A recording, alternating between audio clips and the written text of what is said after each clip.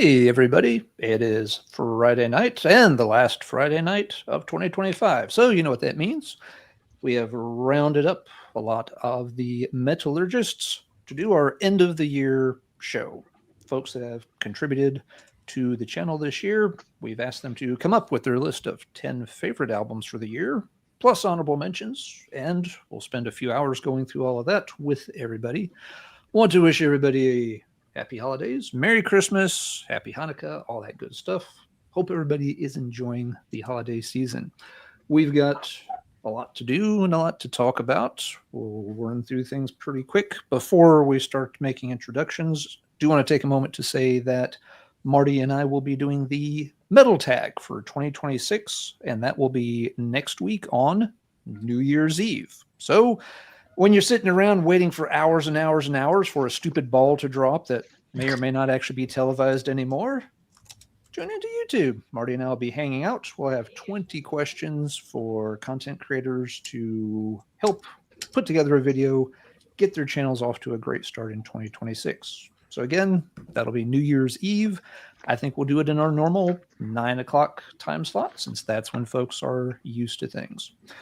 Welcome to everybody in the live chat. Thank you so much for joining us. Hope you're ready to have some fun this particular evening. For introductions tonight, we are going to give a quick intro, but also say what is our favorite holiday-related gift that is tied into music. This was Sue and her husband John's idea. Sounded like a fun kind of icebreaker to get things going. And so that's what we'll do. We will begin with the big man himself, the host, the original, the OG, Mr. Marty Worm. Marty, how are we doing over there?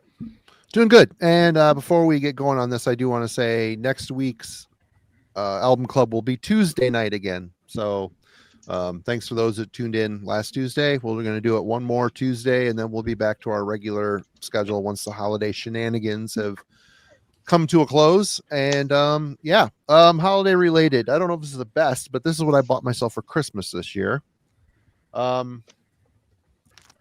Kiss Destroyer, the 45th anniversary 2LP deluxe edition.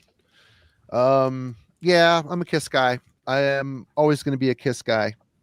And you know, the big pull here was the demos. I had not heard I Don't Want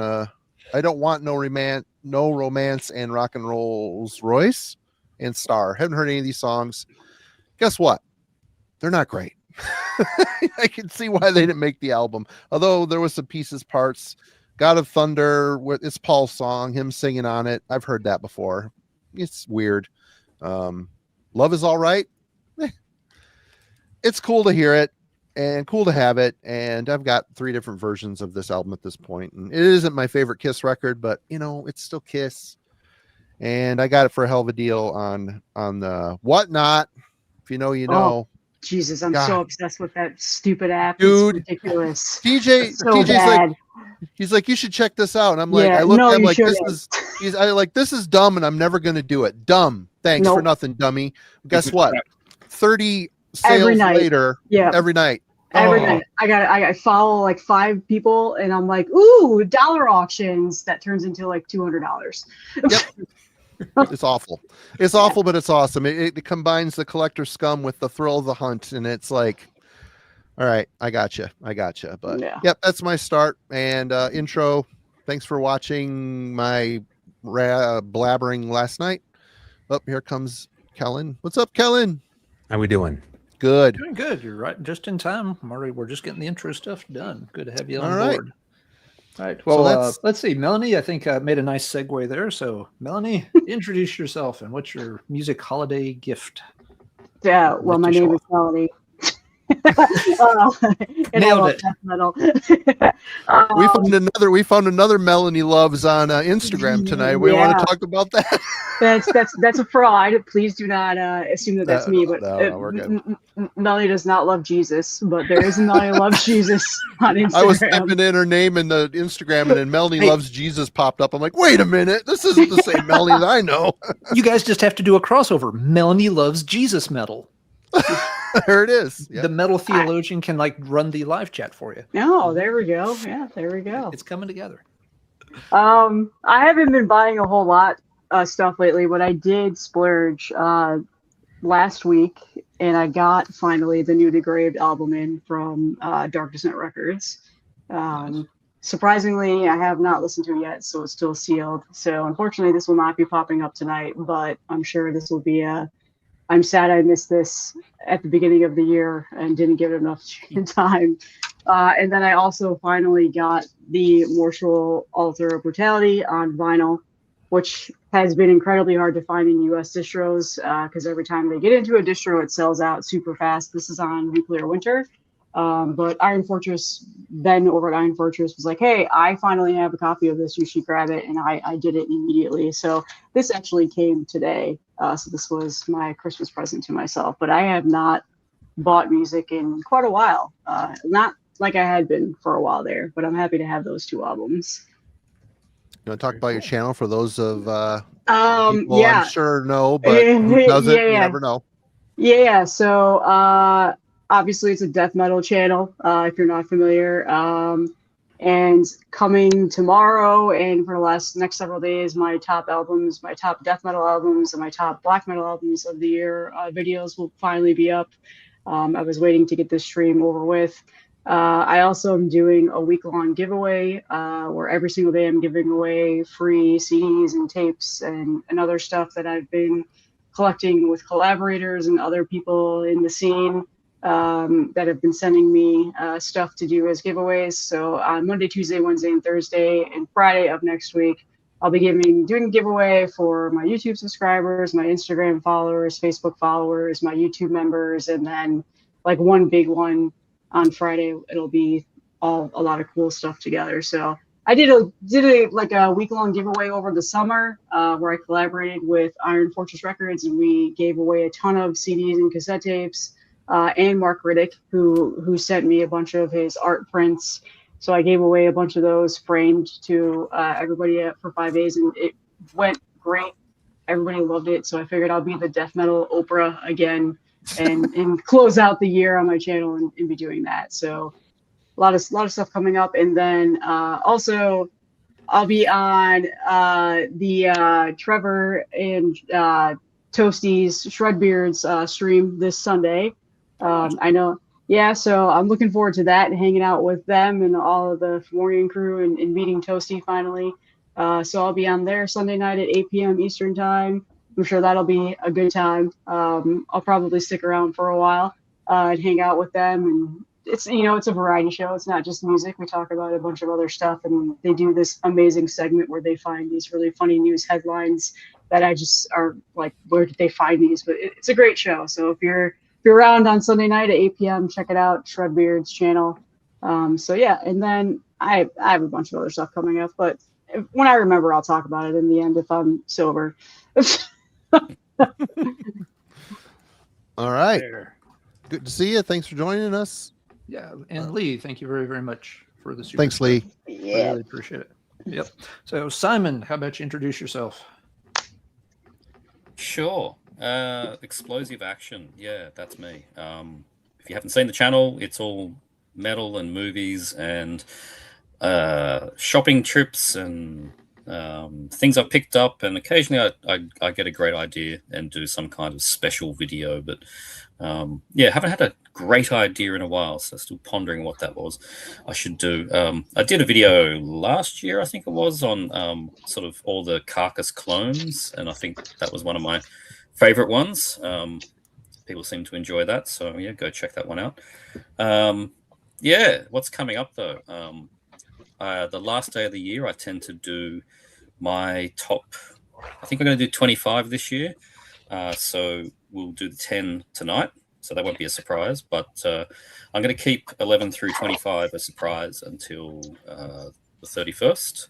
So you can go check that one out. Last day of the year, and I'll go through all my entire list. Yeah, and then tend to in January, the first couple of weeks, I tend to do an updated sort of room tour. Things change, shelves change. People seem to like taking a walk through here, so I'll probably do a fresh one of those in January. Voyeurs.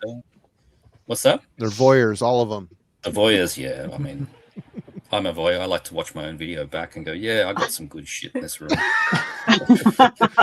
Yeah, walk through that room again. Yeah. Slow it down. Do it in reverse. Yeah, so that's me. That's what's coming up. As for music-related things, I think everybody, including my wife, knows not to buy me music. That path leads to madness. So she said, just get yourself a couple of CDs. I'm like, you don't have to tell me twice. So I put these in the stocking and then took them out the next day. We got the new Occulst, Justin Stubbs band, brutal as black death metal, always reliable, really good. Only given that one about one spin at this point, but it's good. Great cover too. One that I missed last year, and I need to really get into this. I listened to this online. Carcelumbra. Try to get some no reflection there. There we go. Carcelumbra. I don't know much about this band. It's on Obliteration Record, which is a Japanese thing. But yeah, kind of a dark death metal thing going on. A little bit of Demolic in there, a bit of Finnish stuff going on. It's an interesting sounding thing. I need to really get into this a bit more. Great layouts though. But one of those ones I missed last year, and there's an LP now as well. But the one I was super thrilled to find in my stocking was the new Metaphobic. This thing absolutely kills. Yeah, so stoked to get physical release of this. These guys, pretty new band. They did a demo CD, I think 2 years ago, and this is their first full length on Everlasting Spew, and it slaps. Yeah, awesome. Great album. Huge leaps and bounds above the demo. So yeah, check that one out. Metaphobic. Yeah, that's me and my music-related pickups for Christmas. Right on. Good to see you. Let's see, Sue, how about you introduce yourself and what did you pick for your own idea? Sure. Okay, so I'm Sue, and I have not been on the channel a whole lot this year, but thank you for having me for the year-end show. Hell yes. And I too am a Kiss fan. Probably not as big a Kiss fan as Marty, but if it wasn't for the Kiss Alive album, I wouldn't be sitting here right now. Me too. So my husband John got me the Super Deluxe 50th anniversary box, which we have not unboxed yet. So we might actually do a little video on it when we get around to it. Cool. But yeah, so parts of this album were recorded here in New Jersey at the Wildwood Convention Center. And it'll be interesting to hear some alternate live versions from like the Detroit show and whatever else is in here. There's a t-shirt and some really cool stuff. So hey, Ryan Press. Sorry to interrupt you, Sue. Ryan Press, thank you a lot. Holy shit. That's crazy, man. That's craziness. Thank you very much. Thank you so much. Yes. No, that's cool, Sue. And don't let Sue sell herself short. Sue, in the past week or two, I've had more people email asking if you were going to be on tonight than any other guest we have lined up. So, that's not so to make everyone cool. else feel bad, but there are a lot of people that really are looking forward to hearing your list. Okay, awesome. Thank you. I'm really curious too, because you don't really have a lot of social media presence other than you and John's walk and talks. I don't really know. So I'm curious. Yeah, and so I have a few surprises in store. Awesome. Good deal. Good deal. All right, Rick, let's jump over to you, sir. Ryan Pest, seriously, I don't want to just glaze over that. That's awesome. Thank you. Yeah, that's the thing. Craziness. Thank you. I appreciate it. We appreciate it. Thanks. Cheers, everybody. Logan, if you're watching, I'm starting the night with a very Merry Monkey spiced holiday ale in case I get silly a little later. It is a 9.5, so I gotta go a little easy. Yes. Gotta survive the stream. We know what that's like. So I'm Rick. So for those who don't know, I feel like I'm like that third removed cousin of the channel that you guys just have to tolerate. No, absolutely not. No. You're one of the OG We love guys. We love you, man. Either way, I still show up. Yeah. So got the Dreadful Minutes channel, and so I've been doing mostly live streams, as you've noticed, and we just hang, man. We just talk metal, whatever. And sometimes we get topical. Sometimes we just go loose. But I'm starting to realize it's a good laundry day thing, like for people. I'm thinking of like how many people have folded their underwears to our live streams because it's like that thing, Who folds their underwear, by the way? Who folds your underwear? Come on. Speaking of underwear, I got something to show. You're talking about gifts, right? It's hard to fold a thong. Am I right? Oh, wait, did I say too much? I think you did. Because, and Marty knows about this, because I got this. I wouldn't say I'll call myself a big Kiss fan, but I'm more like a casual dabbler of a Kiss collector. And so I found this. I'm like, if Marty doesn't have it, I'm going to hold on to it. I know why you bought this, too. I know why you bought this. This thing, it's a promo. Look at those skivvies on the back. And the back is the best part. It's like all song. This thing. It's like you look at everybody else; they're very like formal here with everything else. Well, except Eric, he's just shivering because like I don't know how cold it is in that room. But not cold enough, apparently. It's ridiculous. One of those things where like when you look at something too long, you keep finding things, and then I'm looking at the track listing, right? Like this is typical of late '80s Kiss. What were you looking at specifically, Rick? Was it the? Well, it's a little suggestive. Like, this is overly suggestive, but there's other stuff. Like, there's a song called "Bang Bang You," right in the middle, and then right after is a song called "No No No." Like, there had to be some deliberate thought behind that. Like I think call and response. That's my child behind call and response. So it's just so. I picked up this, so adding to collection. I put it next to the cringe section, and so got something for myself. Actually, Christmas Eve, so Sit and Spin was open, and I didn't have this Cauldron Black Ram, which is an older release. One. This talk about death metal. Like it's been a little while since they released anything, so they should be due for another album. But Blood Harvest put this out, and Australia all the way. These guys are very strange. Love the croaky vocals. It's just so weird and out there, and maybe a little extraterrestrial in a piratey kind of way. But if you guys don't know Cauldron Black Ram, if we haven't discovered it yet, if you look at something a little off the beaten path, this is good stuff. And then my friend Melissa sent me, knowing I'm the metalhead one in that sort of click, got me the the Hail Santa ornament, and I was fine with there. I was just fine. I was like, cool, thank you so much. This thing's awesome. I'll put it in a tree. And then like 2 days later, I get this thing in the mail. And so I might as well take it out. So yeah, so I got a full blown 3D Eddie to hang on the tree, and it's almost the size of your head. Oh, I guess not. If I ever get to Beetlejuice mode, I'll be like this before you know it. But yeah, it's cool. It's nice and solid. It doesn't feel Temu at all. So really, really cool. So thank you, Melissa, and looking forward to seeing what everybody pulls tonight. Right on. Good to see you as always. Yep. Happy to be Logan, I believe you are up to the plate, sir. Well, I'm Logan, and I'm Collector Scum. I also have a Welcome. problem, so Hi, I think I'm in the right place. You're in the right place. Metal and Beer Snob. Most of you all probably recognize me from the Wednesday Album Club. I have a blast terrorizing people with sludge metal picks, and Marty especially with Funeral Doom picks. Yep. And Loss. So yep. Other than that, I do actually have a YouTube channel which I upload every now and then. It's not a super regular thing, but definitely happy to be here. This is my second one of these. Last year was a blast. Looking forward to this year and sharing our favorites from 2025. As far as a metal Christmas gift, I'm usually used to what I buy myself being the best thing and kind of what I look forward to, which I did give myself a great gift this year, which I'll mention later. But my brother absolutely killed it also. And yesterday, I finally now have a copy of Rainbow Rising on vinyl. So fucking good. I've had it on CD. I just realized my mic was all the way back there. I've had it on CD.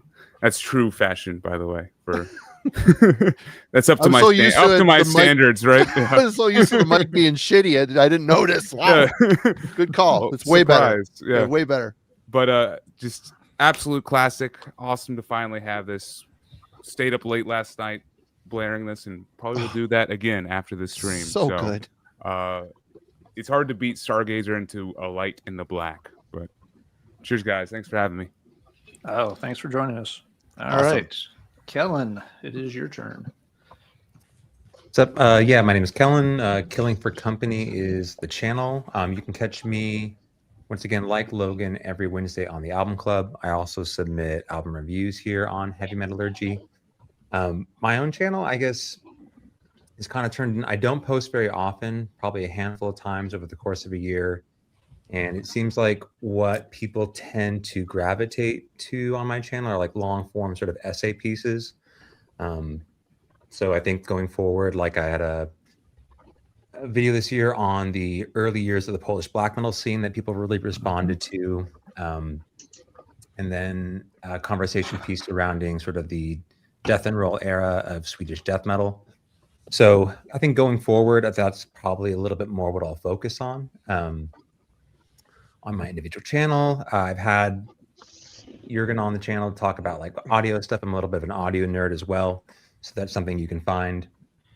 But in terms of gifts here for my Christmas, I only got one similar to Simon. People typically will avoid giving me music. They have nowhere to begin. They just kind of let me do all that shopping. So I did receive a surprise. I talked about this on Album Club. This is a compilation of the Witchfinder General's earliest work that Nuclear War Now put out, Buried Amongst the Ruins. Nice. So this is just some very, very early stuff, some live performances, an EP, but that was the one music gift I got this year. I don't know if anyone else does this at all here on the stream, but one of the things I will consistently ask for, because I don't rely on them buying music, are the other sort of like supplementary things that go along with my collecting, like birthdays or Christmas. I'll always ask for like sleeves. Can't go wrong with that. Yeah. You know, like every single time I can't rely on whatever I'm going to get. I also, you know, being a little bit of an audio nerd, I got like some record cleaner solution, stuff like this that I know no matter what, I'm always going to need. So those usually round up my Christmas list items here for the year. Yeah, smart choices. All right, and I think I've got to wrap this intro roundup myself. Everybody So- go. Okay. Yep. All right. Yep. So I have to say, it's not been the best holiday season for me personally. Turns out somehow I ended up on the naughty list this year. So Santa left a lump of coal chamber in my stocking. No, jeez. Oh. But wow. for a better holiday gift, this was from my little boy. He wanted to get Daddy a record album, so Mom took him to the record store, and they picked out a copy of Oh, the nice. Corner CD for me. which I Nice, had nice. not picked up yet. So, yep, very cool to get that from the little boy for sure. And yes, I'm your co-host here on Heavy Metallurgy each Friday. You can also see me over on Let's Did you Talk tell them you About- wanted Shock the Monkey and he got the wrong album? That wasn't. Yeah, no, I think he was probably looking at that, but this was in, the front of the rack, so they went with the easy pickup. Oh, okay. But yeah, and again, big thank you to everybody in the live chat. I know it may seem we're a little slow out of the gate here, but we're in no rush. We're taking our time, having fun, hoping y'all will hang in there for the duration. But I believe we are now ready to do some honorable mentions. These will just be quick mentions of albums that we each liked a lot, but they weren't quite good enough to make our top 10. We won't dwell on them very long, but we wanted to do these first. We found years ago that doing honorable mentions at the end was kind of anticlimactic. So we'll start at the top of the key and work our way back through all the guests so they can shout out whatever honorable mentions they would like to. Sue, we're going to put you in the leadoff spot. So what are some of your honorable mentions for 2025, please? All right, cool.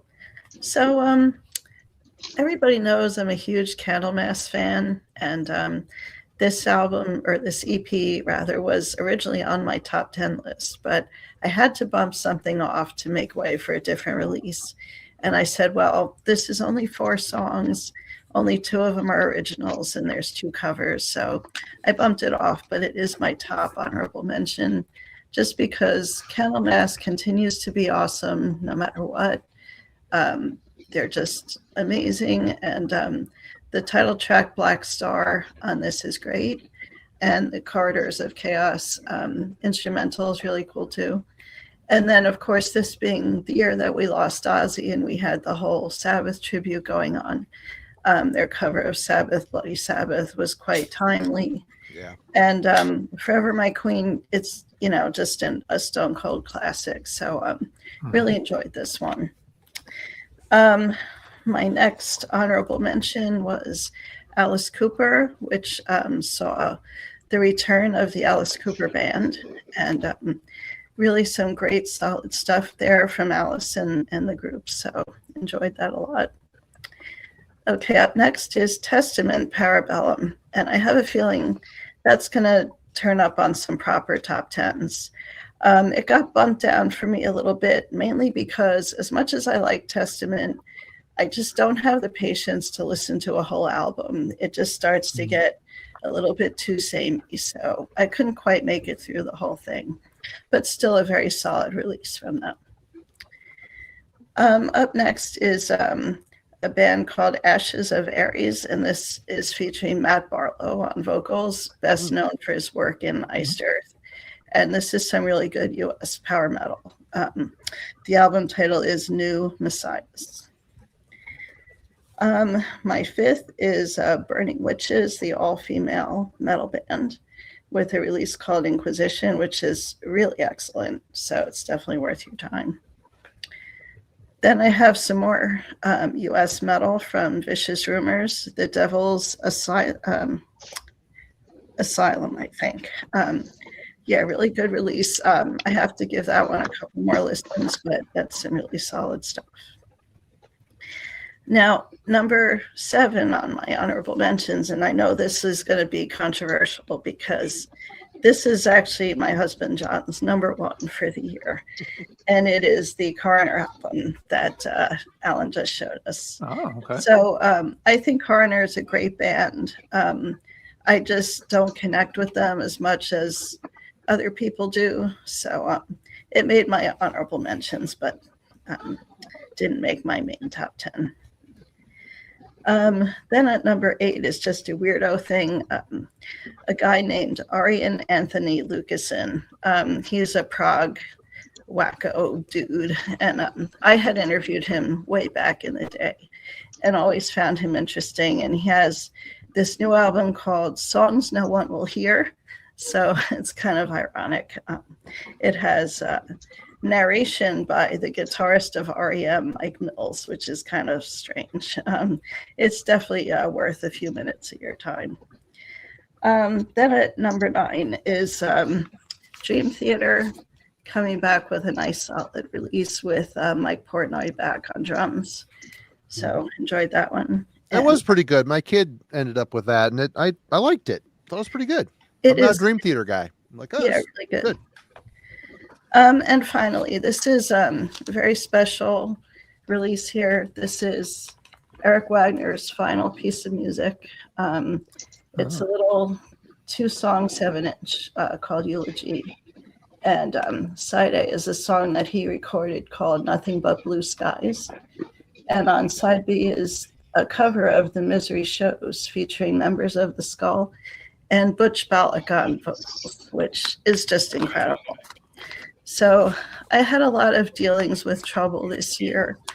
I was hoping to write a book on them, but it didn't work out, unfortunately.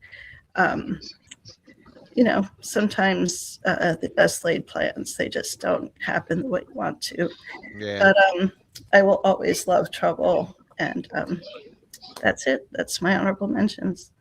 All right. Very All cool right. list. Let's see. Simon, we're going to have you batting second tonight. Sure. Well, like I said before, I've got my own video coming up for the 11 through 25, and I don't really want to spoil that.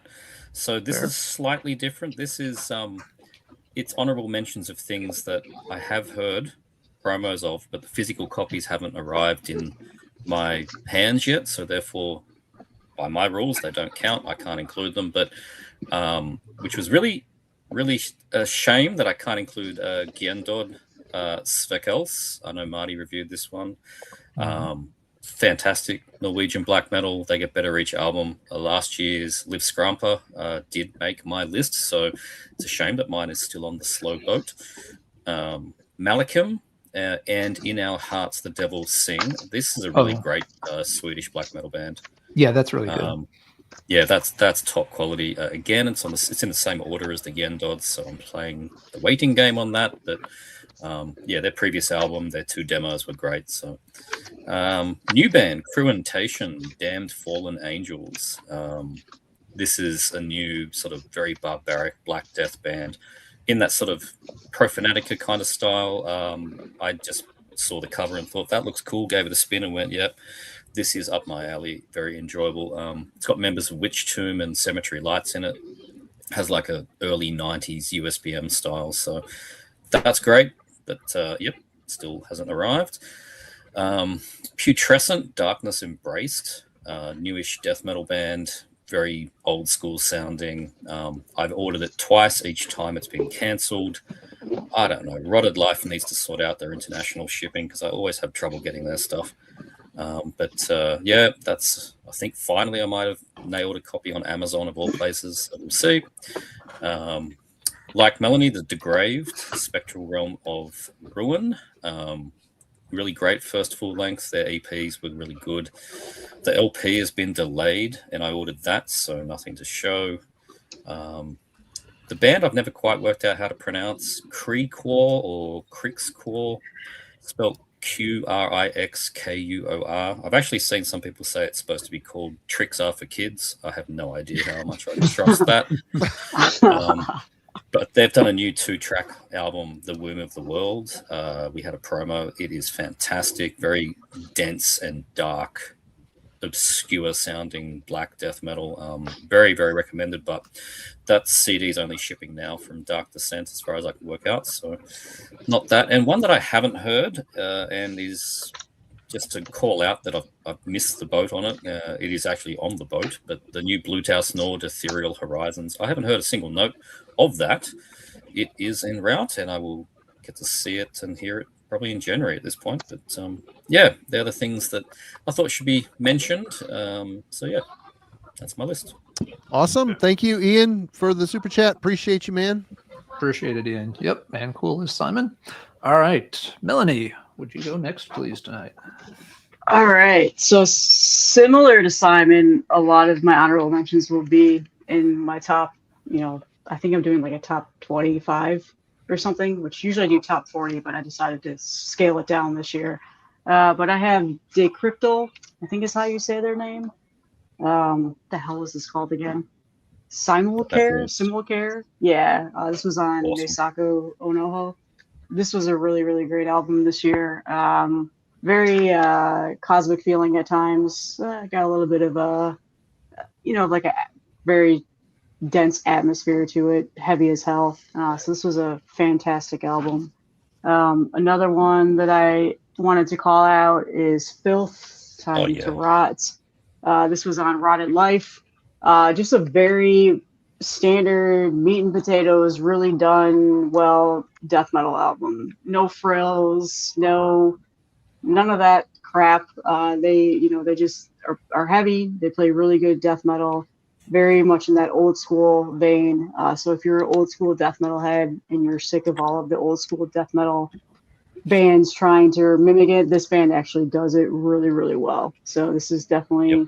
I mean, I've even seen Dennis from Analog Archive say how much he enjoyed this album, so that's saying something because he doesn't really keep track of a lot of newer bands these days. Another one is the new Innumerable Forums album on Profound Lore. Death Doom, I forgot what's this called again. Pain Effulgence.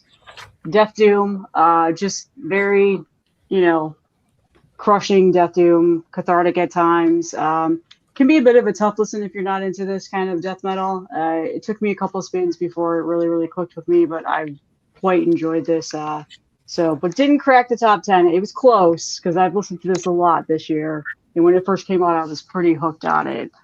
Another one is Mutagenic Host. This came out like right at the beginning of the year on Gurgling Gore. The Diseased Machine.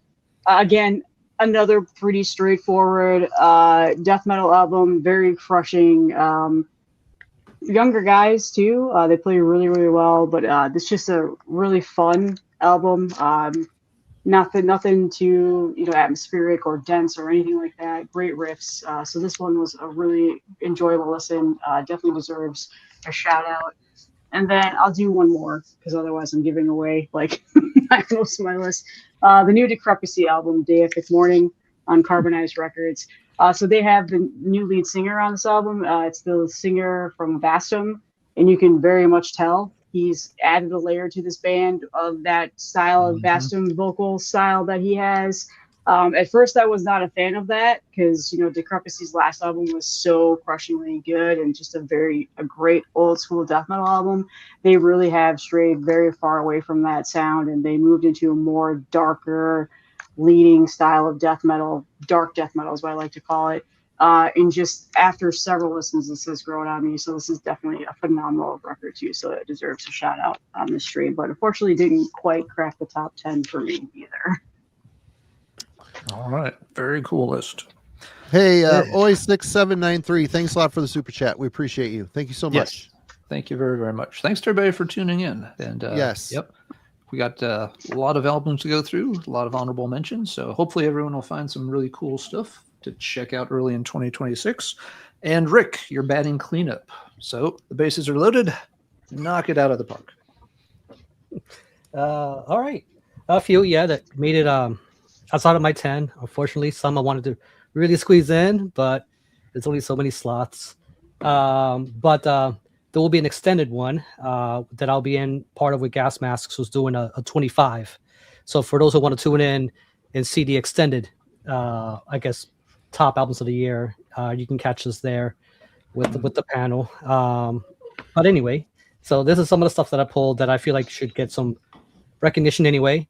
So a lot of us like to score based on production and performance and all kinds of factors. But fun, it's one that I think is valid. How fun is an album? And I always thought Savage Master was fun. Fun Dark band. and Dangerous. Are they treading new ground or they're reinventing the wheel? No. But I think that they got a really charismatic front woman doing this and very entertaining. And when I saw them live this year, I had a blast. Dark and Dangerous, if you like that speedy metal with that Judas Priesty kind of thing with a little Chastain, that's definitely for you.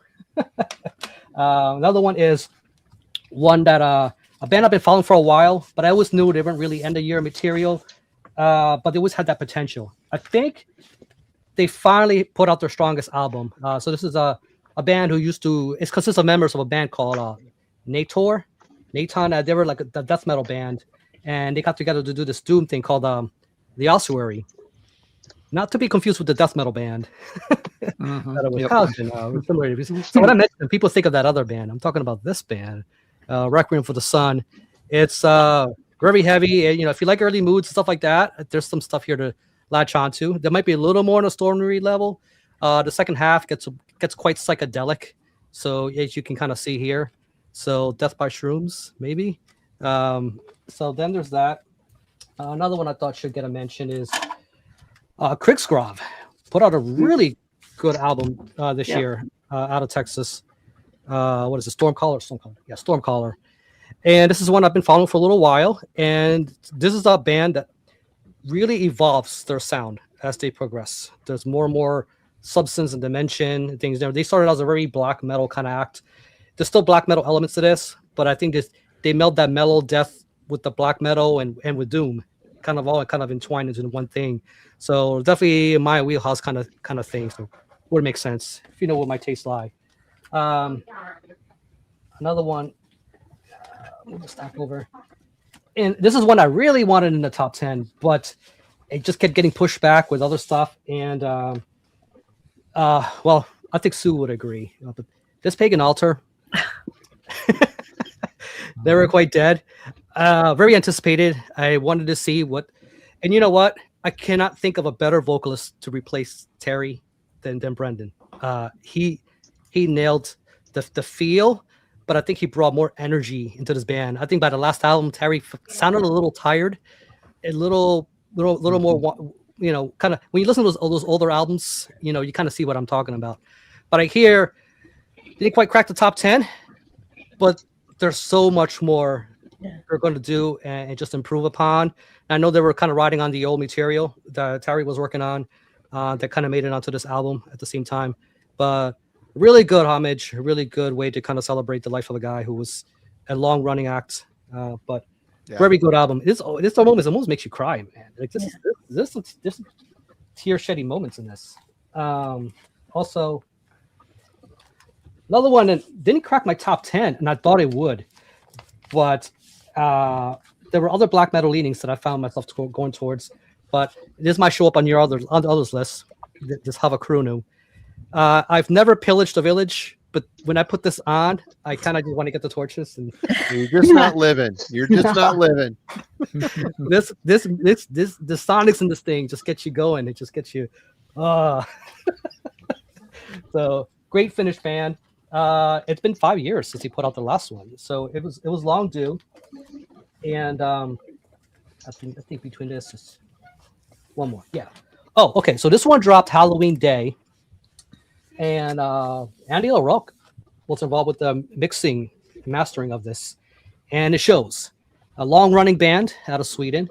Right now, it used to be a two-person thing, I think, with the divorce and everything. So I think it's just Nicholas with the band doing everything now. This latest Rune Magic. Cycle of the Sun. Really good stuff. I don't think it's doing anything truly new from what they were doing, but that's part of their strength, too. A very consistent band, and more of the heaviness, more of that great production.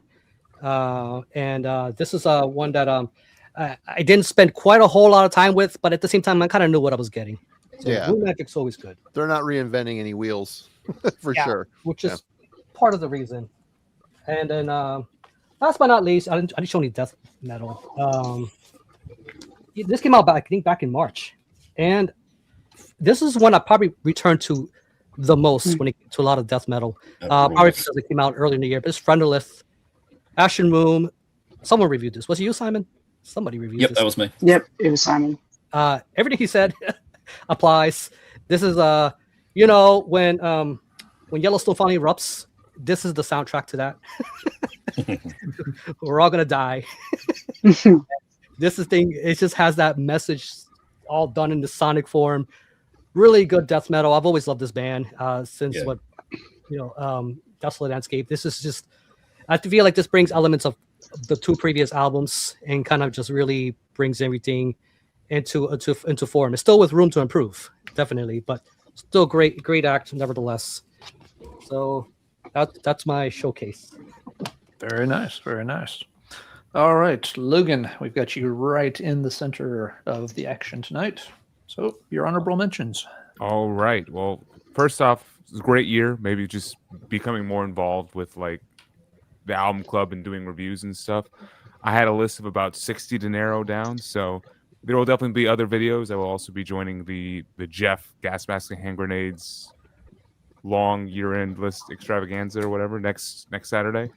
I'll probably do a video myself. But first off, I wanted to highlight kind of a special, like more sentimental release that I will probably always kind of cherish a little bit. Jim, Morbid Crank, hope he's doing well. I guess he couldn't be here tonight, but another member of the album club, he allowed me to help out and kind of partner up on some Eihwaz Recordings stuff. That's a label that he does. It's like a mishmash of different underground metal cassette releases. And link in the description, by the way. Link in the description of this video. Definitely visit the web store. I was able to help out and kind of track down and find and help promote the release of this album, Burial Gifts, MMXXV, and this is actually their debut EP.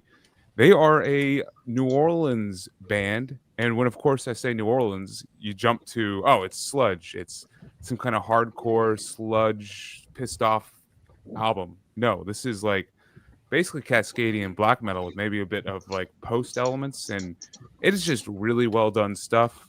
This originally came out just on Bandcamp, no physical release back in July, but was able to help put it out this past December, this December on the 1st on cassette. So definitely visit Eihwaz Recordings, pick up a copy of this as well as some of the other stuff that Jim's got on that website. So really cool to just be involved in any way with a band releasing their first, piece of music on physical media. So definitely will go down for me as a cool release.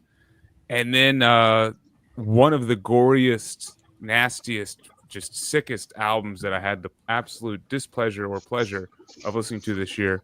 Mephitic Corpse, Sickness Attracts Sickness. Yes, I've been talking about this early on, and I'm not stopping. I can't believe that made it to the final discussion this year. I'm wearing the shirt. I'm representing. This thing is just right on. It's just like vomit all the way through. It's great. It has this like balance between just old school death metal, but then like just some gore grind. Like it kind of sounds like a gore grind album at times. It sounds squelching, squirmy, any kind of disgusting adjectives you want to throw at it, it fits. And also some of the best song titles in the game.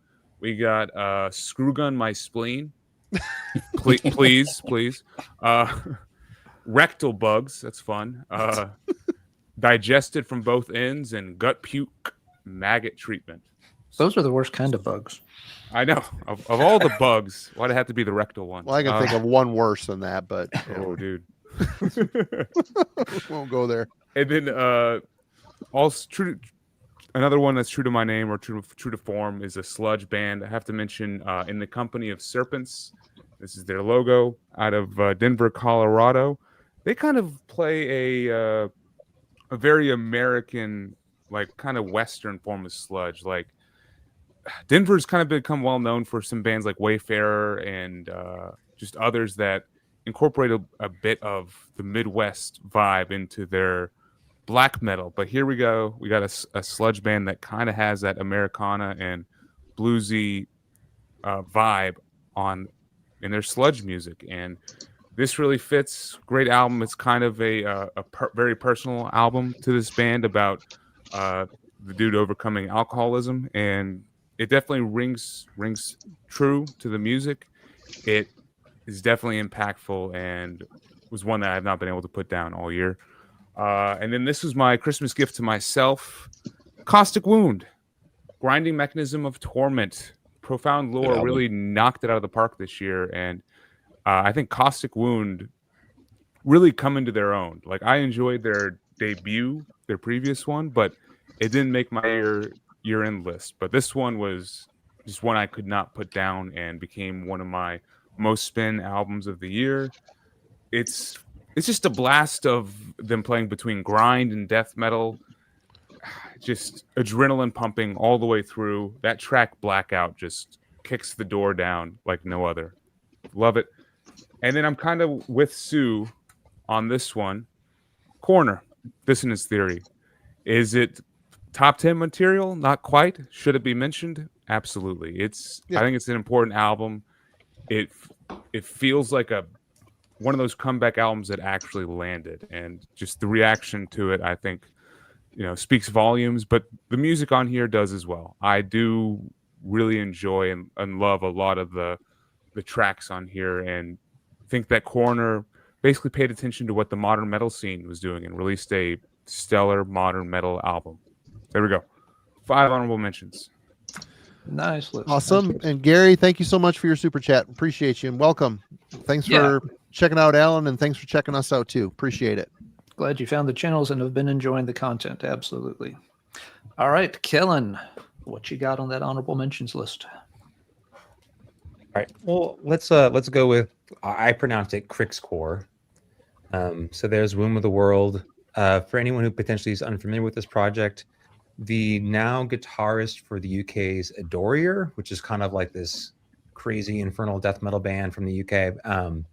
The guitarist, this is his more, I want to call it like adventurous, atmospheric attempt at death metal. To Simon's point, these are usually very long tracks. Womb of the World finds like far more, I want to say symphonic elements included in this. It's a wild listen, but I think it's actually an improvement by comparison to their debut full length back in 2021. So I've been enjoying this a lot.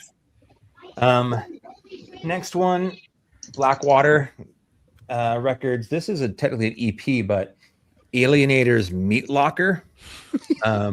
So for anyone who's into the sort of more punk side of crossover, I think a lot of crossover nowadays kind of leans deeper into like the death metal side of things. You think of a band like Enforcers, usually what I comes to mind. So, or Enforced, I should say.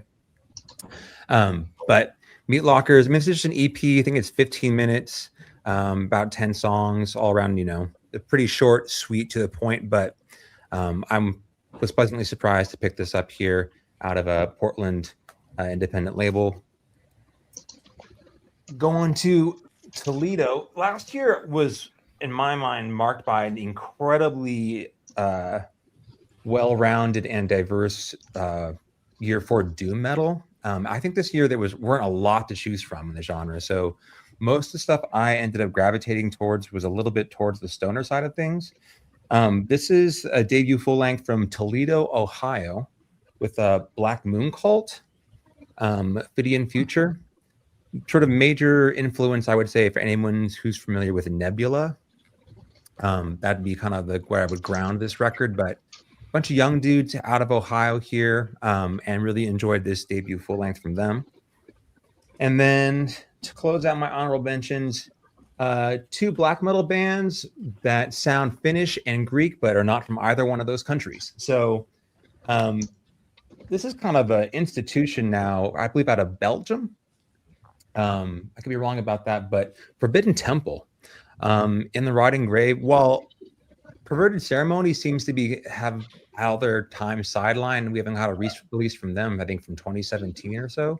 It's been a while, but this is sort of another band in that circle that does very sort of early Samael, kind of raw atmospheric stuff.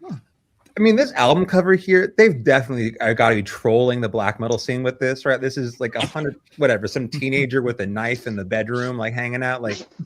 But they've been around for a while, and this is for anyone who's into that style, definitely a band. This is a great record worth checking out, and their back catalog is also worth your time. Scratches that itch for sure. This is a younger project out of Poland. Stay with me here. So the band's called Death Like Dawn. Nok Żarnia Zernia Ochlani is the name of this band, but another one of those projects, even though they're out of Poland, it kind of blends a little bit of the guitar work that you'd initially associate with Finland, but atmospheric qualities that I would group in there with the Greek scene. So think somewhere between like Hail Conjurer and Ceremonial Torture, which are younger bands kind of playing in this style now. But that's another honorable mention. This came around very early in the year. And anyway, my honorable mentions for 2025. Great list. All right. I think it's Alan's turn. I believe it is. All right. It has been a really good year for releases. I've got 6 honorable mentions. I'll go through real fast. I don't have physical copies of most of these, so I'm just going to kind of blaze through them. All 6 of these were on my top 10 at some point during the year. So just kind of a quick note on the strength of these releases and how good a year it's been that all of these kind of got left out of the top 10. First honorable mention is for Mesa, The Spin. Really great album from this band. Sounds fantastic. Like it quite a bit. The Pagan Altar, Never Quite Dead, that Rick also showed. Yeah, this was a great comeback for the band. Folks didn't know what to expect after losing a key member, but I agree with Rick. Brendan really knocked it out of the park. And yes, he really brought some energy to this band that was lacking on the previous album. Next is Mean Mistreaters, Do or Die. Great traditional band out of Austin, Texas. The only reason this isn't in my top 10 is that the album is very short at under 30 minutes. They did have to make it in kind of a rush, and thank you to Stormrider, if they're watching, for kind of filling me in on the details. The fact that they made such a great album in such a short period of time really shows off how good they are as songwriters. If they can have a little more time and kind of pad out the next album to a full length, over 30 minutes, it's going to be an absolute banger. Next up is probably the album I regret not making it into the top 10 the most, and that is Ossuary's Abhorrent Worship. This is an album that absolutely defines the adjective dirty. This is just filthy sounding stuff. So good. It is amazing. I left it in the top 10 almost to the very end, but it got edged out at the very last second, but it is a fantastic album. Number 5 for me is Novembre's Words of Indigo. This is their first album in 9 years. It's a very new lineup, and they do a great job at retaining the band's core classic sound. They're a personal favorite progressive metal band out of Italy, and really glad to see them back with such strong new material. And my last honorable mention is Canada's Tribunal with Impenitence and Ruin. This is a band that does a male and female vocals, so kind of a little bit of a Beauty and the Beast angle to it. I thought their debut album was good, but I think this album is very good. If we gave out awards for like most improved band, Tribunal would be my winner for this year. I really think the two vocalists are coming into their own. They sound much more confident in their delivery on this album. I was really surprised at how good it is, and it's held up well throughout the year. So yeah, big tip of the hat to Tribunal for their very strong sophomore album. So those are my 6 honorable mentions. And again, any of those could be in the top 10, and I would be happy, but 10 others kind of eked ahead of them. All right, that leaves Mr. Worm for honorable mentions. Okay, well, I did my honorable mentions in the video I shot yesterday. I did my 20 through 11 and some notable mentions. But tonight we are lacking a guest, and it is S. Craig Zoller. He submitted his list that I'm going to read off. I'll give my number and then his number. But since I did my honorable mentions, I'm going to just read his off the bat. So if you're not familiar, S. Craig Zoller is a filmmaker, a writer, an illustrator, a musician, a very, very talented, awesome guy. Sue and I know him very well from back in the Metal Maniacs days, and good friend. But yeah, go check him out. Watch some of his movies, read some of his books. He's a novelist as well. But yeah, his honorable 10 of 2025 is 20 through 11. Number 20, Sargeist, Flame Within Flame. 19, Droot, Shadow Play. 18, Corpus Awful with Corpus Awful. 17, Afsky with Faluskab, nailed it. 16, One of Nine, Dawn of the Iron Shadow. 15, Phantom Spell, Heather and Hearth. 14, Fleshborn, Painted Paradise. 13, Blood Monolith, The Calling of Fire. 12, Blood Abscission 2, or I don't know. I'm assuming it's 2. 12, Nick Harskog, The Black Swords of Winter. And number 11 from S. Craig Zoller is Unmerciful with Devouring Darkness. So yeah, and I will say, I just want to throw in there, you see people online saying, "Oh, this year just wasn't that great for metal." Say it every year. You watch Lies. certain channels online that say, "Oh, just nothing that inspired me this year." You know what? Every year's a good year for metal. It just is. If you don't think so, maybe you're not digging far enough. But yeah, so let's get into our top 10. We're going to go with Sue first. We're going to keep the same order. Yep, we'll keep the same order and start with our number 10. The countdown begins. Okay, so we're going to go with the Michael Schenker Group with Don't Sell Your Soul. This album features 4 different singers, but if you didn't know that, it's not super obvious because they all have very similar vocal styles. It's a really excellent, solid album from Schenker. I literally found out that he's been on 47 different albums. Good, great. Wow. including 17 with MSG. So, but the opening track starts out with one of his like really signature riffs, and it just hooks you right in. And it's got tons of hooks throughout the album, very catchy songs. It's maybe it's not groundbreaking, but I listen to it quite a bit, and it really holds up over time. So I think anybody who likes Michael Schenker, and it has elements of his UFO style, but it definitely is a very strong contender to be matched up with his earlier MSG releases. So I think you'll enjoy vocalist Eric Groundwall, who used to be with Skid Row, believe it or not, but he's not singing in that kind of style. Robin McCauley does a track on here, and then a couple other guys contribute some vocals as well. So, it might have taken a few spins to really get into this one, but it definitely holds up. So go for it. Don't sell your soul. Okay. Simon, number 10. All right. Phrenolith, Ashen Womb. Yes, this is one I reviewed February or something, really, really early in the year. Yep, early on. Yeah, absolutely smashing album, this thing. Death metal from Denmark with current and former members of Chaosian, Hyperdontia, Sulphurous, Undergang, all of those great Danish bands. Phrenolith very much at home with these bands, and with, say, De Acquisitor, another one of my favorites from that scene. I said in the review that this is a dark and twisted album. It's only their third release so far, but each album just gets better and better. They are just constantly improving. It tops Chimera for me, their second album. It's got huge, just massive sounding, swirling riffs.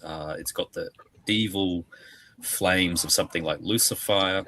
It's just dominating sound, like obviously Incantation, and the whole thing is thick as molasses. It is an incredibly thick production on this thing. So yeah,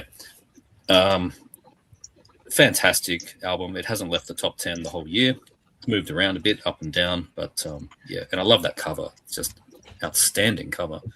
So yeah, Phrenolith, Ashen Womb, number 10. Awesome.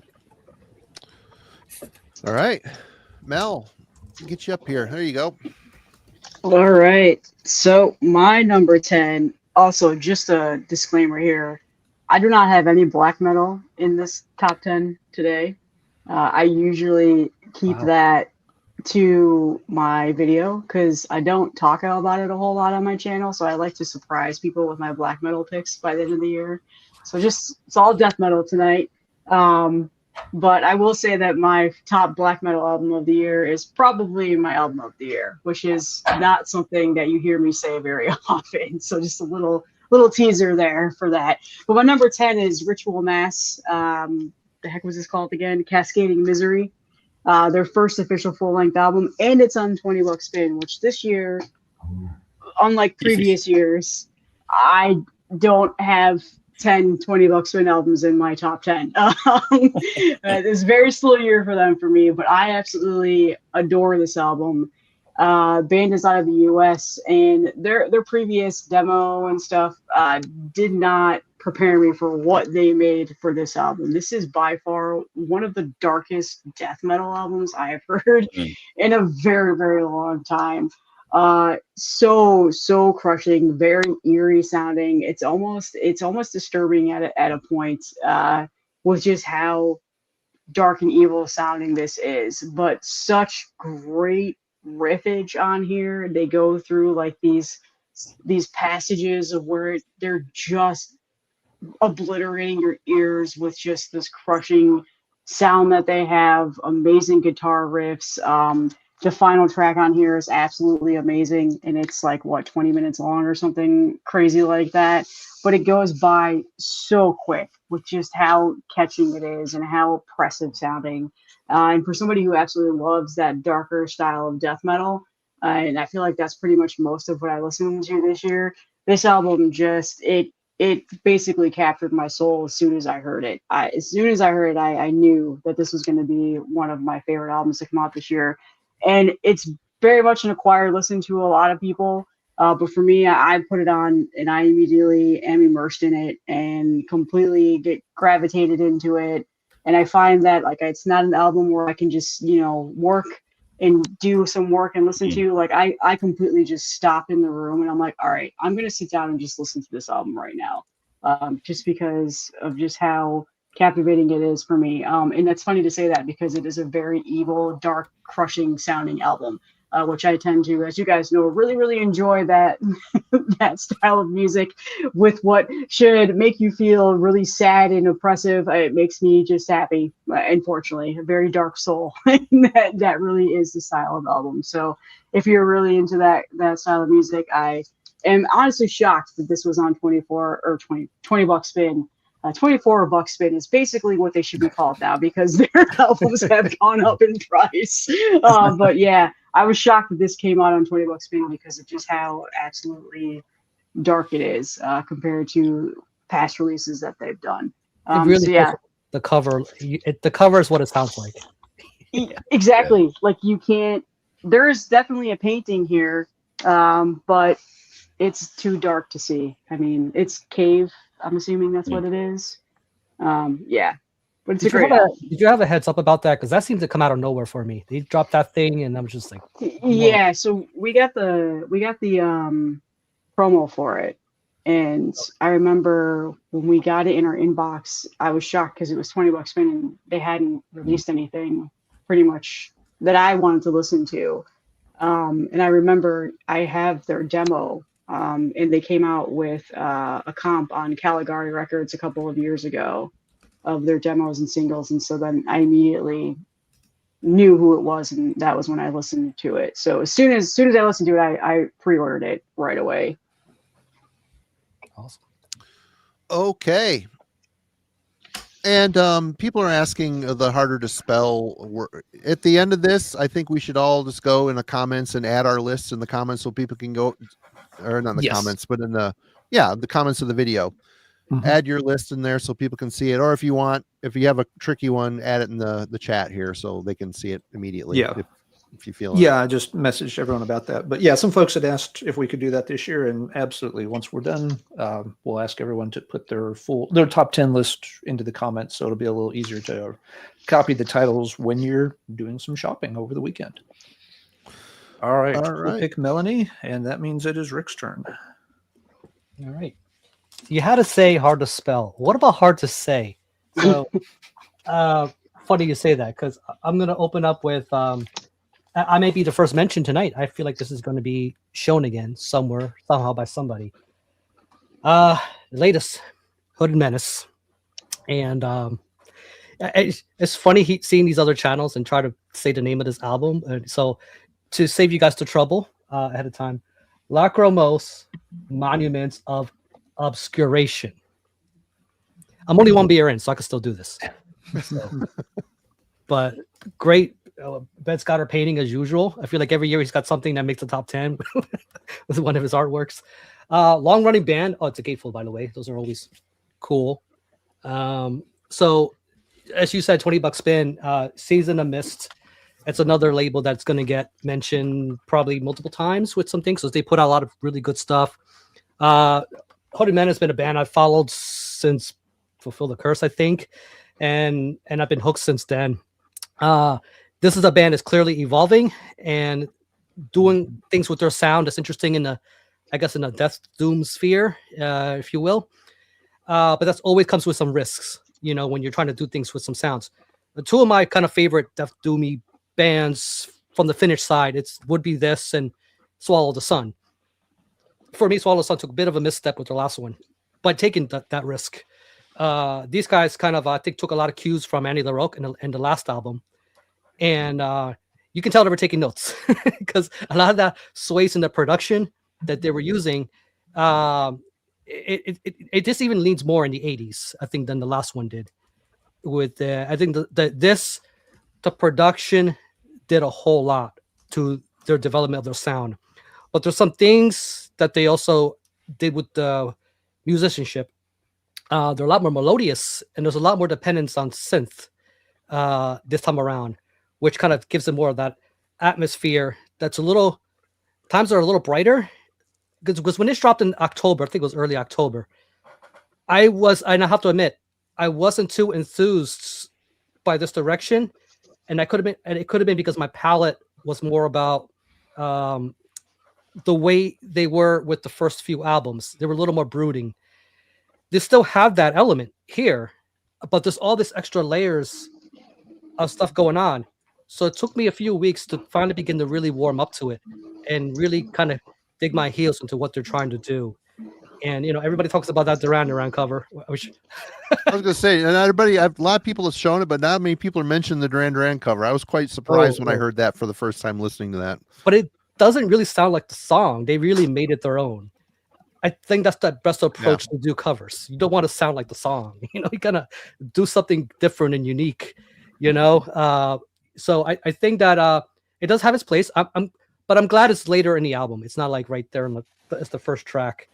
But Hooded Menace did it again, and I'm glad that they're taking these risks and doing some things. I just got a little too much in my comfort zone with the older era as they're kind of progressing, but they're still pretty doomy, pretty brooding for what it is. It's just a little more hands, a little more polish this time around. So I'm sure there'll be more words. So I don't want to use them all up for you guys because I have a feeling this might show up again. Maybe. All right. Good call. I'm not surprised to see that show up quickly tonight. I thought it'd be higher, but somehow it made my 10. This was such a strong year. It was. Agreed. All right, Logan. What's you got at number 10? All right. Well, it seems like pronunciations and spelling is already a theme tonight, so I don't want to break that. To kind of rival Crixcore or Trickster for Kids or whatever, Zacridus? I don't know. When I first pulled this up earlier in the year, I pronounced it Zychridus, but who knows? Zacridus, La Grande Heresy. So this is out of Canada. This is basically a solo project from Phil Togas from Cathelist, current guitarist from Worm. And this is one of the most unique sounding albums I've heard this year. A very cool blend of Hellenic black metal, like definitely think Verathron and Rotting Christ, with maybe something a bit more up-tempo, heavy metal, thrashy. But the bass work is absolutely phenomenal. In fact, Phil here plays lead bass on some tracks. Like literally there'll be lead breaks for just the bass guitar, and it's epic. The music feels triumphant, but then also old and from like an ancient civilization or something unearthed, just like this album cover, which another great album cover, by the way. They also tack on a Thou Art Lord cover at the very end. So there we go. There's Phil and all the bloody glory, I guess. Yeah, definitely a early winner for me, and one that stuck with me through the end of the year. Zacridus. You've intrigued me with that. Yeah. It was put out on did Nameless Check it out. Grave put that out? Yes, on Nameless Graves. Yep. Yeah. Oh, nice. All right, cool. Yeah. All right. Kellen is next. Okay, so this out on Transylvania Recordings. This is Demon Smoke with a Resin Rot. Cool cover. So- Holy shit. So probably yeah. my nominee for album cover of the year. Let's take a moment to just give us some praise to the artist. While I got him up on the thing here. One moment. Consult the Oracle. Jonathan La Mancha did this album cover, but yeah, super cool album cover. Anytime if I'm going to get into some kind of doomy sludge thing, I wanted to lean a little bit closer to the crust side of that equation. So bands like Electric Wizard, they inspired a band called Dope Throne based on the name, and Dope Throne have a song called Demon Smoke. So it all kind of ties together here. But this album begins with some super sort of high-end like feedback. So you can tell that like that aggressive side of the sludge equation is present. Rougher vocals, nothing's really sung here. It's all kind of screaming at you. So this was a pleasant surprise for me. Since I didn't have a whole lot of doom and sludge to work with, this is going to be closer to that side of the equation. But unlike something, let's say Dystopia or Grief, there's like a swagger to this that kind of leans towards that sort of Southern blues kind of guitar riffing that's going to pull you closer to sort of a stoner sort of thing. Anyway, really surprised with this one and enjoyed listening to it. For someone who doesn't listen to a whole lot of the stoner thing, this one grabbed my attention based on the album cover alone, was rewarded by the music inside. All right. Alan, where are you? There you are. All right, number 10 on my list this year. Melanie's already mentioned it. It's the Decrepacy Deific Morning album. Yeah, this one, I was really impressed with it from the get-go, and it just has held up really well, revisiting it several times throughout the year. I agree with what Melanie said, bringing in Daniel Butler on vocals really makes it, all the more monstrous sounding compared to their earlier work. And the little thing that there's two little things that set this apart that kept it in the top 10 over something like the Ossuary album. One, the atmospheres on here are genuinely creepy. Just like, they're not trying to be overly necessarily gory or graphic, but just really disturbing sounding. Great music and vocal combinations to really put you at unease. And the second thing that really just sticks the landing is an awesome cover of Sisters of Mercy After Hours, which is, it turns out, a hard to track down B-side from Sisters, but an excellent choice. They give it a really cool treatment. It's, sticks to the original, but they also make it their own. And so, I felt, this album had just a little more depth to it than Ossuary's Abhorrent Worship, which is why this one made it in at number 10, and Ossuary was left just on the outside looking in from like the number 11 position. So Decrepacy, Deific Morning, that's my number 10 for the year. All right. Number 10 for me and for us, Craig Zoller, but for me first, 10. A little New Jersey Christmas elf sent this to me, and I believe it was Alan and Rick that co-reviewed this. Was it? Did you do the Mesa, or was that Kellen? We both did. Yep, that was Rick. Yeah. I heard snippets of it as I edited the review and harvested clips for the review. But Rick sent Mesa the spin. I've been pretty smitten with this record since it's arrived. It's one of those things, when it's done, I hit play again.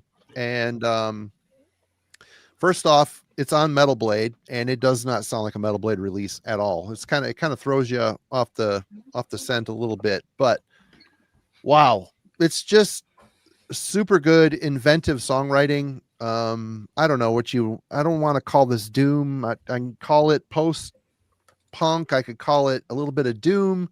There's some metal flourishes thrown in there, but the vocalist, her voice is astounding. Very, very good singer. I hear the gal from Cocteau Twins in the more higher end ethereal nature of her voice, especially with all the reverb on it. Excellent. And then towards the second half of the album, she reminds me a bit more of Annika at times. Yep. She's still very much her own Annika from X The Gathering, but at times she's very much her own singer. And the thing that's really beautiful about this is there's a lot of room for vocals on here, but she knows, I say she, I don't know her name. I haven't read any of the liner notes on here. Rick, help me out. What's her name? Sarah. Her name is Sarah. Contreras. Someday. Someday.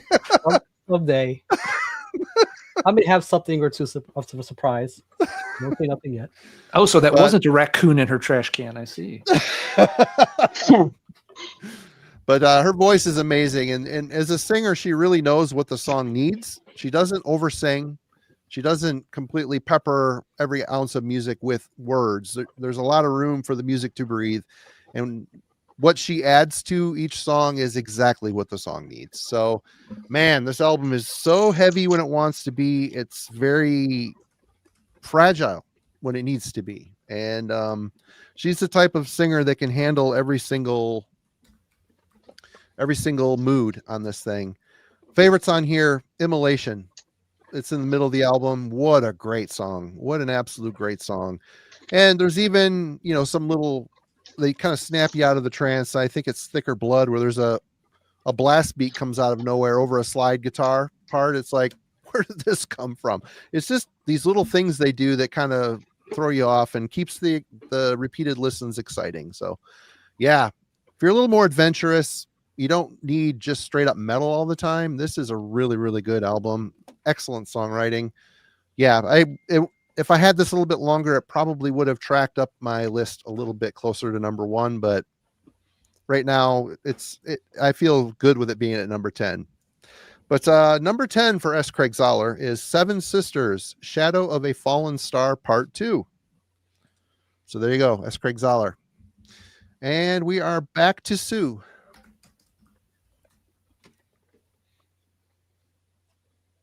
You're muted, Sue.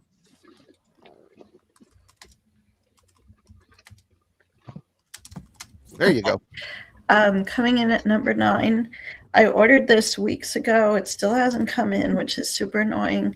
But it's Atomic Rooster has a new one called Circle the Sun. Now, this is a proto-metal band. Started out back in the 70s, I believe. They had Carl Palmer, later to go on to ELP, in the band, along with a vocalist named Vincent Crane, which was quite a character. I would say that Atomic Rooster always had like a dark element to them.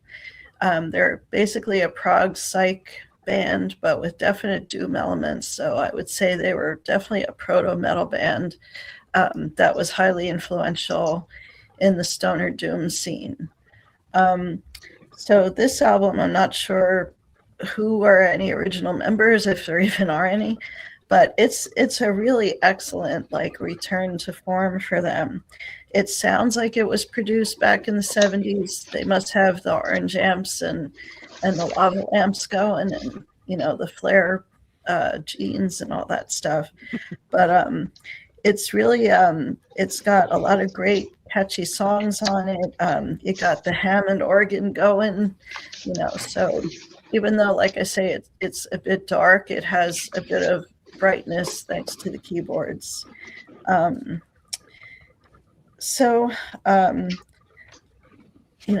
I say, if I had received my copy of it a little bit sooner, I probably would have a little more to say about it. But from what I've heard so far, I think it's really outstanding. And if you're a fan of that type of genre, definitely check it out. All right. Atomic Rooster, name I haven't heard of in a long time. Simon. Okie dokie. Number 9, Titan Blood from the Visceral Abyss. Oof. This is pushing close to being their best, and as a huge fan of Seven Chalices, that's saying a lot to me. The formula hasn't really changed, but they've tweaked it. It's definitely an improvement over 2019's Baneful Choir album. That one didn't really stick with me. It was fine, but it didn't really stick with me. This has got more tom rolls, more changes of pace from the just pure fury, but it's still a total destruction album. The title track is borderline unhinged, but sort of like last year's Witch Vomit release, which was an awesome album, or maybe even the last Imprecation. There's this sense of development, more room to breathe in here. They've just spaced it out just a little bit more, and the production is also improved. So, it's punchier. You can really hear those wailing dive bombs that I love so much. It's a very drums-focused album, which is what I always gravitate towards as well. Rather than rhythm guitar, I mean, it's obviously there, but I'm always listening to drums on these things. I think existing fans of Titan Blood will be very happy with this, but it's also the kind of album that, with the increased dynamics, might actually pick up some new fans. It's got a great presentation too on the LP.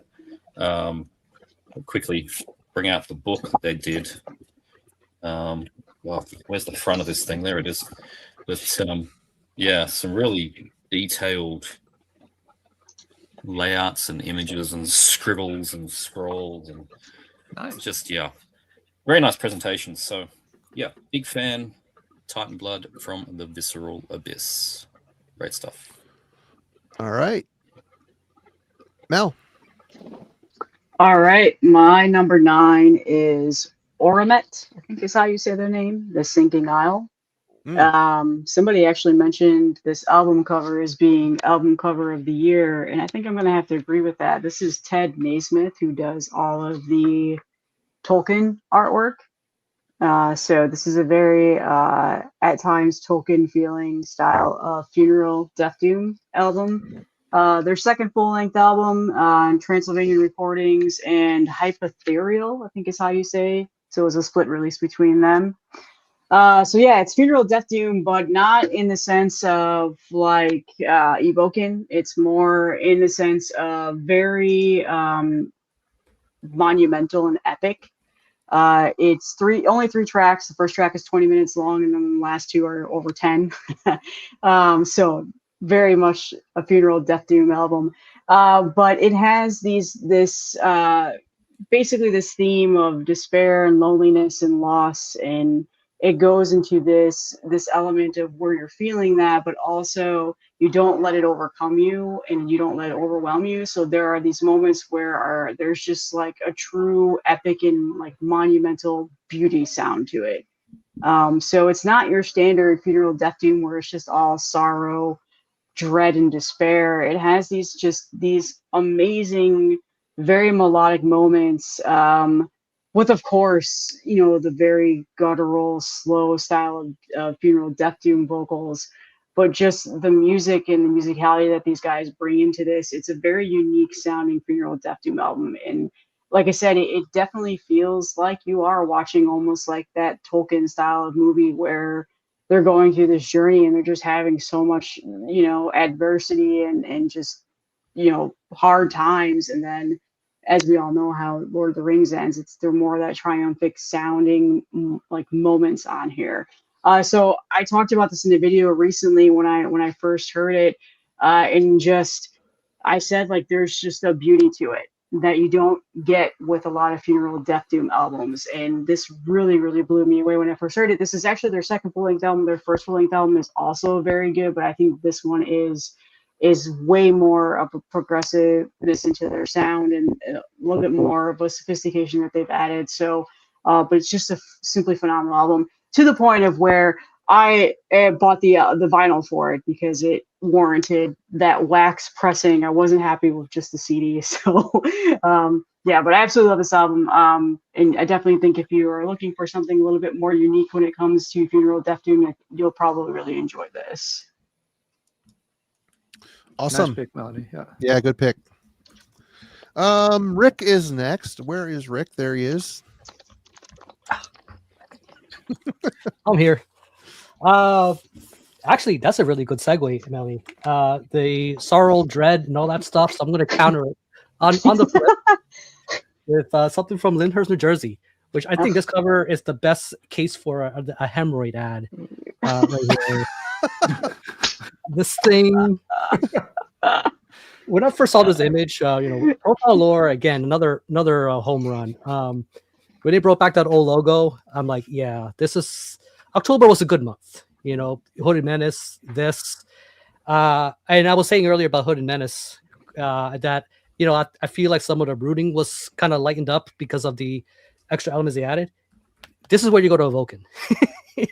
You had that sort of melancholy, just that. It's the kind of funeral doom where it's not like Lost that bores Marty. This is something with a lot more. I dig Evoken. They're awesome. Yeah, not Lost. They're already. The thing I love about funeral doom is a lot of these bands they know what they are. You know, these guys are not going to be on the radio or anything like that.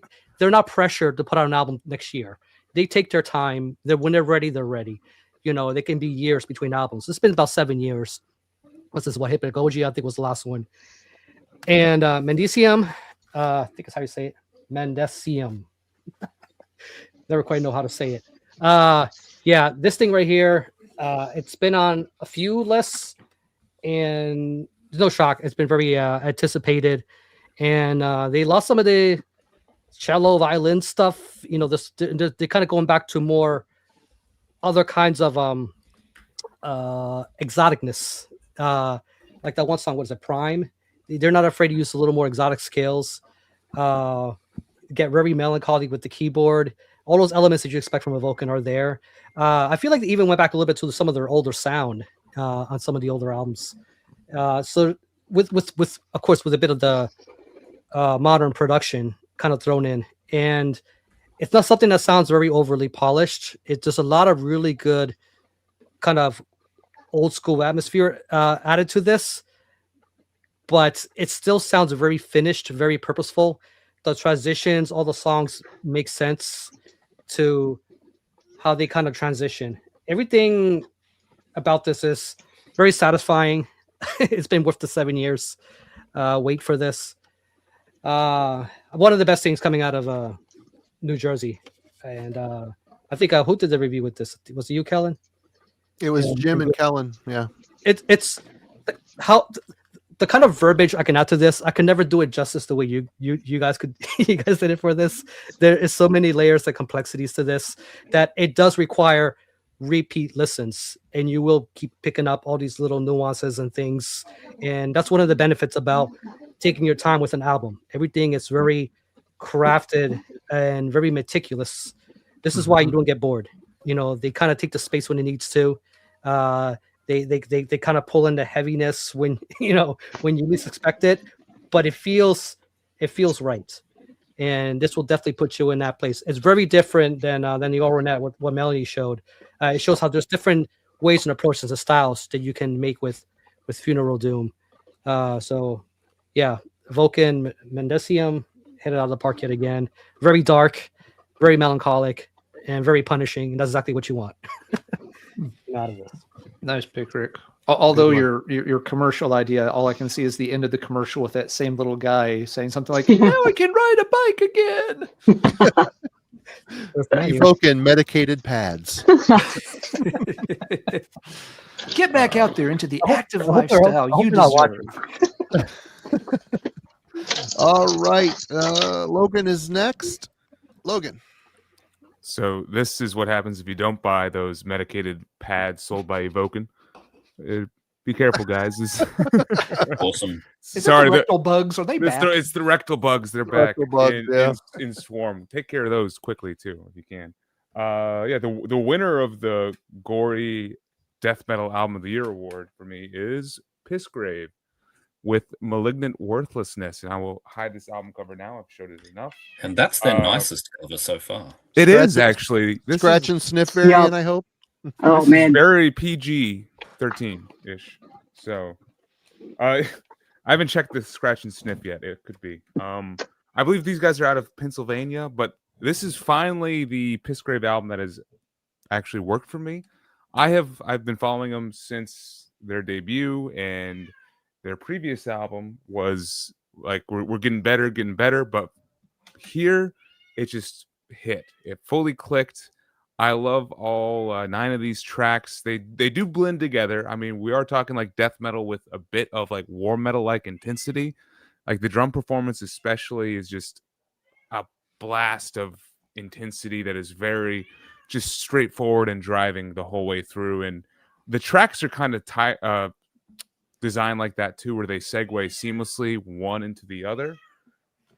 Sorry, my cat wants to get out now, so they want ignore the mewing. Yeah, I know. They can't make up their mind. They don't know what they want. But the death metal song of the year is on this thing. Internment Orgy, track 6. Check this out. That song will make you want to punch cinder blocks, go through drywall, run over stuff. I don't know. It's be careful with it, I guess, is what I'm trying to say. But Nothing says amazing song like Orgy having a title. Exactly, yeah. In internment, I gotta look up that word too. Now we're talking about it, but this whole album though, I think just segues perfectly from one track to the next, and it somehow for me it's like almost easy listening. It's like not even 30 minutes. It blows by. It destroys everything in its path, and I want to play it again. So, Pissgrave, Malignant Worthlessness, number 9. Nice. They're very close to my neck of the woods, that's for sure. Yes, so it is Pennsylvania. Cool. All right, Kellen. All right, so this was a pleasant surprise for me this past year. Did not see this coming. Had been dormant. This project's been dormant for about 13 years, I guess. But Chaos Inception, Vengeance Evangel. So this band's kind of a, I guess, project primarily inspired by the late 90s, early 2000s Floridian death metal scene. So think Hate Eternal or Diabolic. Matt Barnes, who's the guitarist for this, was now basically in 2012 left because he was recruited to play in Monstrosity, but has now returned. You can tell if you're going to go play for something like Monstrosity, you have a little bit of a technical talent, given that sort of that band's pedigree.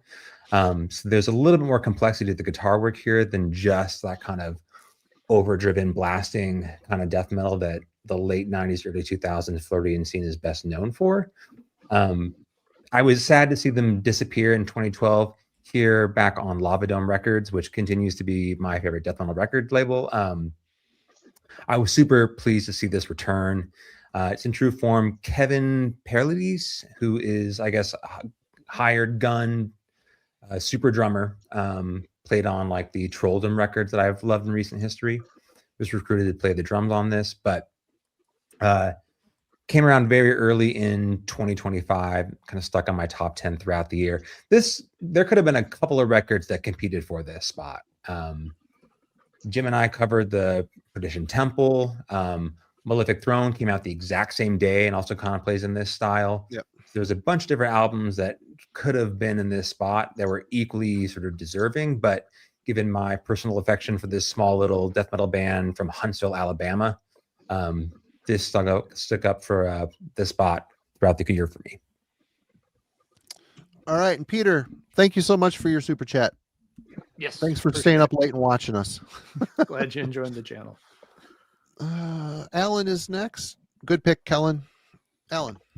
All right, number 9 for me, something I reviewed really early in the year. It's Aneirophagus with Revolutions from the Void. This came out really early in the year. Excellent Death Doom kind of project. They really blend the elements nicely and give it their own touch, so they don't really sound exactly like anybody else. I thought they developed a pretty unique little sound within that style. This one, with Kellen's number 9, there are some albums that could have competed for this, but Aneirophagus got the number 9 spot because it's held up well throughout the year. Again, this one came out really early. It was one of the first things I reviewed.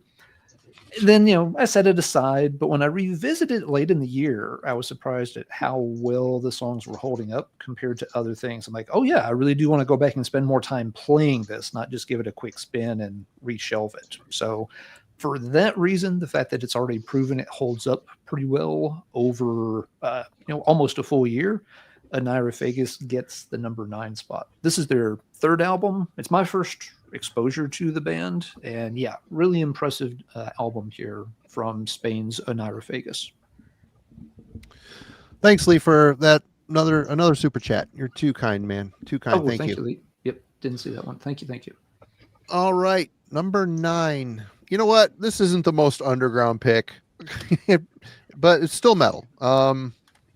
This is the Halo Effect, March of the Unheard.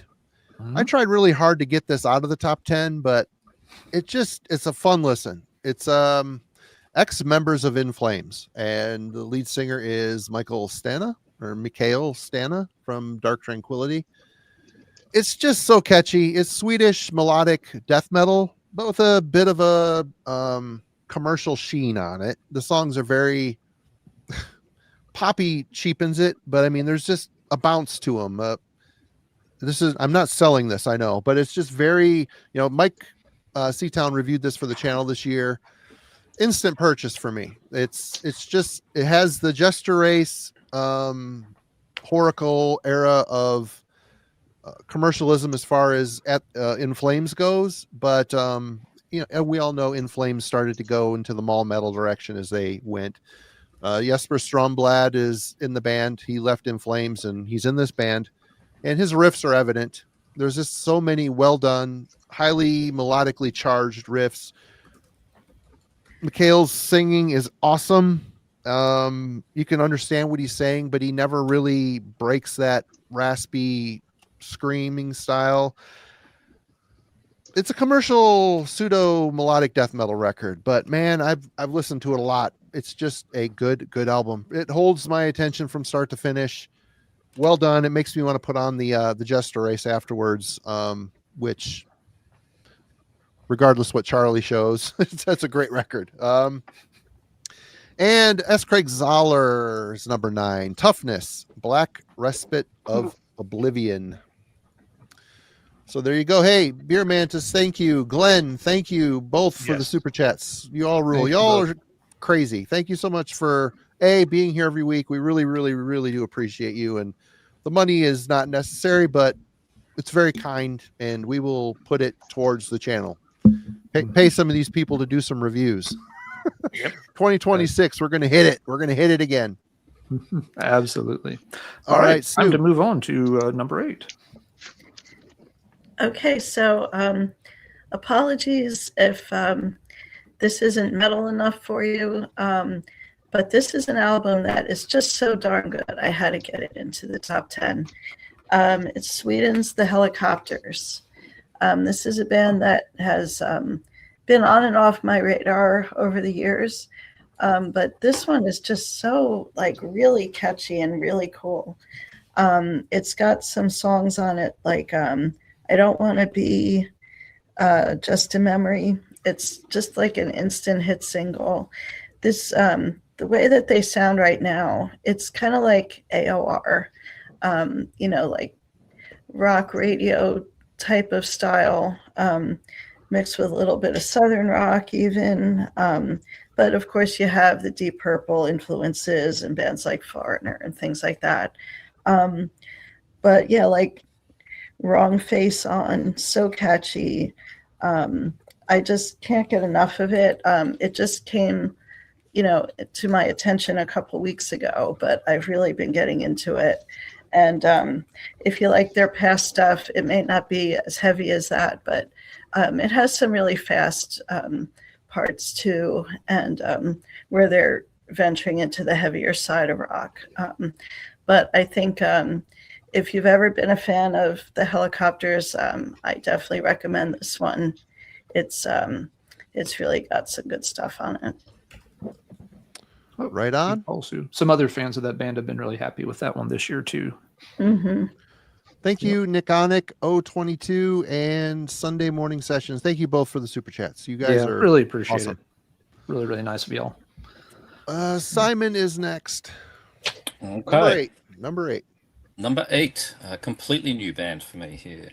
This is Species with an awesome cover. Man, I've been seeing that on a Changeling. lot of lists. I need to check that out, apparently.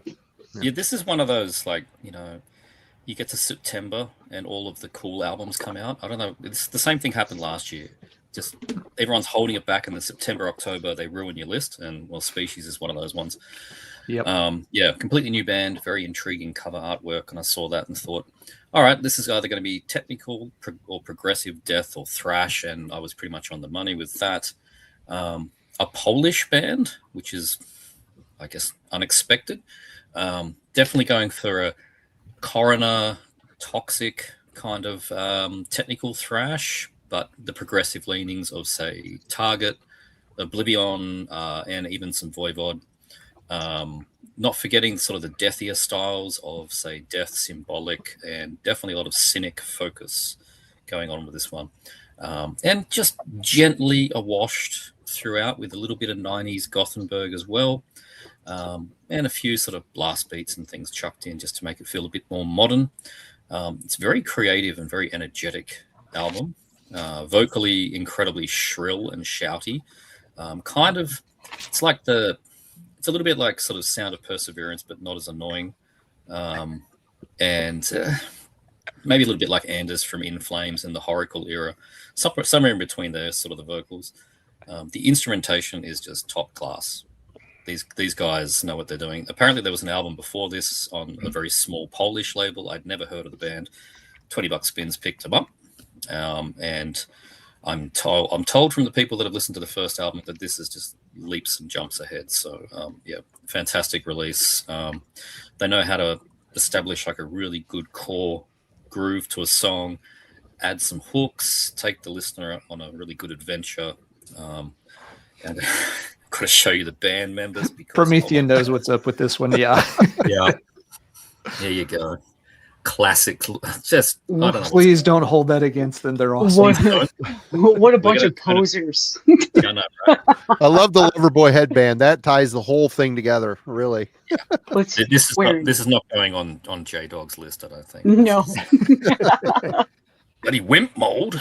The last track on side A, Voyager, is an instrumental, and introduces some sort of blood incantation kind of synth into it as well. This was an immediate hit when I put it on. I listened to one sample online before I picked it up and just went, yeah, sure, this is good. Put it up, took it home, put it on. It's just a mammoth album. I went into the shop to pick up the new Void Ceremony, and I came out with this. And honestly, the Void Ceremony hasn't had that much of a look in. I've been playing this one a lot, and it is, yeah, it's a $20 spin. So there you go. Species with Changelings, definitely the biggest surprise newcomer for me. Yeah. Number 8. Hey, Angelic 667. Thanks. Angelic. Thank you. Sorry. It's a Thanks for clever the name. I like it. Clever name. I do like it. Thank you so much for the super chat. You guys Yes. are amazing. Thank you very, very much. Yeah, that's a All great pick, right. Simon. And you're right. It's one of those late year releases that kind of caught everybody off guard. Pretty much. Yep. Really good. You know it's good because when I find stuff that is particularly interesting, I feel the urge to email Alan. And that's the only way you can get a hold of Alan. So if I'm cracking open the email and dear sir, stroke, madam, and sending out an email, you know it's good. Yeah. Whenever I get emails from Simon, I make sure I check them out for sure. Thanks, Trevor. Thanks, Redbeard. We appreciate you, man. Cheers. Thanks for the super chat. Appreciate it so much. You guys are crazy. Melanie. All right. What are we on? 8? Number 8. 8. Yeah. number All 8. right. Jesus. I've had 2 drinks and I'm already. All right. Anyway, my number 8 is Eternal Darkness, self-titled Eternal Darkness. So this is fully because of Simon. Nice. I think you sent this to me like 4 times on Instagram and said, "Oh, this is so crushing. I can't stop listening to it." And then I finally listened to it. And I think that this played in my car for at least 2 months when I first heard it. I just every single day listen to it. Just a phenomenal Death Doom album. They do it very much in the older school vein of Death Doom. Very doomy riffs and crushing and sludgy at times. So this is their only full-length album, and from what I understand, the band is pretty much just done now. So they came after being like a very cult status early demo band from like what, the 90s. Yeah, They 90s. went on a hiatus because unfortunately their guitarist was murdered, and then they decided to come back this year and release this album. It's on Pulverized Records, and then they're like, we're done now, like we're not together anymore. So they released this monumental, incredibly great debut album, and now they're just gone. And it's kind of sad, but also, you know, hey, if they're only going to release one album, then they did a hell of a job doing that. And this will probably be one of those cult status albums, similar to Demolic, where everybody's going to continuously buying represses of this over the next several 20-something years. But very much in the vein of, reminds me a lot of, earlier My Dying Bride, some Paradise Lost sounds in there, very much in that style of death doom. Has very, at times, slow and brutal and heavy oppressive sounds, very drop tuning guitars, has a very cavernous style of bass sound to it. The drums are phenomenal on here. At times it has some dissonance to it, but it's just in terms of Death Doom, I would say just a stellar masterpiece in terms of that. Very catchy and just a phenomenal album all around. So yeah, props to Simon for relentlessly sending this to me. And then I finally was like, all right, I'm going to listen to it. And then of course I became obsessed with it. So definitely, if you're into that style of death metal, check this out. I think you'll really, really enjoy it. And honestly, it's not too doomy to the point of where you'll get bored. They have a very style of almost like a 90s style of death metal sound in here as well that you'll really, really enjoy. So very crushing and awesome album. And I'll be surprised if somebody else doesn't talk about this tonight. It's a great album. All right, Rick. All right. Probably going to be the only thrash I show on this list. Funny enough. This is one that kind of snuck up on me. It dropped in late August, almost September. And this is one I found out through the VC. Everybody kept showing this and talking about it. And I'm like, people say don't judge a book by its cover. And with this one, judge away. Judge by this awesome piece of artwork right here. Void, Forbidden Morals.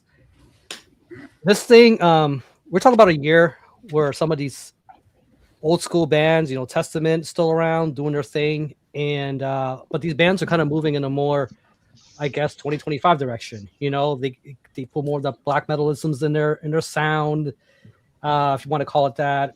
Coroner doesn't want to go back to Punishment for Decadence. They're trying to progress. And then you got a band like this that's still rooted and stuck in the 80s, despite being a newer band. This is only their second album. And what's his name? Jackson Davenport. What a vocalist. He definitely nails that feel. And I don't think he's in other bands that I'm aware of. So this is Lafayette, Louisiana. And just kind of, I was blindsided and very pleasantly surprised at how much I enjoyed this. This is kind of what I didn't know what I needed, what I was looking for. I wanted to kind of scratch that 80s itch in a more, in a way that these new bands kind of do, but there's something different about these guys. They do hit that Annihilation Forbidden center that I really like. But if you can look at this, there's a little bit of that sort of King Diamond-esque kookiness kind of going on. They're not afraid to kind of tread there and move into that sort of little bit of the horror elements. Very fun is what I like about it. It's very high energy, but they also have what's that one song like By Silver Light? It's a little bit more of a power ballad, so they're not afraid to kind of slow it down, but it doesn't get cheesy. And about 45 minutes, something like that. It would be even shorter, but the last track it's their like epic closer. It's like 10 minutes. Beneath Lives the Impaler. But I would urge you guys, if you're looking for something that's a little more fun, familiar, but still with a lot of energy, and Coroner didn't land on your top 10 list for whatever reason or another, but this will definitely hit that nostalgia button for you. Coming from a newer band, funny enough, but good stuff. Void. If you try to look up Void, make sure it's Lafayette Void, because there's like a 1,000 bands with that name. Apparently, it's a very common name in metal besides goats And voids. Void and goat and everything. Goat I voids. want to go Stoner's Wizard too. I love it. Hey, shout out to my green bean casserole horde. Every yeah. stream. The Every stream that comes up. the last I had it was Thanksgiving, and that's all I wanted was that. Oh, so good. So good. All right. Logan. All right, my heavy metal album of the year. I'm always a little picky when it comes to new wave of traditional heavy metal stuff. Like, I don't want a band that's just aping a different band or a scene, but something that's kind of doing like a sound that's a bit transportive and feels, both old and new at the same time, and I owe this one to Kellen. So, cheers, Kellen. Vulture's Vengeance, Dust Age. That's a good band. So That band crushes. They're really good. They do. I still have not checked out the debut, so I will have to be doing That's that. the only one I've heard. It's really after good. This man, when I first heard this, it was just not what I was expecting. I don't know what it is, but the name Vulture's Vengeance, the cat likes it too. Vulture's Vengeance doesn't. I mean, it's kind of cool, I guess, but it's just doesn't sound like this. What they sound like on here. It's such a immersive and unique kind of sound. Like it's very 80s, very speed metal focused. Of course, the first band I think of is Blind Guardian, specifically the first two Blind Guardian albums, Follow the Blind, Battalions of Fear. The vocalist is a dead ringer for yes, Lee. More money. The vocalist here is a dead ringer for Hansi from Blind Guardian, and the music itself, though, is so huge sounding and like all encompassing, but the production it's not a crystal clear production. It has its flaws, but it's one of those that kind of helps make the album, and it ages it timelessly, if that makes sense. Like this could be like a Dark Quarterer album or like an album from the 80s that just feels lost, that we're just uncovering. And all of these songs, the choruses are amazing. Like the chorus for Dust Age, the chorus for Queen of the Last Light, Reign of Severance, City of a Thousand Blades. They're just fist-pumpingly epic. I want to play this album again and again. I want to be in a mead hall. I need, a 12-ouncer, 24-ouncer in my hand. And yeah, just a great anthemic album all the way through. This is what I want out of heavy metal in 2025. Vulture's Vengeance, Dust Age. Simmer down there, Lee. Thank you so much. Simmer The down. cat's got him riled up. Thank you, Lee. All right, Kellen. Awesome. Yeah, that'll definitely be showing up here later on my list, Logan. But here's one that also another heavy metal pick for me, did not get a lot of attention this year. So this is Washington Serpent Rider. So this Killer band, cover art. Holy shit. yeah, super cool. I'll pull it out of the sleeve here. This band, I mean, this is on No Remorse Records. Thank you to Nameless Graves for doing a lot of distro stuff here in North America. For that label, that can be difficult to get to. But they've got, sure, like the familiar hallmarks of Manila Road and Kira Thungal. What makes this band, I think, really interesting, though, is they kind of rope in specifically Triarchy of Lost Lovers era Riding Christ for this. There's like a dark gothic vibe to this release that's definitely pulling from Greek extreme metal. That makes their version of the more epic themes a little bit different, more somber. So it's not necessarily the kind of heroism that you're used to hearing on an epic heavy metal release. It's a welcome addition and change of pace, but this is their debut release here. Super happy to pick this one up. And because it has not, there's a lot of bands, to Logan's point, that kind of do some direct inspiration from a lot of iconic trad stuff in the 80s, and that's all good. I like a lot of that stuff, but I enjoy this sort of variation based on Greek black metal as an inclusion into the genre with Serpent Rider. All right. Alan. All right, number 8 for me. It's one I've been trying to get a physical copy of, but I have not found it in any US distros. I haven't really seen it in many distros anywhere, but really impressive album from Indonesia. We have Incinerated with Epitome of Transgressions, which is their second release. Now, there are a few Incinerated bands out there. There's one from Australia. I think there's one from the UK. But this is a band from Indonesia, and this is their sophomore album. And it's quite different from their debut. The debut is a pretty straightforward, no-holds-barred death metal album. Not bad. But on this one, they've really stepped up their game and gone into sort of a more complex.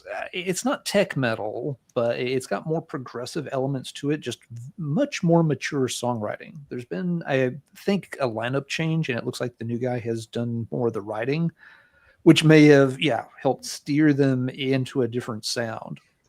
But I was really, really impressed with this, and it got a lot of spins, especially through the middle of the year.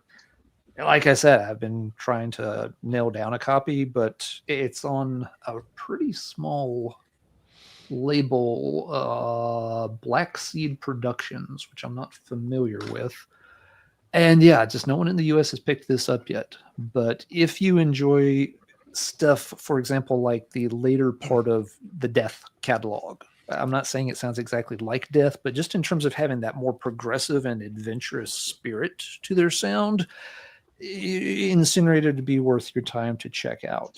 And again, some folks that enjoyed the debut album have also enjoyed this one, but they've noted that it is quite different. I checked out the debut online. It's like, this sounds like a very different band. So if you're familiar with their early work, this is going to be a change, but I think it's a really strong change and shows a lot of growth from the band musically. So again, now this one is not winning any awards for cover art, sadly. That's not going to catch many people's eyes. But look for the specific logo, Incinerated, Epitome of Transgression. Really, really cool and strong release for this year. You're educating me tonight. Yeah, I think Black Seed put out Decrepicy's first album. Okay. Back before Carbonized bought the rights for it. So okay, did not know that. Yeah. Cool. Thank you for letting me know, Melanie. But I'm actually, while we look at the next few, I'm going to hop over here on Metal Detector and double check to see if anybody's got it available in the US for folks. If so, I'll let folks know. All right, number 8. We're going to Massachusetts with Ancient Death, Ego Dissolution. Nice. This album, I really liked this when it came out. I kind of lost touch with it. I had to refamiliarize myself with it the last month or so. Man, does it hold up. This is a great record. It really is. It's that style of death metal that I really like. It hints at the old school. It's got one toe dipped in the modern. The production is super warm. It's not a polluted, cavernous sound. It's just a very good old school production. Very full. You can hear all the instruments. You got a couple of guys on here that are linked with the live band for Atheist. I don't know. They might be recording a new album too with them. I have no idea. But Jasmine, the bass player, and Jerry, the guitar player, share the vocal duties. Her voice is, she cuts through with some pitch singing. Adds a very nice touch to this. His voice is, your typical kind of brutal, but you can understand him. But even though they do kind of dip into technicality, very technical, busy riffs, they never go too far with it. The riffs remain catchy, memorable. There's really good songs on display here, which for me, that's kind of the lost art of death metal these days. More sound than riffs, or more sound than songs. These guys get it right, and it's really, really kind of blew me away. That comment I just made was a generalization because I am not as plugged in as Simon and Melanie, and I tried, but I just wasn't psyched with what I was hearing. I was just kind of underwhelmed. Didn't hate any of it. It just didn't really stick with me or scream for repeated listens. This Ancient Death does. Like I said, they got enough of the old school. They pay close attention to writing actual songs, and that for me is awesome. And it's a great sounding record as well. And S. Craig Zoller's number 8 is Unbirth, Esomatus Besmirchment. Holy brutal death metal, huh? Not surprised. All right, Sue, where are you at? Right there. Okay, we're heading into number 7. And this release was quite a surprise. Really just started hearing about it, doing the homework for this show. And it definitely had to bump some things off of my top 10 list to get into that top 10. Alan, I'm not sure if you've heard about this one, but it's the return of the new wave of British heavy metal band called Quartz. It's their 6th album in 50 years, and it's called Wow. 6. So this is an extremely solid heavy metal release. I was really impressed with it. Just came from out of nowhere, like I said, and they're right back into their classic sound. I would compare Quartz a little bit to Gaskin, Tigers of Pantang, like kind of just straightforward new wave of British heavy metal. One thing that actually made me laugh about this album was that within the first 4 songs or so, they have 3 songs with hell in the title. Oh, So geez. they've got Hell, Come Hell or High Water, Burn in Hell, and Fires of Hell. So, but each song is unique and catchy, and it's a real really great heavy metal release from a reliable band. Maybe not so much in their frequency of putting out releases, but consistently good releases. So if you'd like a little dose of classic heavy metal, check it out. 6 by Quartz. Awesome. Yeah. Isn't it amazing? Bands that old can come back out of nowhere and like, here we go. Here we are. Yeah, like they never skipped a beat. Yep. Yeah, I haven't heard it, but I've seen some other fans of that style have said it's a good album. I guess it is a hell of a release. All right, Simon. Number 7. All right, this is slightly different to Quartz, maybe, but this is Putridity, Morbid Ataraxia. Bit hard to get a. Here we go. I'll do that. My unexpected new favorite brutal death metal band of the year. I wasn't looking for this. I kind of just tripped over it and listened to it. Went, holy shit! And then it just cleared my ears up. This is an ear clearer, is what this thing is. They're not a new band though. They've been around for they've done like 4 albums. I think this is their 4th one. It's completely insane. It is bullshit heavy, absolutely insane. They're on the label Willowtip. Yeah, it does look rude. They're on the label Willowtip, which I think gives, if you know that label, kind of gives you an idea of what this is going to sound like Defeated Sanity, newer Malignancy, newer Brodequin, that kind of stuff. That's where you're going with Putridity. This is a speed drummer's wet dream. I mean, it's just absolutely ridiculous. Drumming syncopated with the riffs the whole time. It's very compressed sounding, very modern sounding, but that actually works super well with this style. They hit to hit these speeds, you kind of need just sort of jackhammer precision, and it's just a jackhammer to the skull for about half an hour. That's all this is. It is absolutely ridiculous. It's got a few funny sort of samples thrown in there as well, just to sort of spit it out. And it's not a very morbid. I mean, it does say morbid ataraxia. I mean, it's got a very morbid tone to it. These sort of soundscapes that kind of keep enveloping the whole thing. It's like this sort of static, dark sound that keeps coming up in between the tracks. Works really well. And yeah, you're in and out very, very quickly. It's on the back. But yeah, it's got a cover of a band called Enmity, which was another brutal death band from the early 2000s. But Putridity is just superior to that. It's got complex, it's got change ups all the way through. It just destroys your spinal cord, pulls it out, Predator style. It's just ridiculous. And it's also one of those rare albums for me that sounds better on headphones than it does on stereo. That was big difference, I thought. So yeah, there you go. Putridity, Morbid Ataraxia. All right. Melanie. All right. So number 7 is Corpus Awful with the self-titled. Another $20 spin release, but the only other one on my list, so don't worry.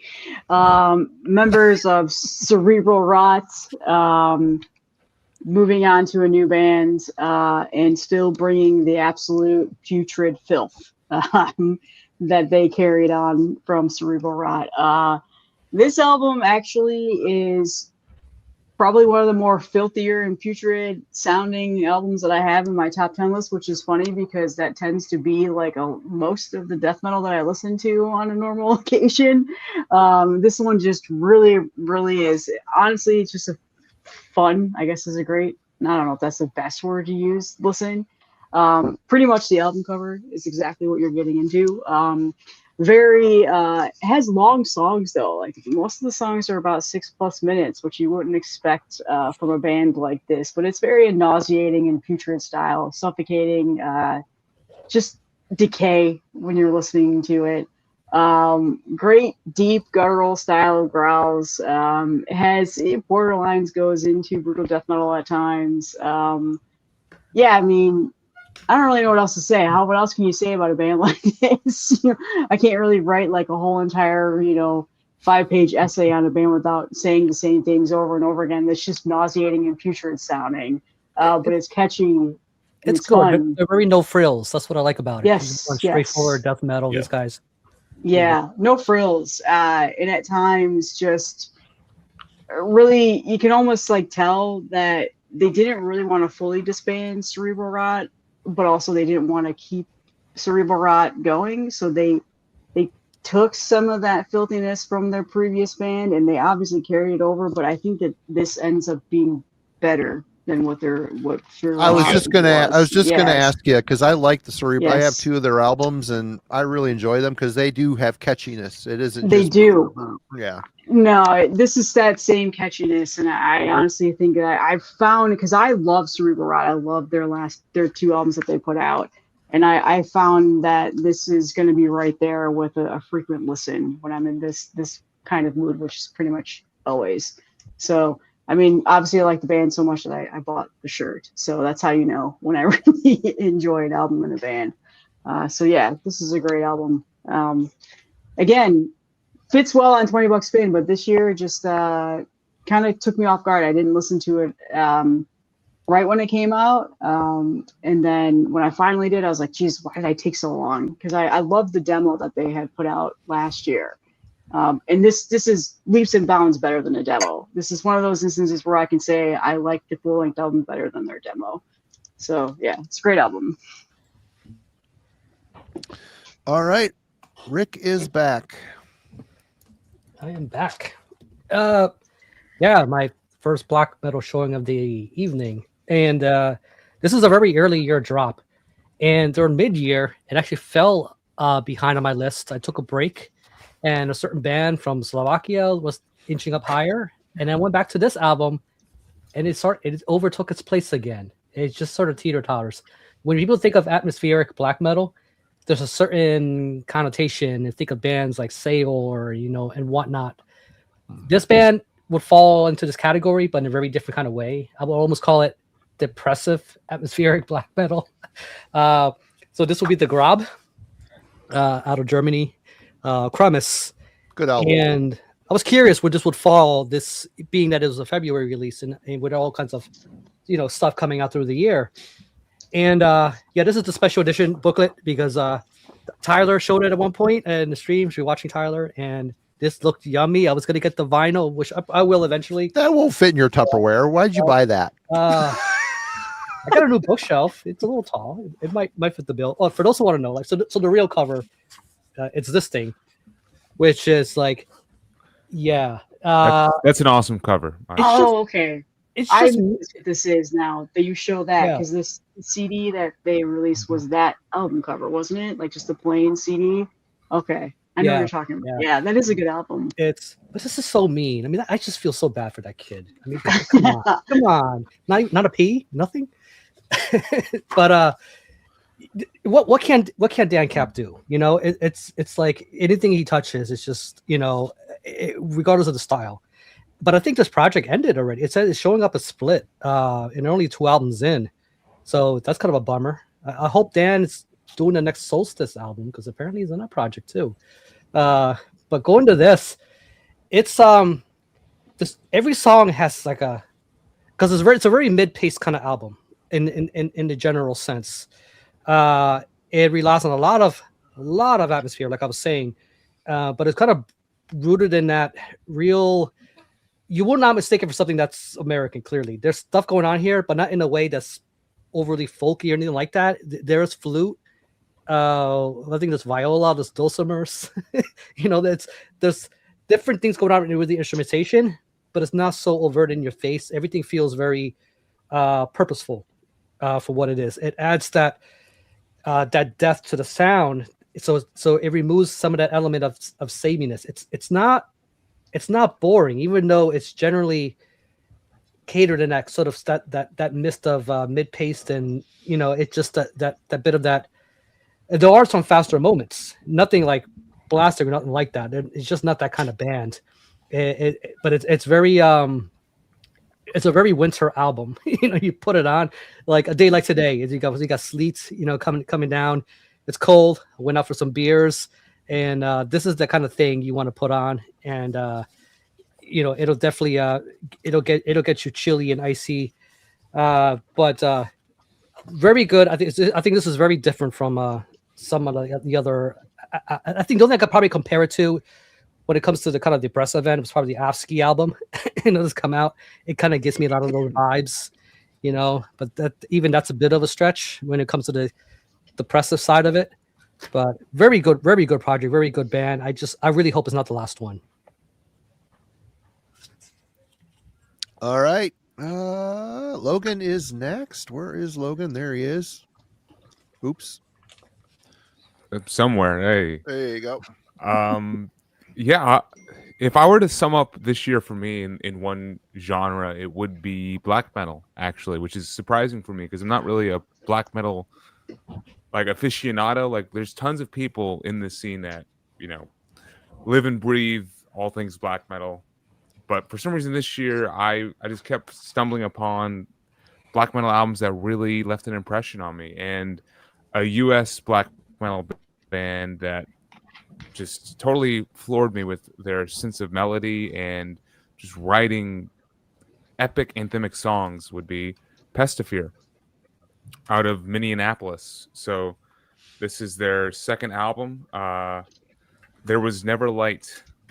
And this actually, to bring up Eihwaz Recordings once again, their debut album, Hope, Misery, Death, came out on Eihwaz. So I was familiar with them first from that, but they leveled up significantly to get to this point. Like, some of the melody lines and songwriting choices on this album are just top notch. They get stuck in your head, and it's just those moments where you don't want them to end. And I think as songwriters, they understand that. So they add a certain element of repetition to how they're writing their tracks and how they're crafting their riffs.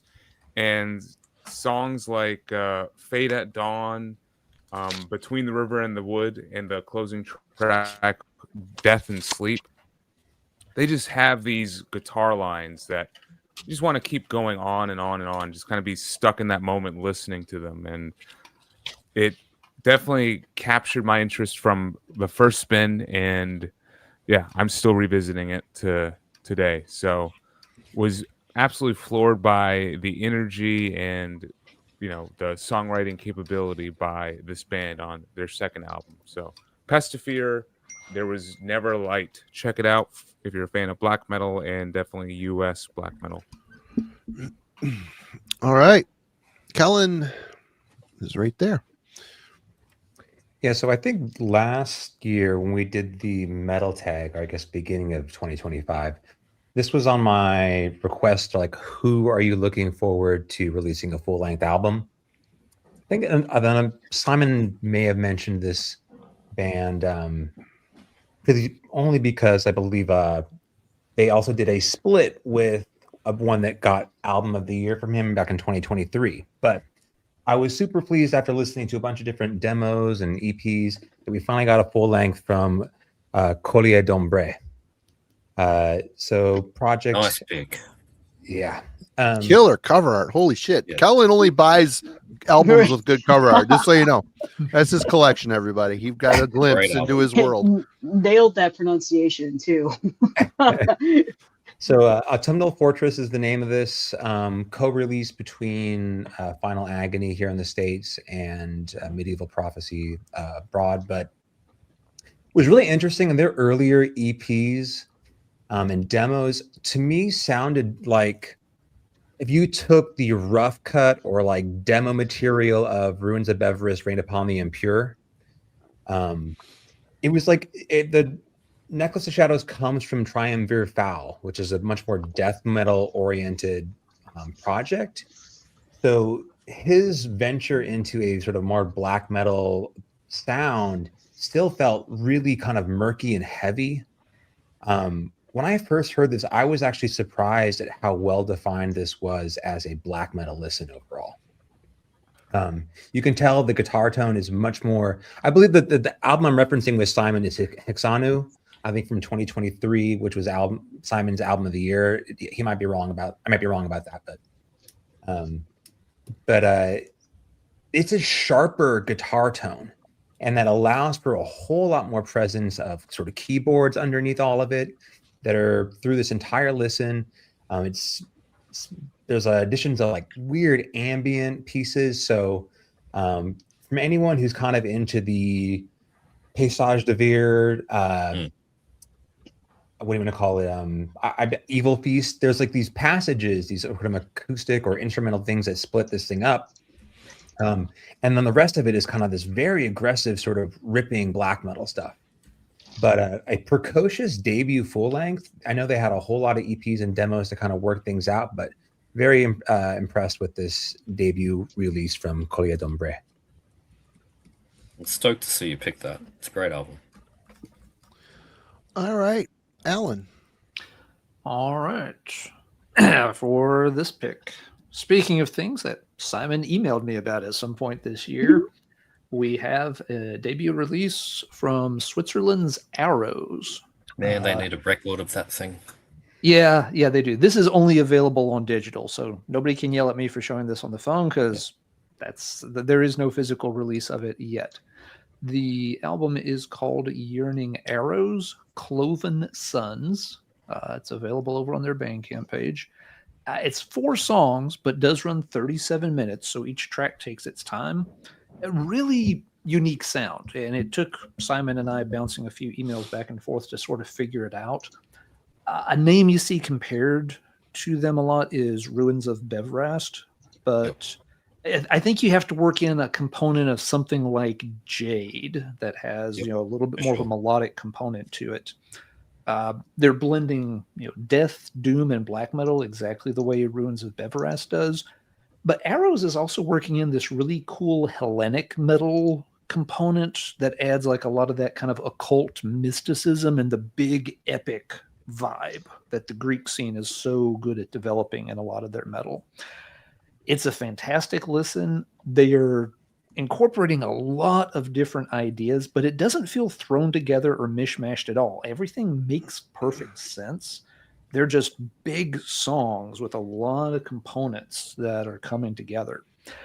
The background for the band is apparently members are part of sort of a music collective. So they have a lot of bands that are sharing members amongst themselves.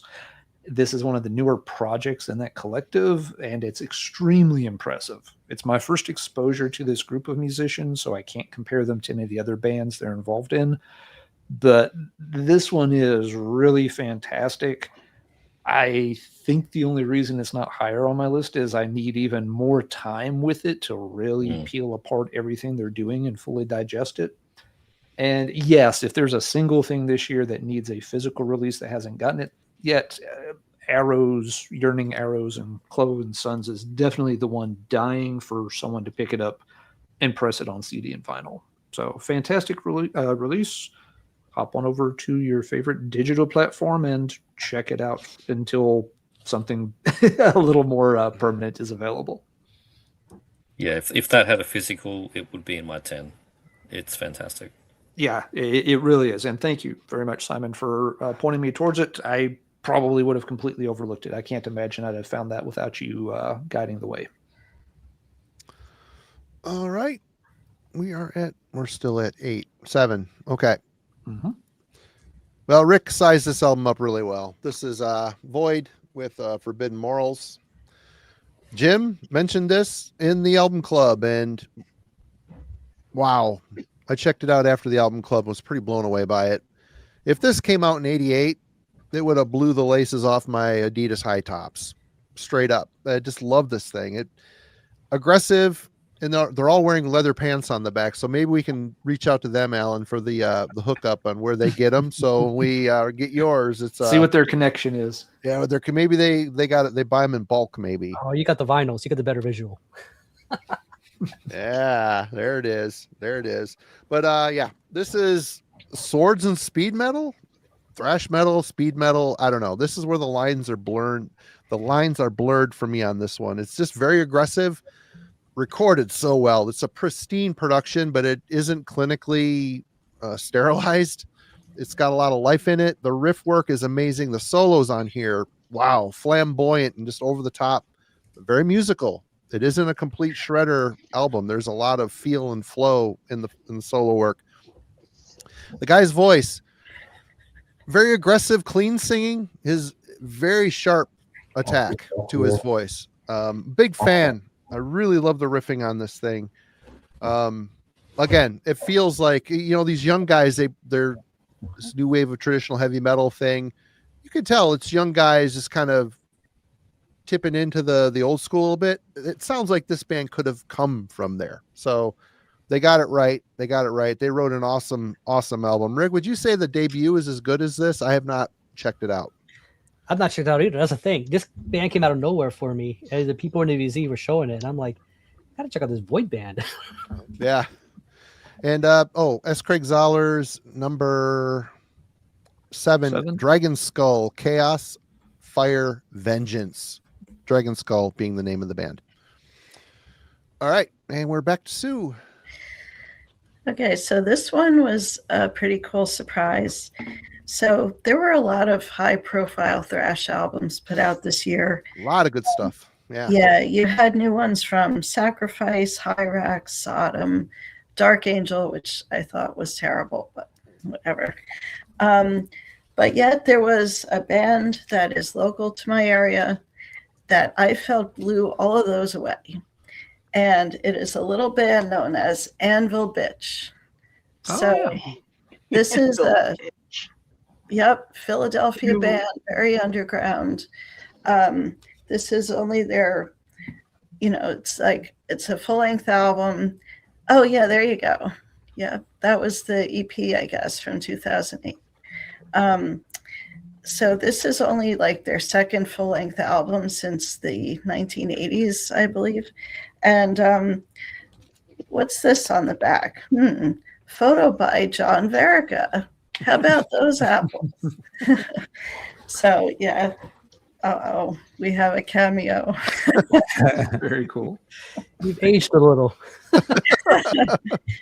So yeah, John went to school with the guitarist John Plumley, and thank you very much, Mr. Plumley, for sending this to us. I really love it. It's just a really amazing, aggressive, in-your-face, jackhammer, gritty Philly attitude kind of thrash album. And but yet it's got this melodic feel to it. So the songs are pretty catchy, very accessible. The production's good. So really wanted to give kudos out to those guys. And Marty, in case you're interested, they'd love to do an interview this coming year if we can. Oh, right on. Yeah. Yeah, so check it out. Age of Fear by Anvil. They must never play Philly because they never come around here. Like, even though they're a local band, like, it's weird. I just don't think they play much at all. These days. Oh, but next year they will be. So look out for that. I'll definitely have to catch them.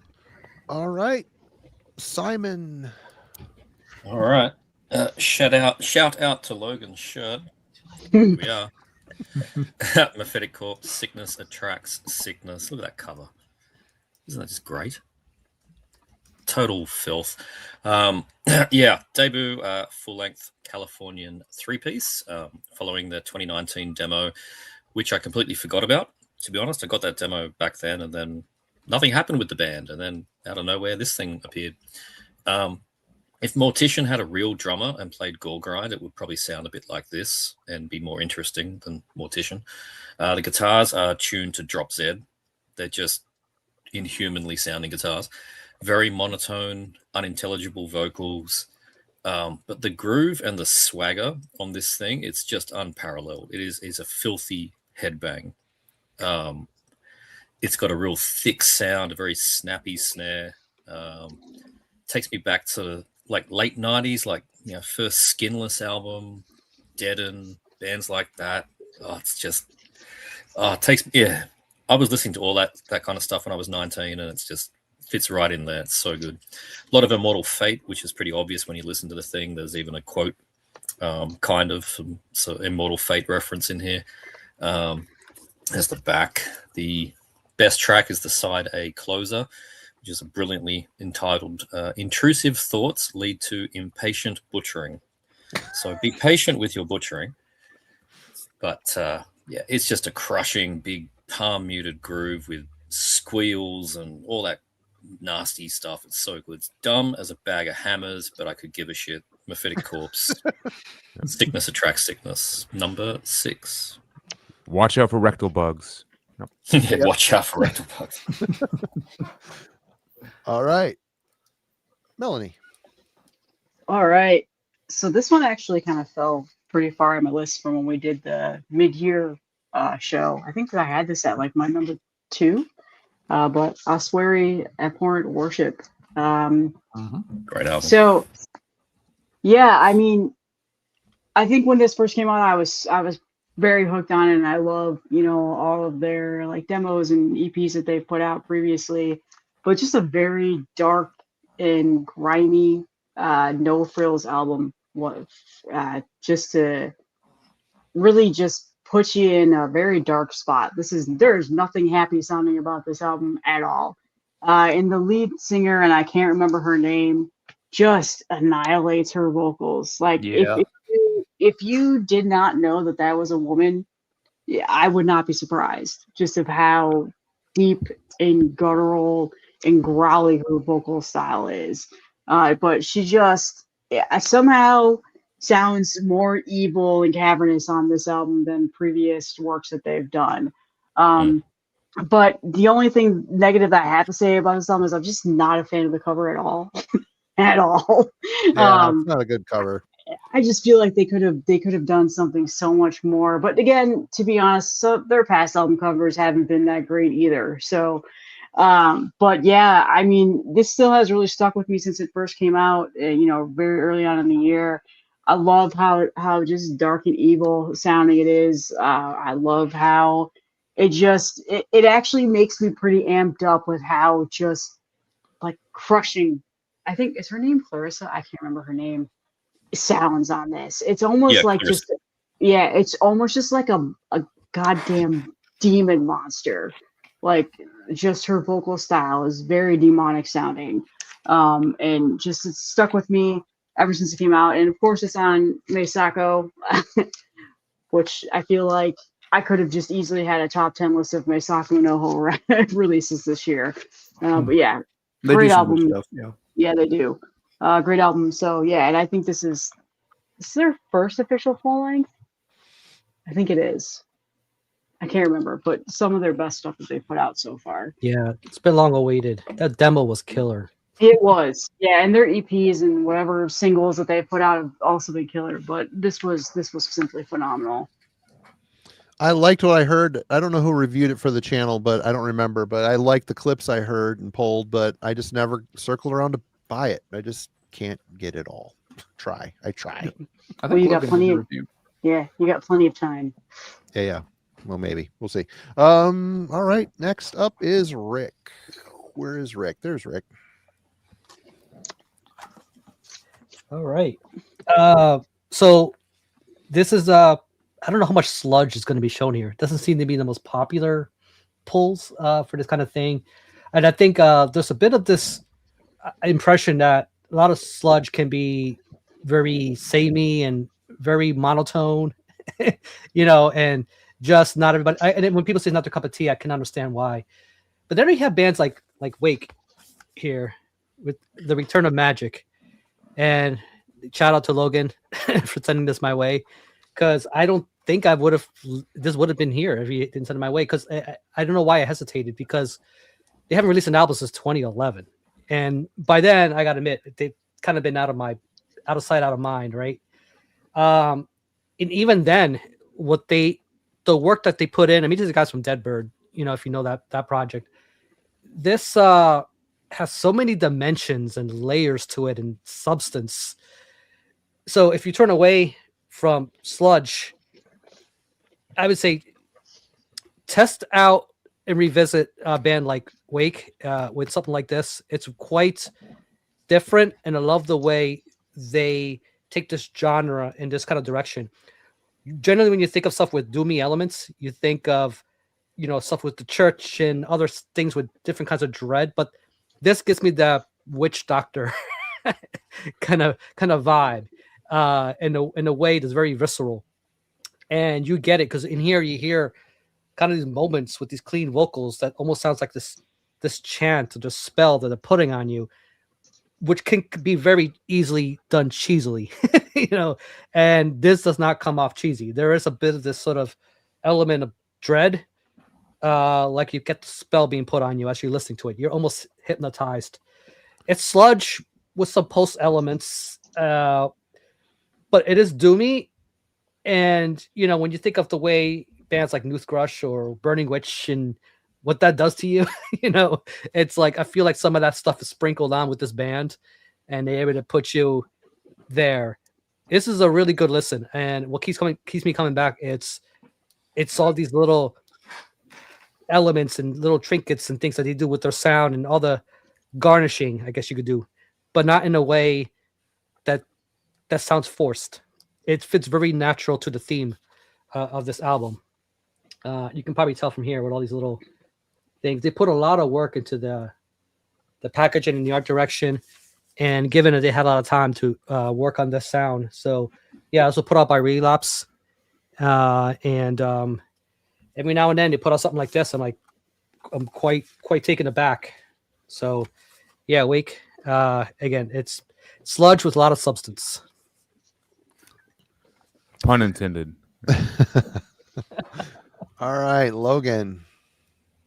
I'm glad someone mentioned that Wake album. It's over there behind me with a couple other honorable mentions I didn't get a chance to talk about. But look at that. Also, the returning Numinous album, which came out on Bindrune, is over there too.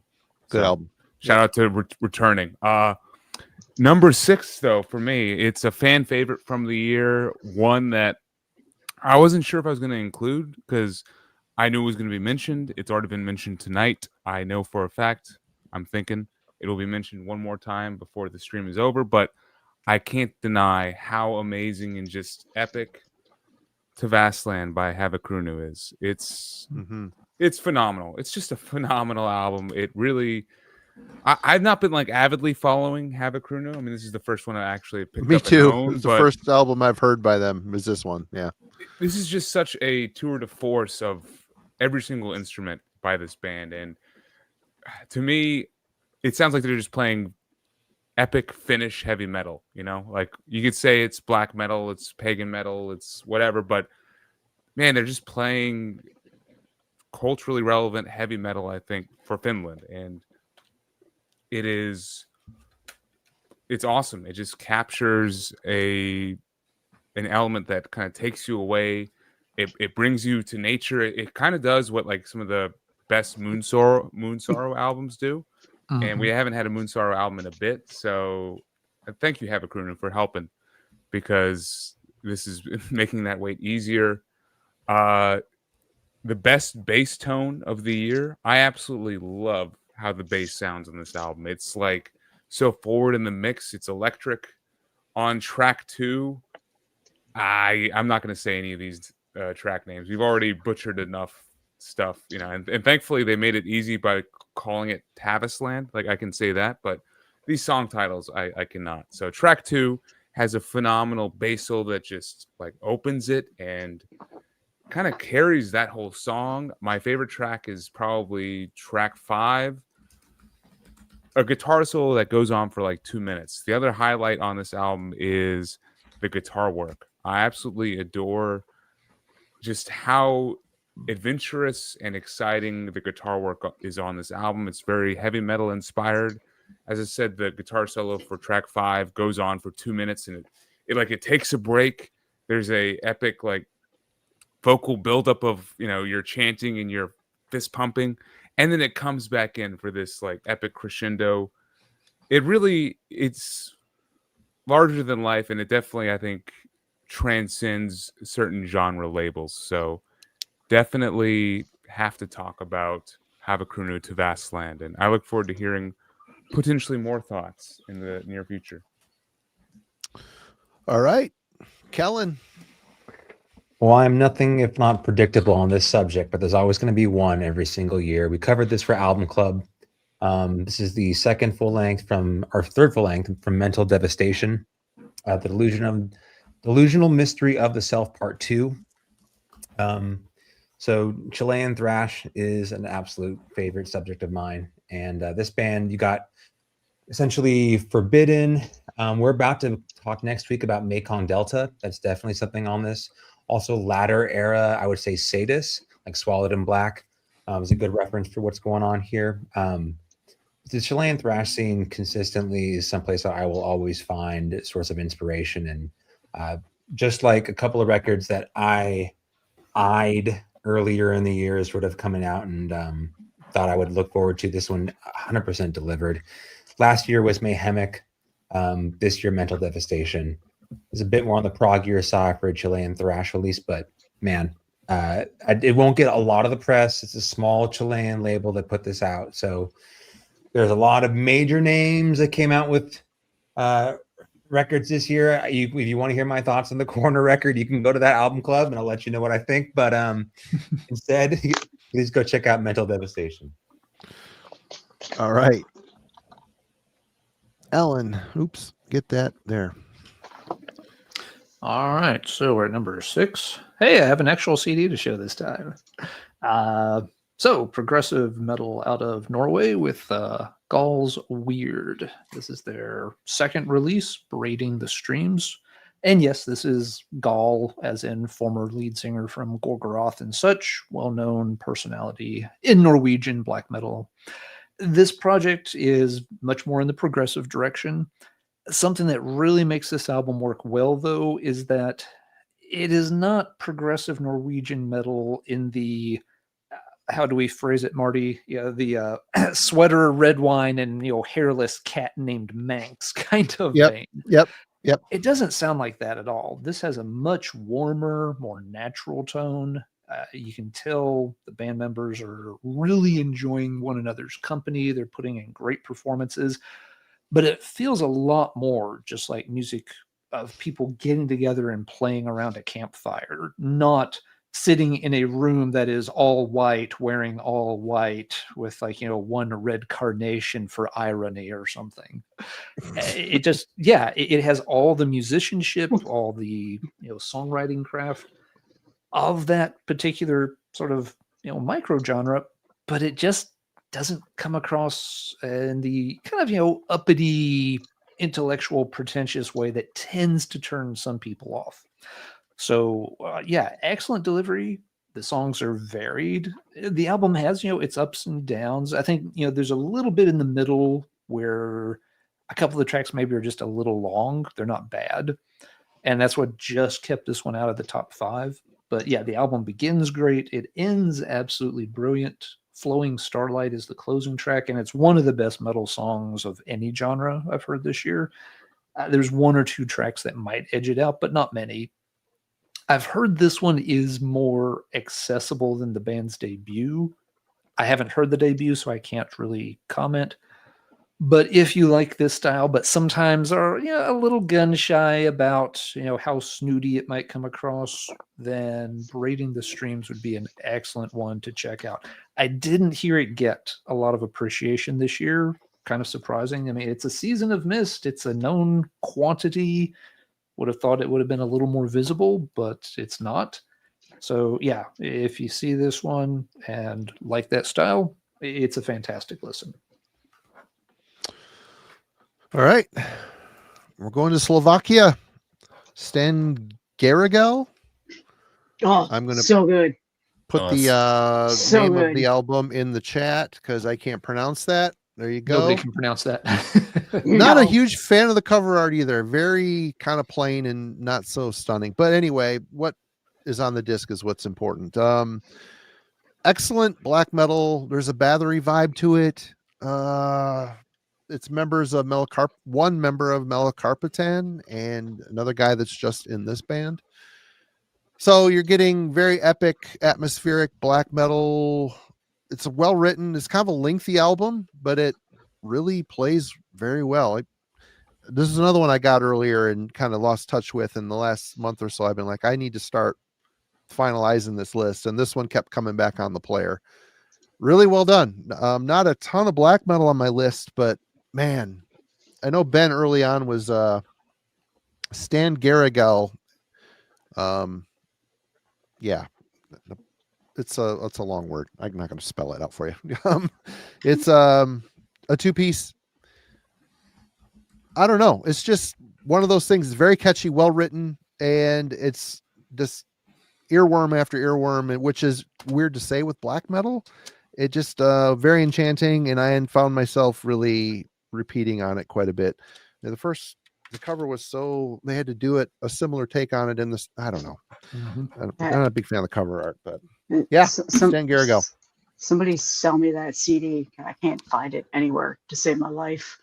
Not And in any U.S. distros or anything. Really? I don't remember. I got mine from Arcane Altar. I got Yeah, that they don't- and this one. The as EP. well. Yeah, they don't have it Yeah. anymore. And then Metal Curations had it, and I missed out on it. So And S. Craig Zoller's number 6 is Sigyn's Helgen Combat. There you go. We're circling back around to Sue. Into the top 5. Into the top 5. You're muted, Sue. You're muted, Sue. There you go.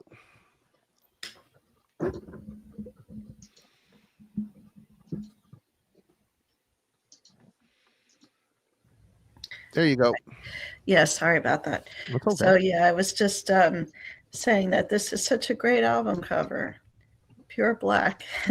But so it's the Lord Weird Slough-Egg, the Traveler Supplement 1, the Ephemeral Glades EP.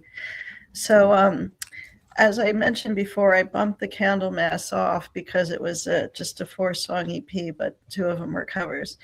But this is, over 20 minutes of all original music. It's actually 7 tracks. And I saw it was Alan and someone else who did the review on it. And the review was longer than the album. Yeah. I helped him with that one. Yep. Okay. Yep. So, and I absolutely love this. This is a band that can do no wrong for me. I've been a fan of them forever. I absolutely love everything they've done. And I love how progressive this is, but yet it's got some crunch to it. I loved, you get your galloping riffs in there. Songs like Ice Shelf Stomp, such a cool riff. And the closing track, Varg something, just love it. So, this is a band that is consistently great. Yeah, they are. Can't go wrong. And I think a lot of albums are too long nowadays anyway. So this is a very satisfying release, and it doesn't feel too short. I think it's just right. So definitely liked it enough to make it my number 5. Totally forgot to put that on my list. Nice one. Mm-hmm. Yeah, good one. All right, Simon. Okay, number 5. And this is another where I have emailed Alan and we had a discussion. This is 11th Ray with Reviving Tehom. Yep. Debut from Greece's 11th Ray. It's been getting a lot of spins from me, this thing, because there's a lot to try and work out what's going on. It's not exactly straightforward. They're on Dark Descent, which doesn't seem right. It feels like an Invictus Records band to me. It's that mix of like death metal, black metal, old speed metal, old heavy metal. It sounds dusty, it sounds forgotten, but at the same time, it's still kind of fresh. It's somewhere between like Varathron Morbid Tales era Celtic Frost. There's one review on Metal Archives that just has the title Hellenic Frost. It's not a terrible description for this thing. Maybe some of the later blackened heavy metal Dark Throne in here as well, but actually good. Some Middle Eastern influence at times comes through. It's a real mixed bag of things, but it's really, really enjoyable. And vocally is interesting. Unexpected sort of the vocal style on this is kind of like Power Trip. It's that shouted sort of forced sound, but it works really well. It's just stellar riffs and stellar songs. This is all about actually having good songcraft. Very memorable, very distinctive. And like I said, it feels like an Invictus band, not a Dark Descent band. Like Negative Plane, Reversed, Hasturian Vigil, they're your kind of reference points for this album. So it sounds like it came out of an old coffin that was filled with bullet belts. It's a real stonkingly great album. Just fantastic, very addictive, frequently been on the turntable. And I know Alan quite enjoyed it too. So there you go, 11th Ray with Reviving Tehom. Yeah, another cool one from Simon. Yeah, the only thing I would add to that in terms of the lyrical concept and visuals has like a strong Therian circa like Hodragon, Symphony Masses era kind of thing going on with all the dragon occultism stuff. So like cram that in there with the early Celtic Frost and the Hellenic vibe Simon mentioned, and it's a cool, very, very cool album. All right, Melanie. All right. So my next one is Ancient Death, Ego Dissolution. Marty, you said pretty much close to everything I was going to say about it. But I will say their other stuff that they've put out on Necroharmonic and Rada Records are just simply phenomenal. So if you're looking for more Ancient Death, definitely try to find their demo that they put out last year and the EP that they put out. They even have a split with Putridarium, which is a very strange split because they are not the same style of death metal at all, but it's still great stuff. This album really grew on me. I remember when it first came out, I kind of was like, it's good, but I think I like their other stuff that they put out better. This seems a little bit, I got nervous that they were going down the pretentious route. Some people were kind of comparing them to like a raw blood incantation, and I think that kind of killed it a little bit for me. I don't agree. I don't agree with that. And now that I've listened to it, I don't agree with it, especially since I have all of their stuff that they've released up until this, and just a very, very creative band. And like Marty, like you said, like they go technical, but they don't go so technical where it just completely obliterates your brain with all of it. And they do have a bit of a proggy vibe to them too, but they don't go too far into that. It's not like that atheist vibe that you would expect. Like they kind of borderline a little bit. I love the female vocals that they have on here. I think it's a really good mix in here. It's a very smooth album. It flows really well, very effortlessly, which is very cool. And it doesn't overstay its welcome. It's not too long at all. It hits the perfect sweet spot. And just after listening to this, I pretty much have done this like my summer record when I was on vacation for 2 weeks in Maine and stuff. I think I listened to this every single day, and just it grew on me every time I listened to it. And now it's one of those things that I spin it now when I'm in the mood for this style of death metal. And just it's a phenomenal record. I think it's a very talented group of writers, and it'll be interesting to see what they do with their next album. And I think that it is a really good album, and it was hyped up a lot this year. And generally, I tend to not let that sway me with liking an album, but this was definitely one of those things where I think it deserves the hype and praise that people are giving it. So I think it's a great album. Agreed. All right, Rick. All right. This was a fun one. Got to see the band live earlier this year, and I'll be right back. It was the same show Savage Master played in. So it was a good heavy metal night. So when you have the guitarist from Dawnbringer and High Spirits in this band, you can sort of identify where the direction of the sound would go.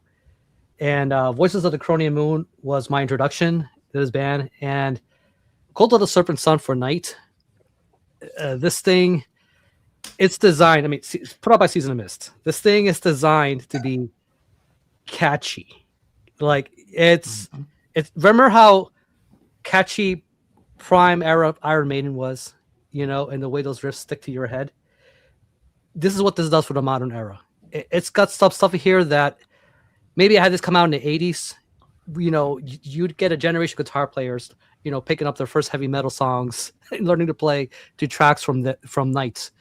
It's got a lot of 80s influence, but with that sort of blackened element thrown on top of it. It's a kind of a mix of genres, you know, that we've been seeing with a lot of these kind of bands in this kind of way. I would say even if you like bands like Satan's Host, I think would also appeal to you. If I were to throw an FFO sticker on this. Excellent release. Love the cover art. I mean, everything about this is kicks ass. But also I see this as you got that cousin or that nephew, you know, and they're dipping their you know the foot in the pond for heavy metal and what to explore, and maybe to look something for a little more strong or something a little more. This is a good gateway album. You know, it's got the really good production, it's got the memorable riffs, and it's accessible in a way but not in a way that's going to deter people who, you know, are looking for something that's a little with a little more substance and and not too overly polished. You know, this has a nice center for a little bit of everything in there, done in a very catchy way, very good atmosphere. This is some sticky rib stuff, and I think this is why it came up so high on my list. All right. Listed as California, but Scott Hoffman recently moved to Philadelphia. We got to hang out for a little bit. He was wearing a Stan Garrigo shirt at the show. Nice. All right, Logan. All right, so I really like Funeral Doom, or just that slow, dragging, dirgy eulogy style of doom metal, and I really, you know, wanted to get into the Evoken and get into the Oramet, but there's only so much time in a day for an hour-long dirge of a listen, and I was taken by Bellwitch and Aerial Rune with their collaborative effort, Stygian Bow Volume 2. So I was spoken for this year. Sorry, Funeral Doom studs out there. Maybe next year I'll get to the new Mournful Congregation or something, but this year it's another Bellwitch year for me. And this collab with Aerial Ruin really, it feels fully realized to me, like an actual collaborative effort. The previous one, Volume 1, it did feel a bit more just like a Bellwitch album, Bellwitch release, slow, melancholic, very bass heavy. But this one, they really let Eric from Aerial Ruin kind of have a lot of space, and there's some just amazing guitar lines and just impressive lead work on this album. Like the tone of his guitar, how much melody and what he's doing with it almost feels heavy metal at times, and it's really cool to hear on music like this that still is very plodding and slow and really takes its time to unveil itself. It's also all Eric on vocals. We don't have any like Bellwitch, guttural, Funeral Doom vocals on here. All cleanly sung. There's definitely like some folky elements as well, but it just really hits an emotionally melancholic but also peaceful and calm vibe for me, and it just really works. This is my favorite Bellwitch release since Mirror Reaper. I was kind of let down with their last full-length album, The Clandestine Gate. That was very samey, but this one, it still feels like the band is able to do something new, and I'm sure that's because of the collaboration with Aerial Ruin, and it really just hits. Like, listen to some of the melodies on the track from Dominion, track 3 on here. It's just breathtaking and just trance-inducing. It's beautiful stuff. Recommended for like long hikes in nature, a long run. Just zone out music. I mean, this is like the opposite of Piss Grave. If I was to make a compass, we got Piss Grave over here, Bell Witch over here, and the North and South Pole, if you will. But this is definitely a fully realized version of what they wanted to do on Volume 1. And yeah, I'm just happy I was able to review it for this channel, check it out, and that they kind of succeeded at what I knew these bands could do. So awesome to be able to talk about Bell Witch and Aerial Ruin tonight. All right, Kellen. Am I coming through okay? I had to change my mic situation. A little more cavernous, but we can still hear you. Okay, awesome. So this is my filth pick. I guess it's this a little bit more on the Simon, Melanie, and Logan side of things for the year. But finally, jeez, Kellen. Uric Cottery. Oh my God, that album cover. Filth. Holy shit. So when I saw the write-up, this is the second full length by this band this year. The first one is very much in the Last Days of Humanity, which is something that they're kind of known for, like 30 seconds of just hyper grind, sort of pitch shifting vocal stuff. This was a deliberate attempt by the band to move towards a late 90s, early 2000s kind of brutal death metal.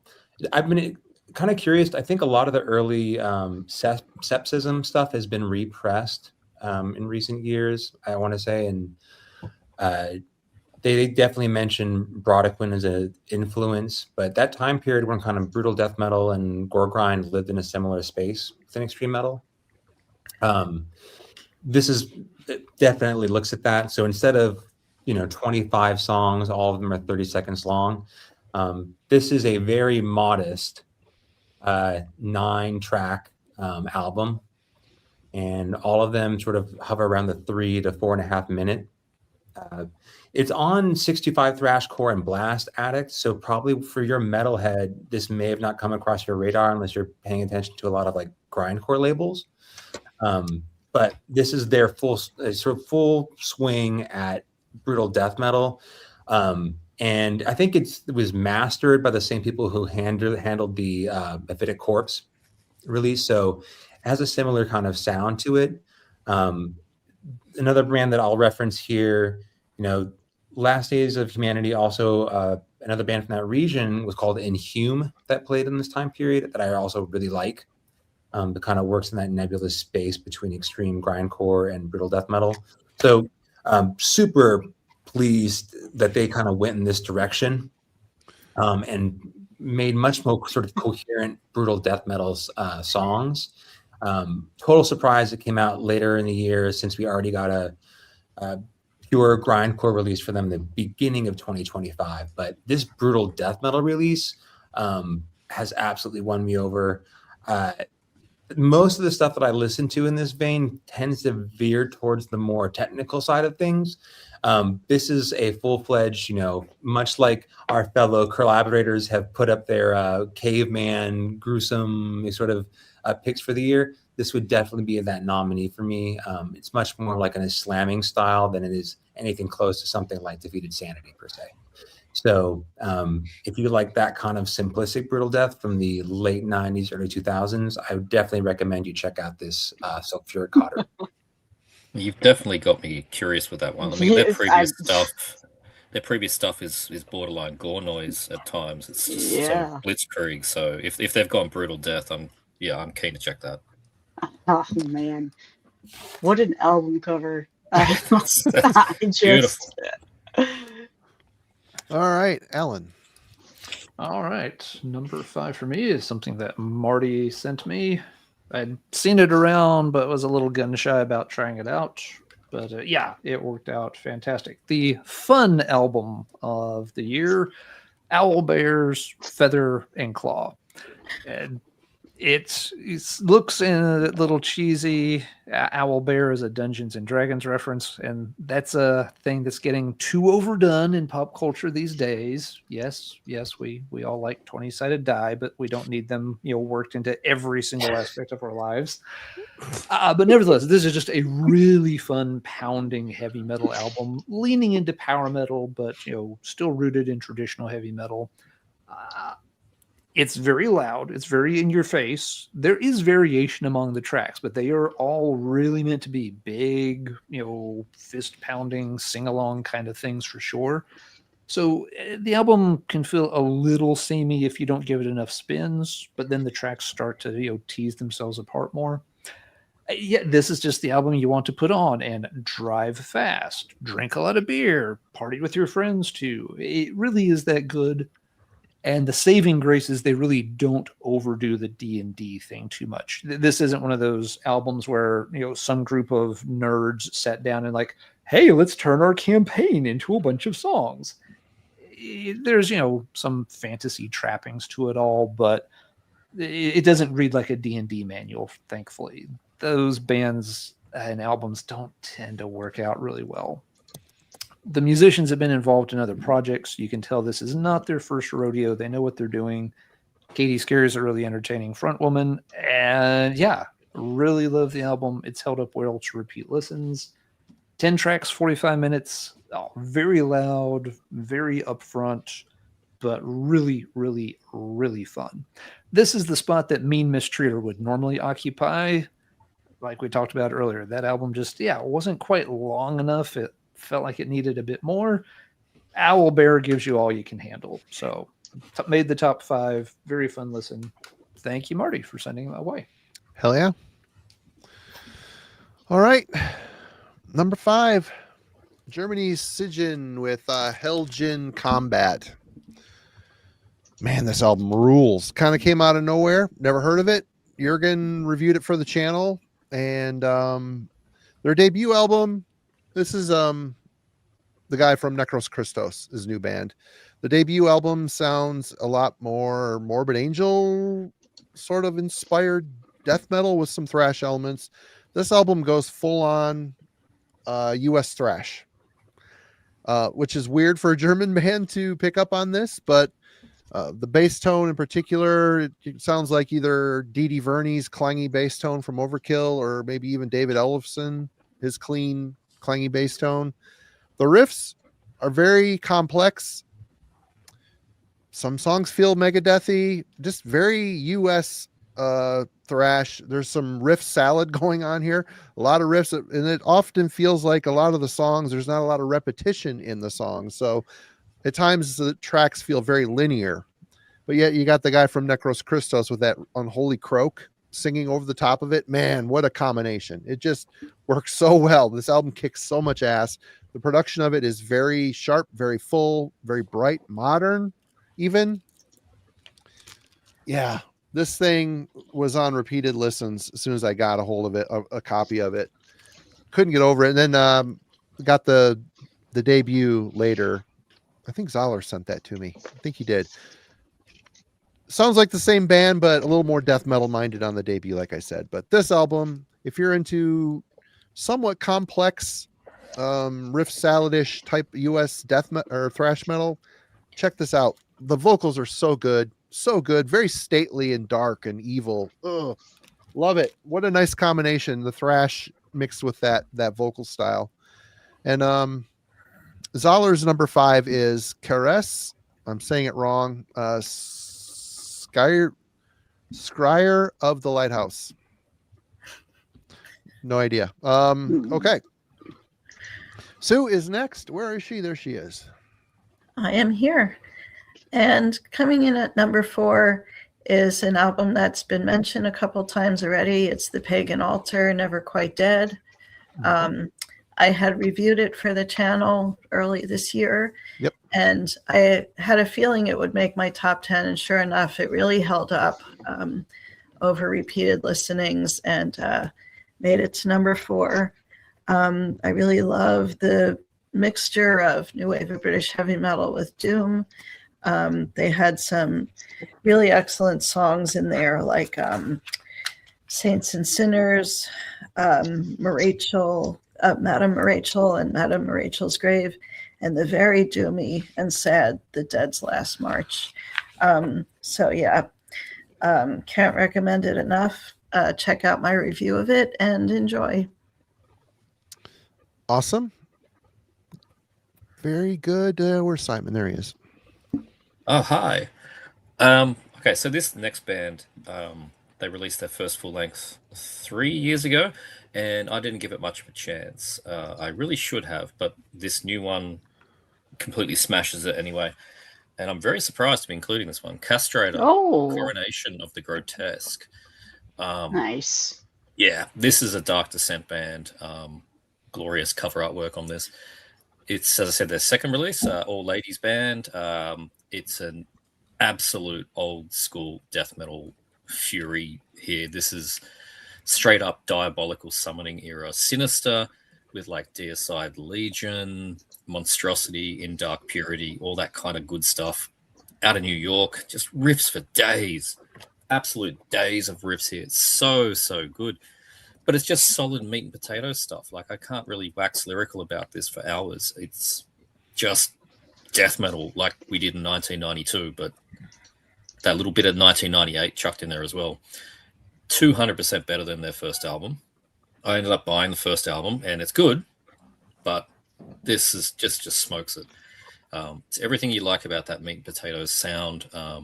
New York palm muted chugs from sort of Suffocation in here. Later era Cannibal Corpse, sort of Corpse Grinder stuff, a lot of changing riffs, very fast but sort of tasteful solos, very snappy drums with a lot of double bass, very tight blasting.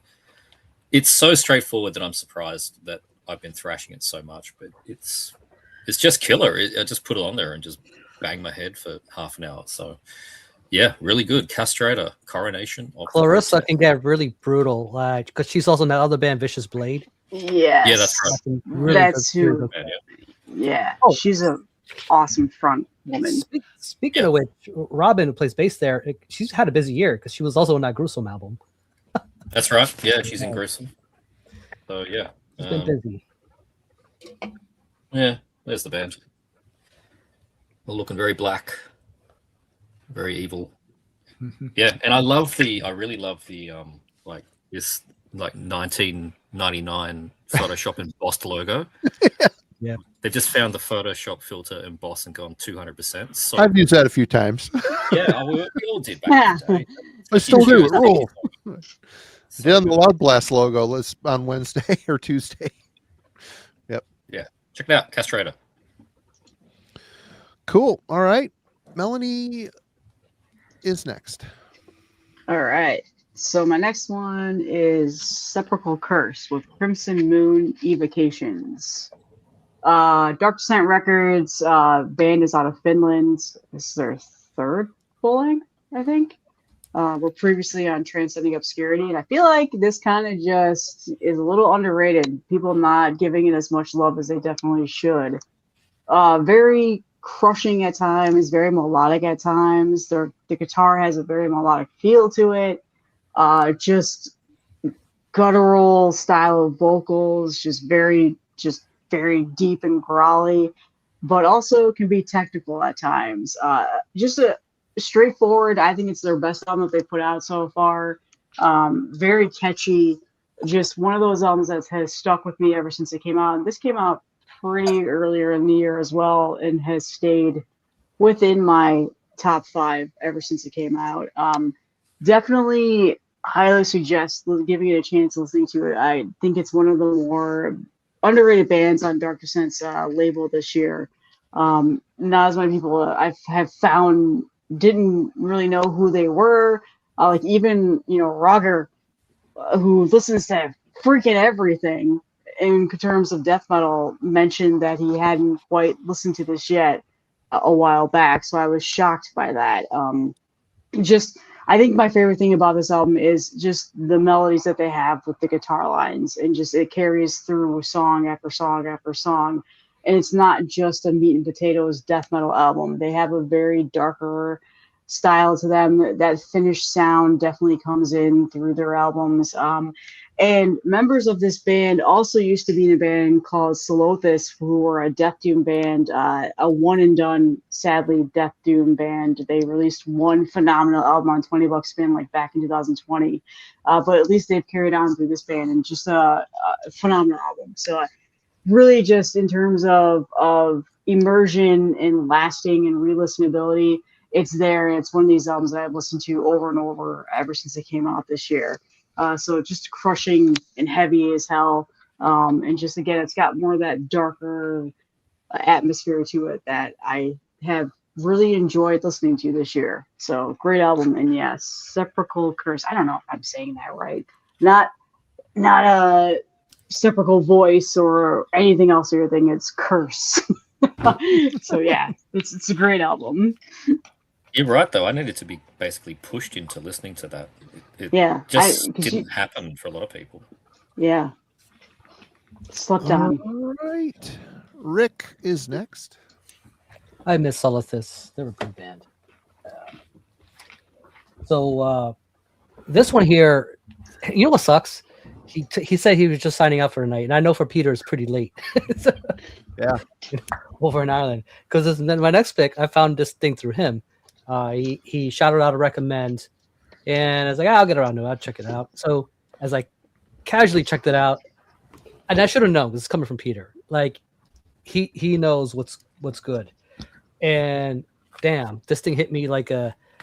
So it's spelled CWFEN for those who knows, but it's pronounced Coven, and they are a Glasgow, Scotland band, and this is actually their debut album.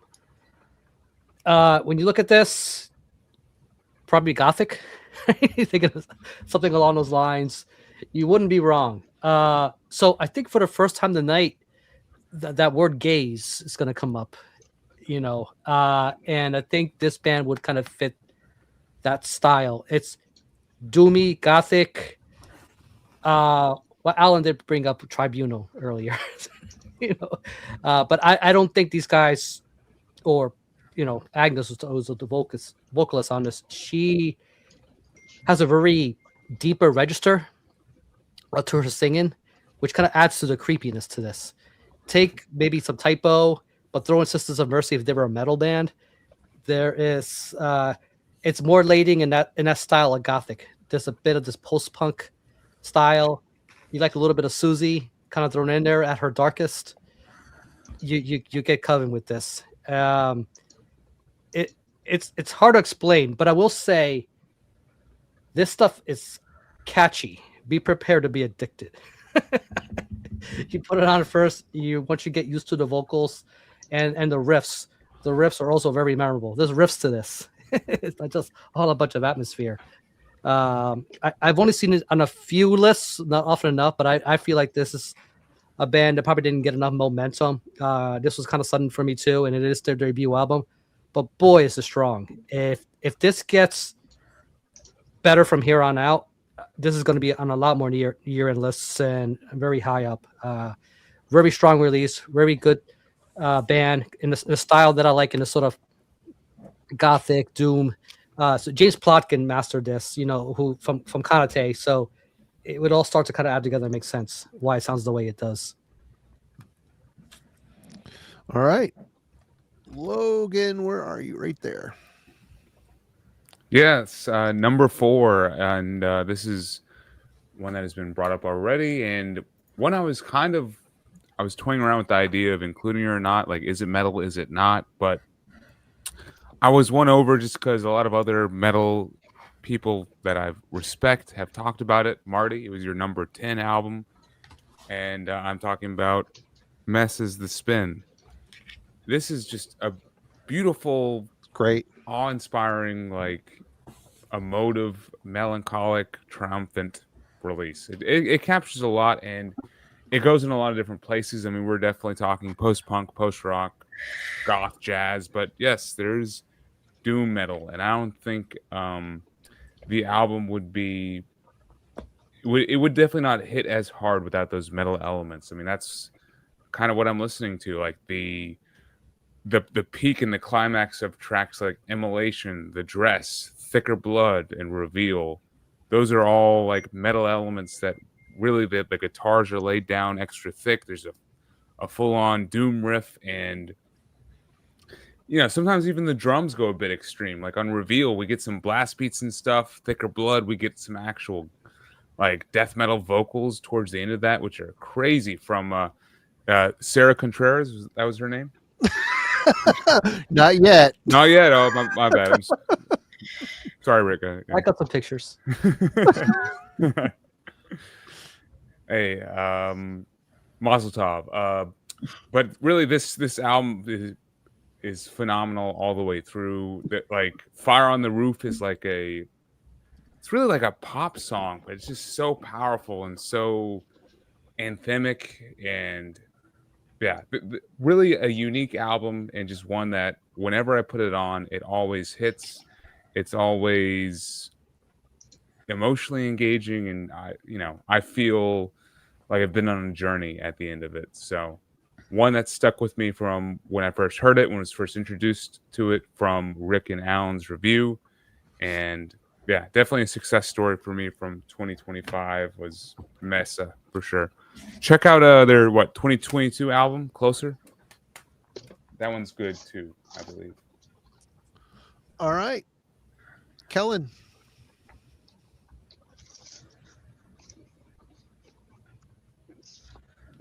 Bit of a rare occasion here for me, but I think I got turned on to this, or was brought to my attention. This band had released a new record here in 2025 after a long time of really being quiet. And I think this is the first time I've done a record from this genre on end of year sort of best of list for me since I've been on YouTube. But Catharsis, Hope Against Hope. This band, so I think, Myke C-Town mentioned this, that it was back on this album has sort of come to the forefront, and he really enjoyed it. And I had no idea this band was still active. It's kind of really more of a hardcore band than it is necessarily a metal one.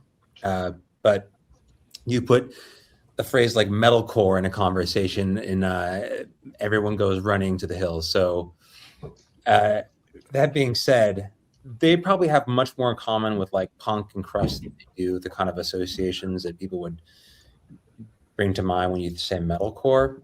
But this record probably has my favorite song of the year, which is the second track and first real track on this album called Power.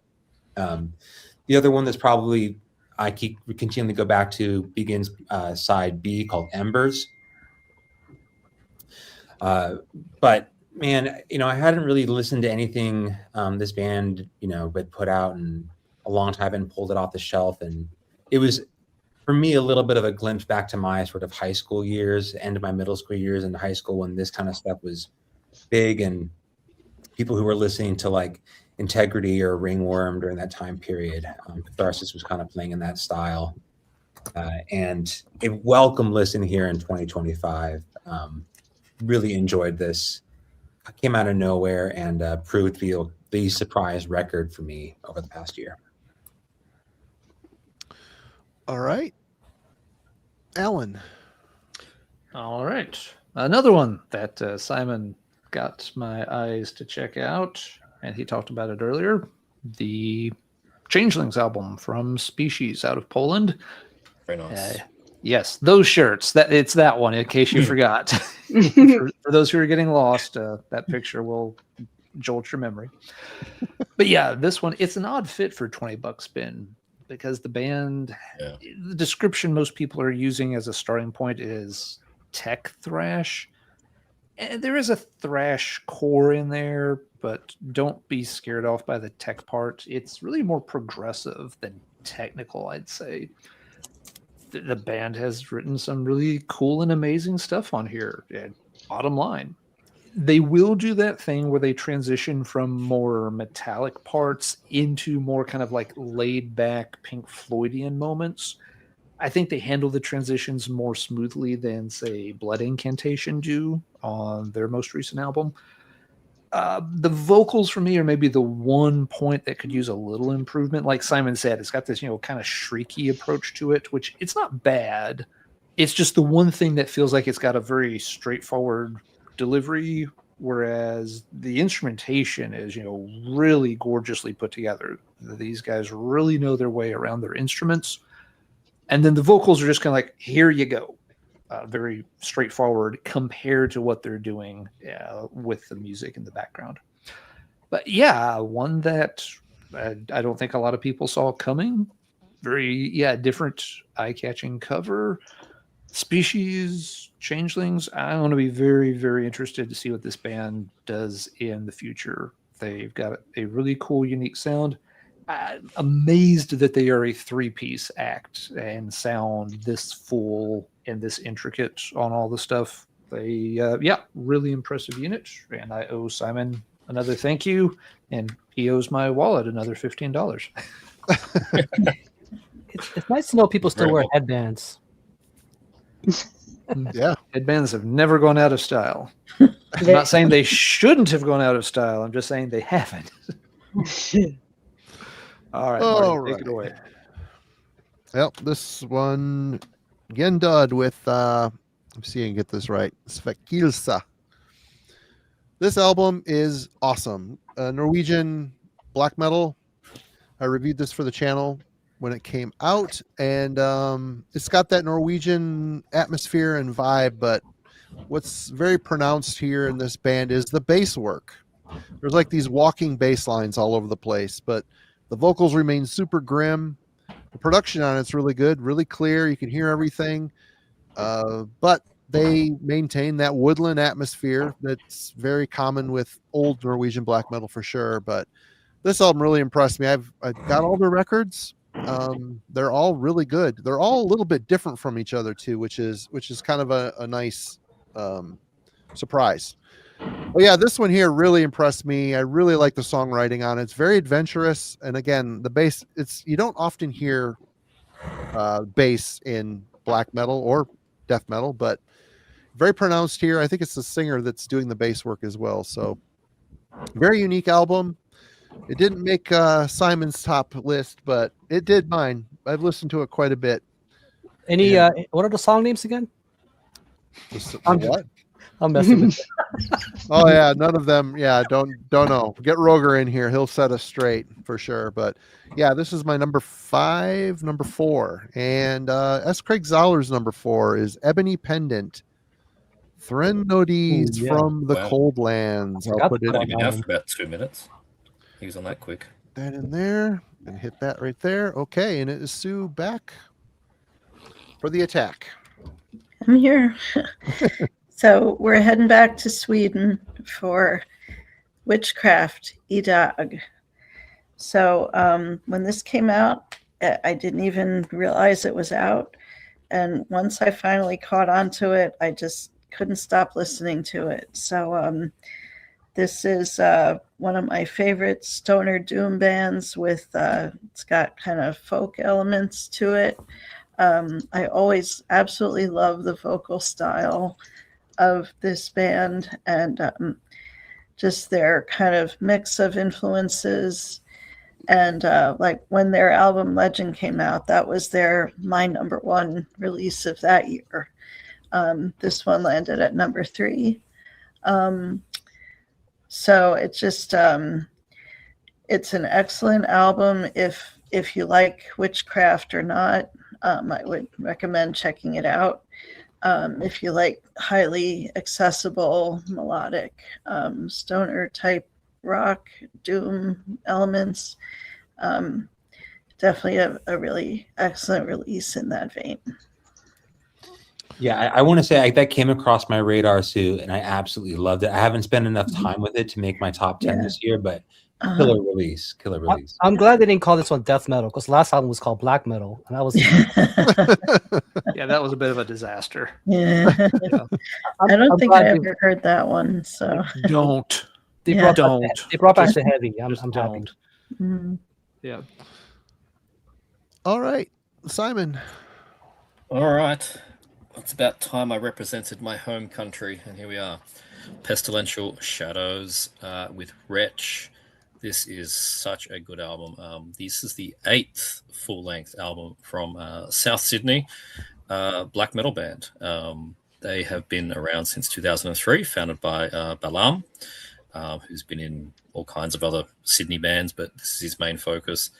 Quite possibly their best album yet with this one. The last album, Devil's Hammer, saw the band sign onto Northern Silence, and seemed to get a bit more international exposure at that point. Otherwise, prior to that, they were a bit of a sort of an Australian band, didn't seem to get too much international love, but they got that last time. Yeah, Aussie for sure. But this one, Wretch, it's got to be their best album yet. It just gets better and better. 8th studio album. So the last album had Kurvner on second guitar. He stepped away to do his solo projects. I've reviewed his stuff on the channel before, on Heavy Metallurgy, that is. And we have Drekovac as the second guitarist. Here's the band now. There we are. So there's the band. It's just incredibly riffy black metal, and it has that Australian sound. As soon as you hear it, you can hear that, I don't know, that sort of Nazul, that kind of era, that kind of style of band. We just have a bit of a style with some of our bands. Order Varius, another Australian band. Pestilential Shadows is definitely in that vein. The lead track they did a video clip for called Death Knell. The opening riff on that is just sublime. It sounds like Dawn, Slaughter Sun, something along those lines. So good. They've really focused a lot on atmosphere this time around, built a very vibrant, multi-layered black metal album. Great cover here from Greylick Art, very detailed, really, really good. They're an excellent live band. I saw them play this year supporting Spectral Wound, and just absolutely flawless. So yeah, check out Pestilential Shadows with Wretch if you've never heard the band. This is an excellent point to jump on. And it's my number 3. Australia represent. Right on. Melanie. All right. My number 3, I think, has been like my number 3 all year, and that is Gourd Embrace with In the Presence of a Malevolent Soul. Yes. Chicago bands, I absolutely loved their demos that were put out on Gurgling Gore, and now they come and release their official full-length album on Iron Fortress Records, which has been by far just one of the best people I've ever met through my channel is Ben, who runs that label, and him and I have gotten to know each other really well this year. And just this album has been on my frequent playlist ever since it came out. And just in terms of modern death metal, I think they do it perfectly. They incorporate different styles of death metal. Like sometimes it sounds like 90s old school death metal, sometimes it sounds like brutal death metal, and then they have like more of the modern death metal sound in there. They put it all together. And I think that just it's very catchy riffs, very catchy songs. And just it's been, in terms of re-listenability and all of that, for me, it's been almost a daily listen. Like I just got hooked on this album, and just so having it be their first full-length album, I'm excited to hear what they have coming up in their discography within the years ahead. Hopefully they're coming out with something new soon. But yeah, just probably a band that not a lot of people know about. But I was happy to see the Thralls of Metal guys do a review on this band. Hopefully got more people to listen to them. But just one of the more underground bands that is starting to get their praise and recognition. And I think it's definitely greatly deserved. But just a really catchy, fun album. Like I said, I love that they incorporate just all the styles of death metal in here. It's not just the meat and potatoes, straightforward, like knuckle dragging style of death metal. There's a lot of influences that you can definitely hear. So yeah, it's a great album. Highly recommend it. What That's voided to completely me? skipped. Oh, go ahead. I was going to say that just completely skipped me by. I've not even heard of that, but now you've got me really interested. I'm shocked. Maybe I'll send you a copy. Oh, please. I Thank you, that's- Iron Fortress. You would like it. It's I was Yeah, gonna say you like, would. what the nostalgia that gives me what Void did with the '80s, like that does to me for '90s, early '90s death metal. Oh, killer. Yeah, Awesome. for sure. All right, Rick. All right. You've seen this before. I think Logan is the one that pulled this out, and this is a Cradius, very well deserved. I think they've been getting a lot of when I mean they, I mean Phil. Two guys for La Grande Herziel. This thing, so the artwork and its larger glory. I think Phil was looking at, so when Marty pulled out that Gen Dog, with the guys with the blood in the woods, like he was kind of taking notes, when it came to this. Except on the green side, nothing Norwegian about this whatsoever. It's other than it's got a black metal tag, but black metal in its most like primal thrashing form. Like it's just so good. It's takes you back to that early Greek time that we all remember, Zemio and these bands. It's like imagine your whole life you never had sugar on your coffee, right? Like this is kind of like, been enjoying this and you've been enjoying the coffee, and someone introduces sugar into your coffee, and this thing kind of gives it that yum. Where has this been? Because a lot of these old school Greek bands who are still around are not making this sound anymore. They've kind of progressed into other things. So some still putting out good albums like Jaltheria, but this is another beast in a form that's very familiar, and it's this sort of old pair of jeans you forgot you still had in your closet. That you put it on, you're like, it's such a comfortable. And like Logan, I think you mentioned it was some of your favorite bass work this year, at least for the black metal side. I wouldn't say it's my favorite. That might be my number one, but I agree. The bass does kind of gives me those vibes of the old school. Necromantia was probably a big name associated with this. Impressive for a debut, but this is Phil Tugas. He's a prolific guy, so he's able to do all kinds of stuff, and this is very impressive for a first effort. But even from somebody who's very well versed in a lot of styles, looking forward to the Worm next year. But yeah. All right, Logan. All right, so number 3, finally representing some stoner doom. It's about time. I was holding it off till the second half of this list. And this one, I gotta mention, it's hard not to sound biased when talking about this album, because these guys used to be a local band for me from Charlotte, North Carolina. I've been following them since their first EP, and on their sophomore album, they've done it. I think they've set themselves up at the front of what stoner doom kind of is in 2025, and are probably one of the most exciting bands in the style, in my opinion. And I'm talking about Cosmic Reaper with Bleed the Wicked, Drown the Damned. I did a Heavy Metallurgy review for this. Once again, check it out.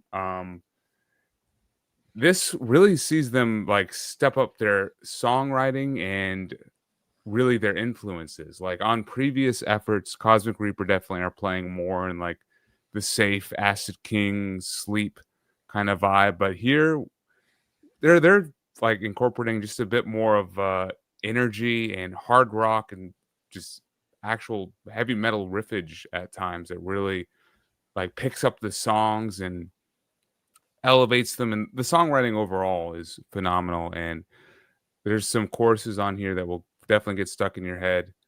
One of their secret weapons here is actually a guitarist from UK death doom band Decomposed. It's Ryan something, but one of those 90s bands that only released one album, but he's making an appearance on Cosmic Reaper, and you can tell when his guitar solos come in, because they really pop, and they're really one of those bright moments and spots on whatever song they appear on. And I think in the riff department, you can tell they just sound so much more inspired. Some of these tracks are the best of the year. Blood Feather sounds like a song I wish Windhand would have written. The best track on the album, Bones, is an absolute crusher, and I never thought a like stoner doom song could make me want to mosh, but I'm ready to start a pit when Bones comes in because it really has a riff that just brings in the energy and makes you want to like, I don't know, punch somebody, drywall, run over something, you know. Take your pick. Take your pick. But also at the same time, there's a lot of emotional weight and just pure beauty on this album. Closing track, "Waiting by the Gallows," is a very emotionally impactful song, and the chorus is just haunting as it plays out this album. Kind of a swan song for 2025. So just it fills me with a lot of pride and joy to be able to talk about a band like Cosmic Reaper on the number 3 slot on my list. So yeah, very, very happy that a Charlotte band made the cut for me. Awesome. I've got to hear that one. That sounds great. Check it out. Kellen. All right, this one kind of came out of nowhere, and towards the end of the year, I've seen it pop up on a few different end of year lists. Scimitar. Cemeterian. So I believe band is Danish. Just double check here. A kind of blackened heavy metal thing. So I initially found this over on Crypt of the Wizard looking for a speed metal release here in 2025. It kind of has that vocalist or somewhere between Susie Sue and Dawn Crosby. But you can tell this band's got a little bit of Merciful Fate / Art Noir. It's a kind of a strange listen, but they are like these hairpin turns into Joy Division on this release that kind of come out of nowhere. So there's an occult rock kind of goth thing happening here. It's a little bit strange upon first listen, but unlike anything I heard over the past year, and for a debut release, really caught my eye. It's been interesting to see. I know Sarah Kittingham over at Banger talked about it a little bit. I saw it show up on Wide's end of year list.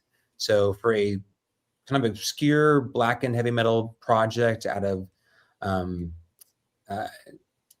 Uncrypt of the Wizard, it's just an interesting to kind of catch people's attention, but a unique record here. I think it's going to appeal to trad fans, to thrash fans, to speed metal fans, even like sort of goth fans as well. So interesting release for this debut project, but worth your time. All right, Alan. All right, for this one, we've got Faytooth with their sophomore release, Labyrinthine. This is a rather unique doom metal band out of Los Angeles. They incorporate some sludge. There's a little bit of black metal worked in very effectively with some of the vocals. They have a post-punk vibe at times, really ethereal and beautiful sounding music, but can also be crushingly heavy throughout as well. They pull off this weird balancing act, and it absolutely works. It seems like the two sounds would be too far apart to mesh well, but they really do nail it. Their debut album really did the same thing extremely well.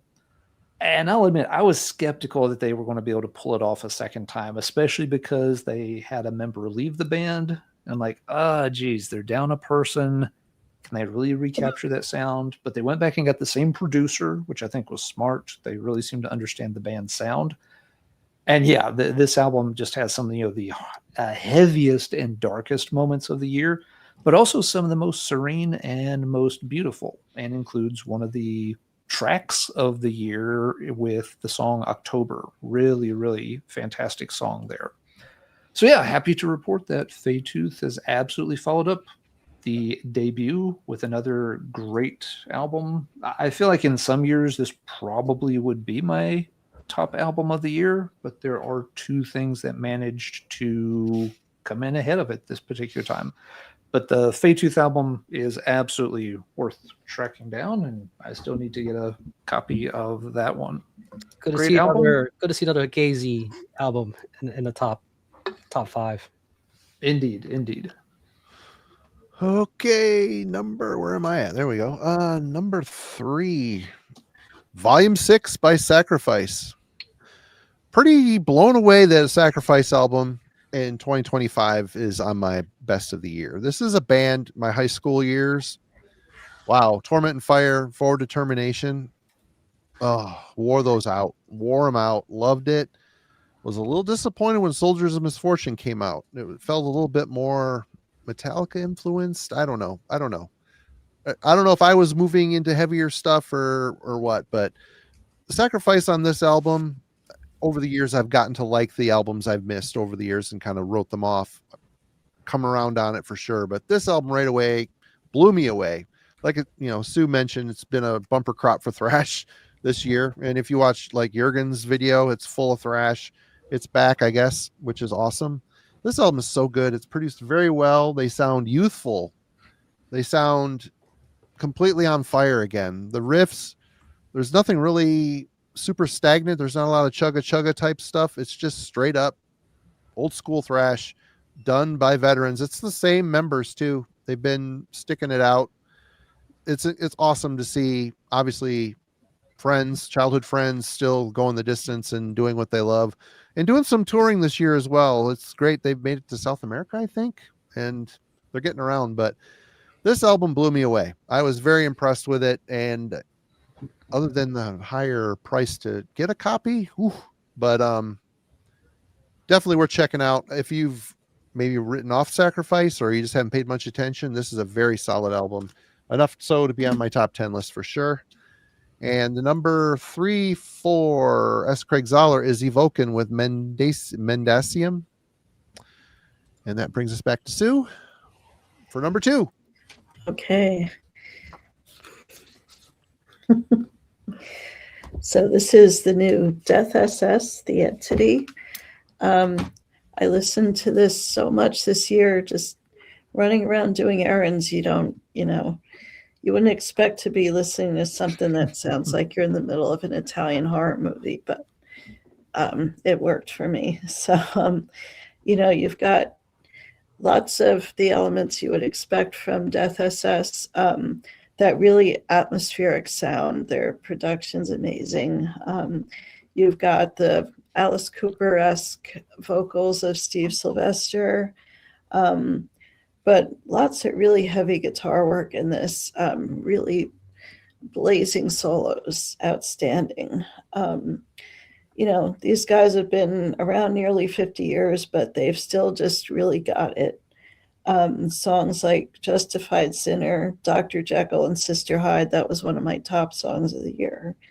The Whitechapel Wolf, which reminded me a bit of Merciful Fate or King Diamond. You got these romantic gothic horror elements. Then they bring the theremin out for Crime Cimetaria.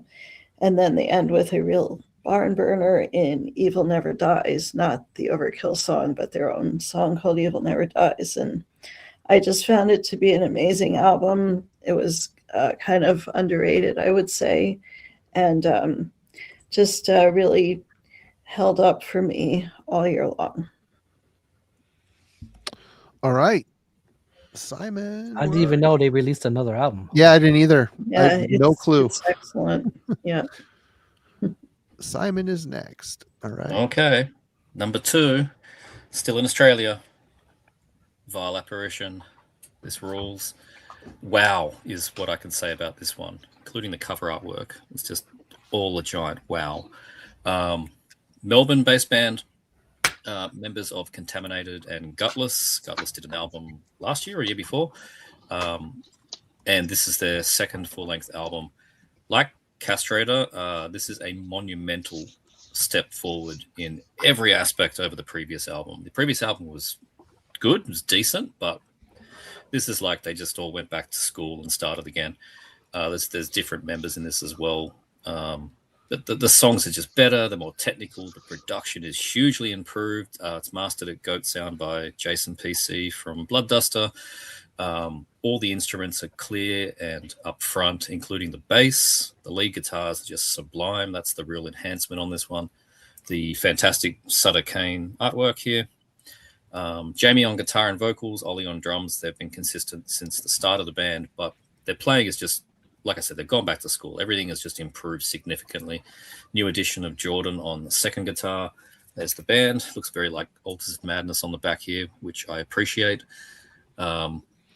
There's just an added technicality mixed in with their sort of straightforward, brutal death metal style. They keep it classy. There's finger-picking Spanish guitar in here. There's a cello in one outro. It's just so good. It'll appeal to fans of all eras of Deeds of Flesh, from the first EP right through to the end. It's kind of like a big mix of everything that band's done. Cryptopsy, Whisper Supremacy, I can hear that in here as well, but plenty of just chunky suffocation beat downs as well. I knew this was going to be good, but I wasn't expecting top 10 of the year kind of good, and it's a number 2. I'm just not taking this thing off. How much Spanish guitar is in that thing, would you say? Is it just very light?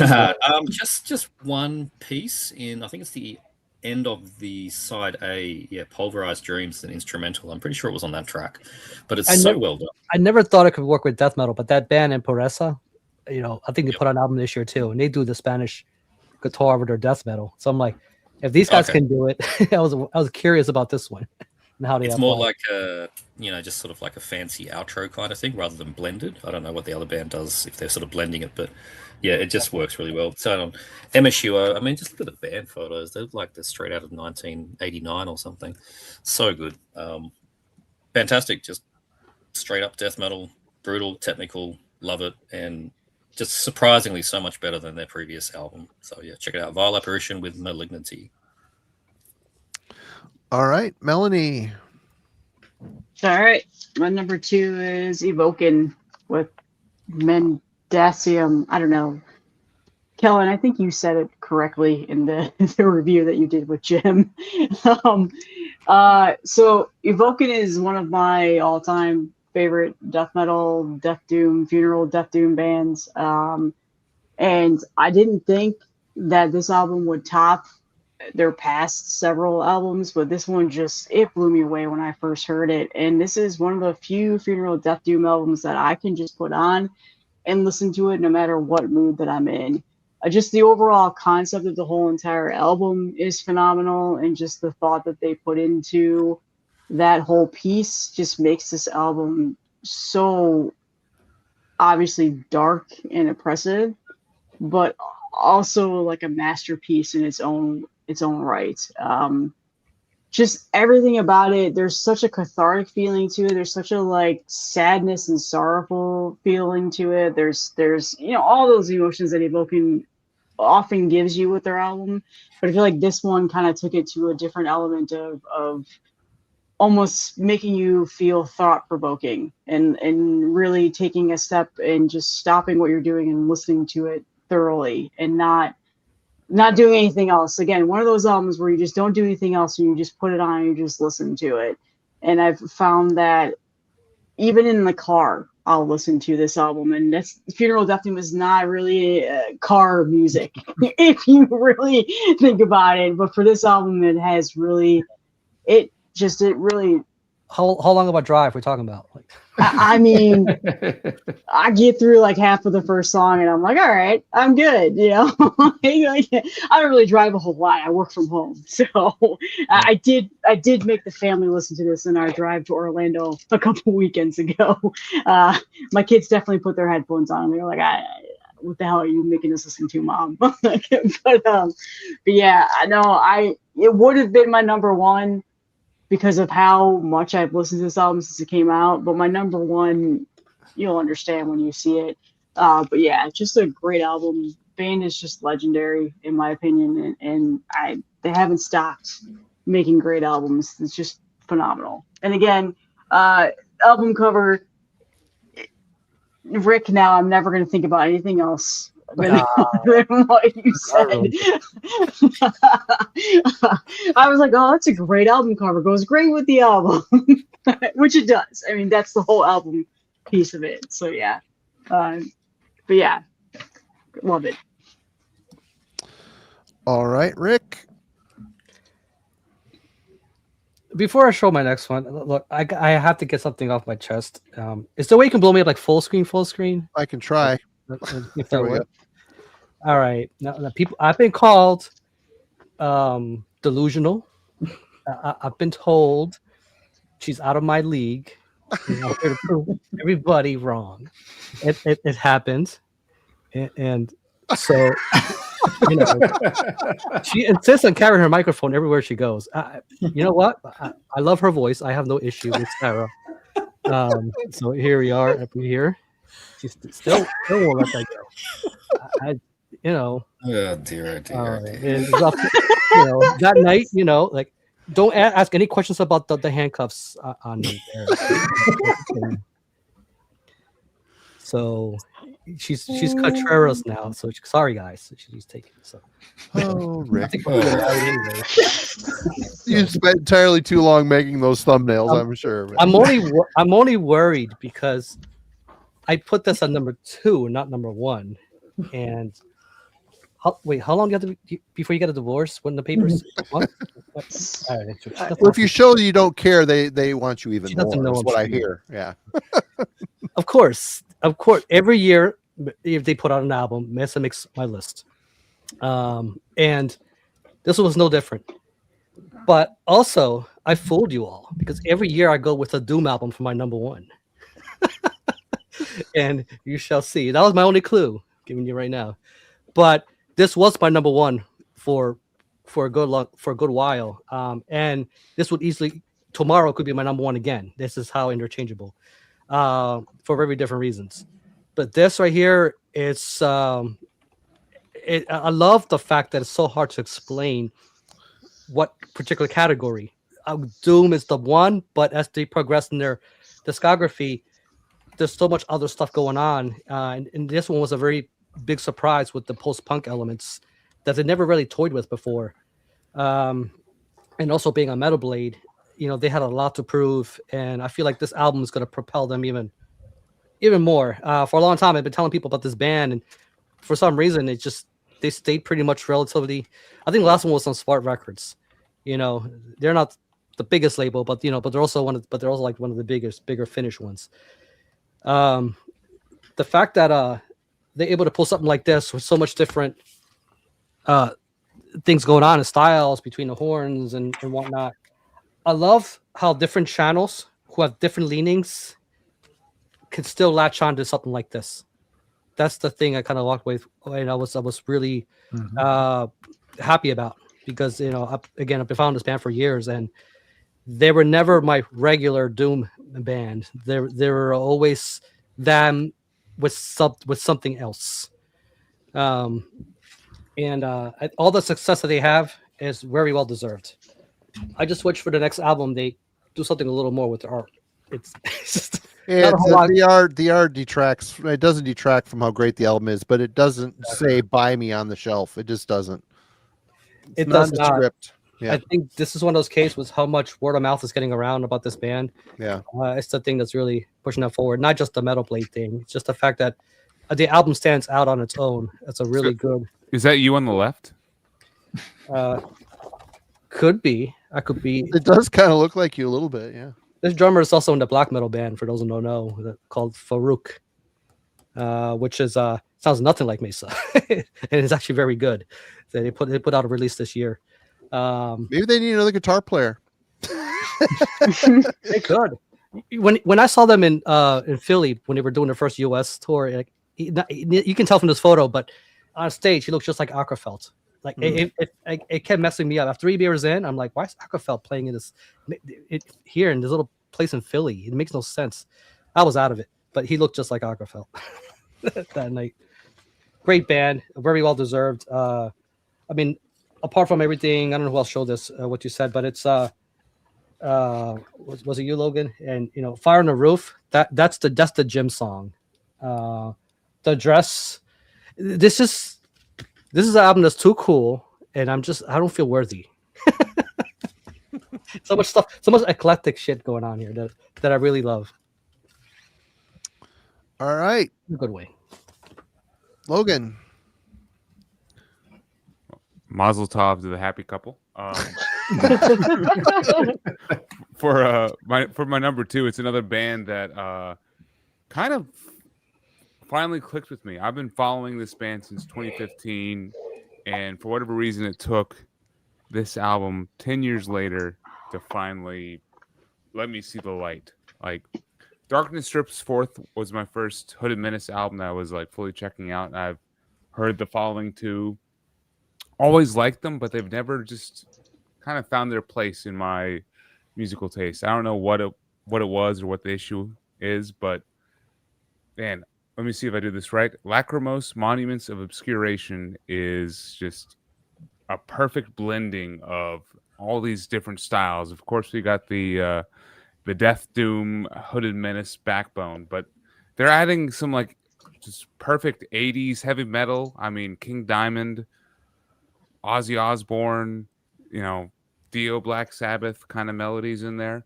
But then at the same time, there's some goth stuff in here as well, and some kind of like new wave or just a lot of just 80s vibes in the atmosphere of this music. I mean, they do the Duran Duran cover, which I've never heard the original song, so take that what you will, but it's a great cover, or it's a great original song, because I've never heard the first one. But Save a Prayer is a great part of this album to me, and I think keeps it kind of lighthearted and more on the fun, like Halloween, party album kind of side of things. But each one of these tracks, we got like 6 proper songs here, just phenomenal songs, from the opening moments of Pale Masquerade to the closing 10-minute long song Into Haunted Oblivion.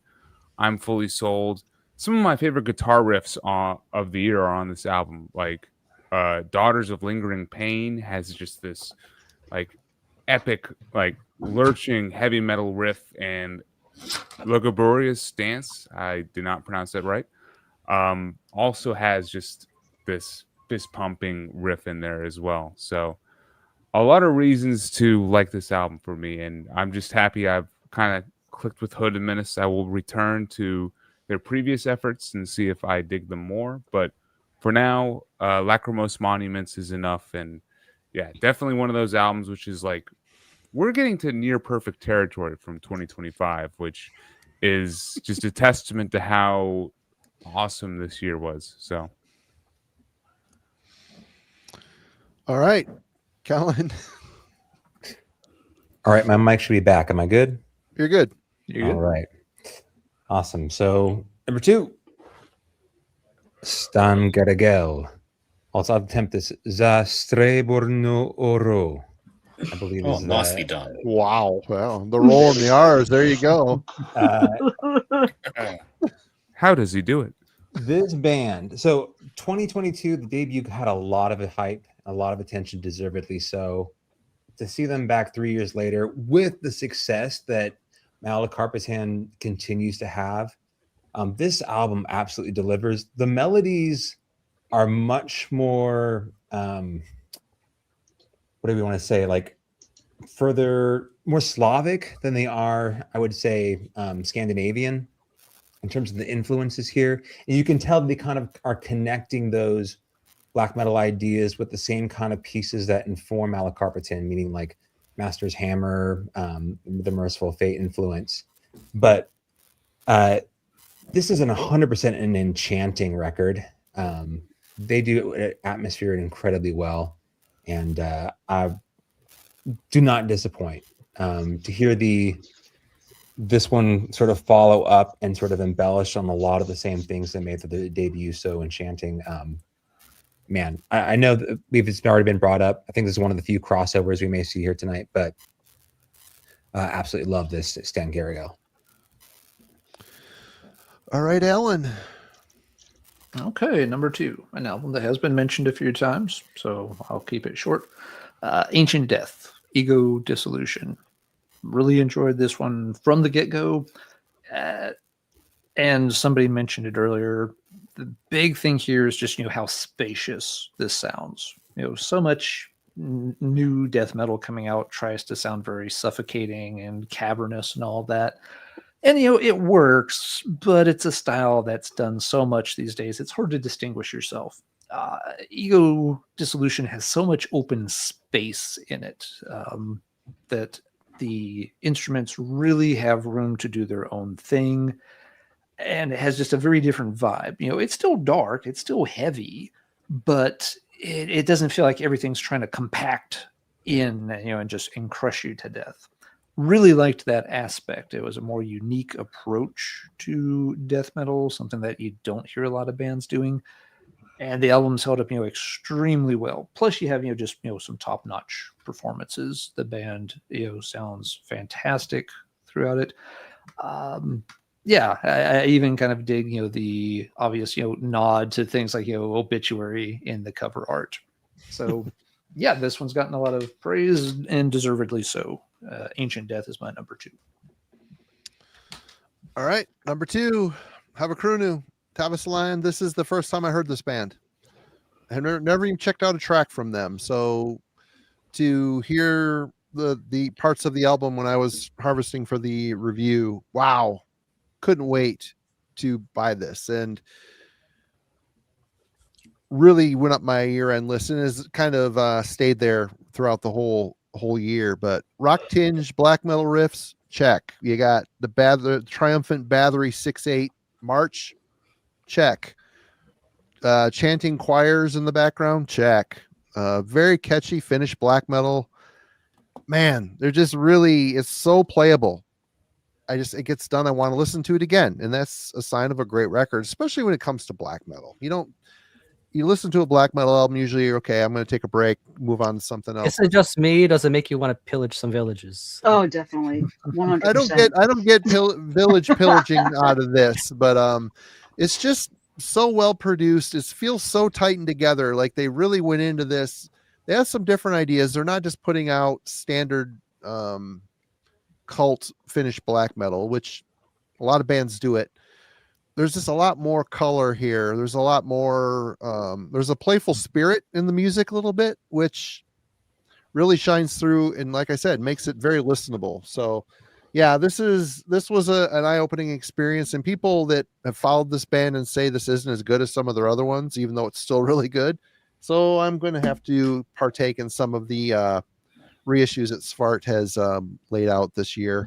And S. Craig Zahler's number 2 is the Stan Garrigal, what Kellen said. Sue is back. Number 1. Number 1. We made it. Now, I had to get permission to include this because it's not metal by any means. But I feel that this was by far my favorite release of the year. This is an album that I will love forever, I'm sure. And it's also the only artist I saw play live this year. And so it really was a total experience for me. And I'm talking about Steven Wilson, The Overview. Now, Steven Wilson is a complete musical genius. He was the main man in the band Porcupine Tree, which has become one of my top 10 favorite bands.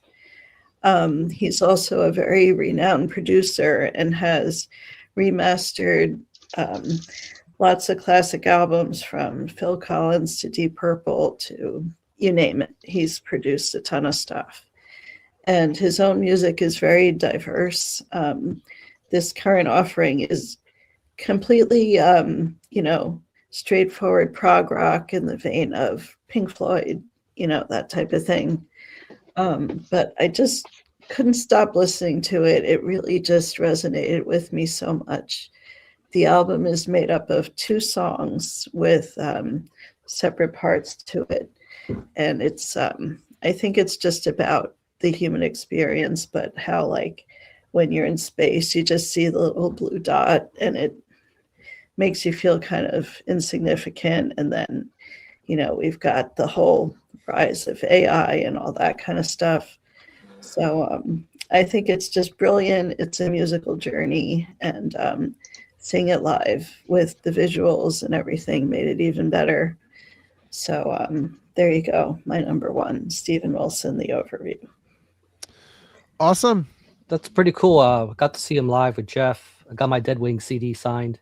Oh, and cool. he had the whole projectors. Like, yeah, I was in Pluto. Like, I didn't need THC that night. He brought it. to the stage. All right, Simon. Okay. What do we think it is? Really? What do we think it Okay. is? Right on. Right on. That's right. It's not Halloween. Well, you fucked up then. Halloween. You fucked up. Whatever. I got us. We're good. Yeah. We don't need any of that pumpkin stuff around here. We need Jade. Jade, Mysteries Oh, it is of number one. Flowery Dream, number one. Shouldn't be a huge surprise if you watch the July midway stream. I think when we did this, I said it was going to stay here, and pretty much hasn't changed. I play this thing every week.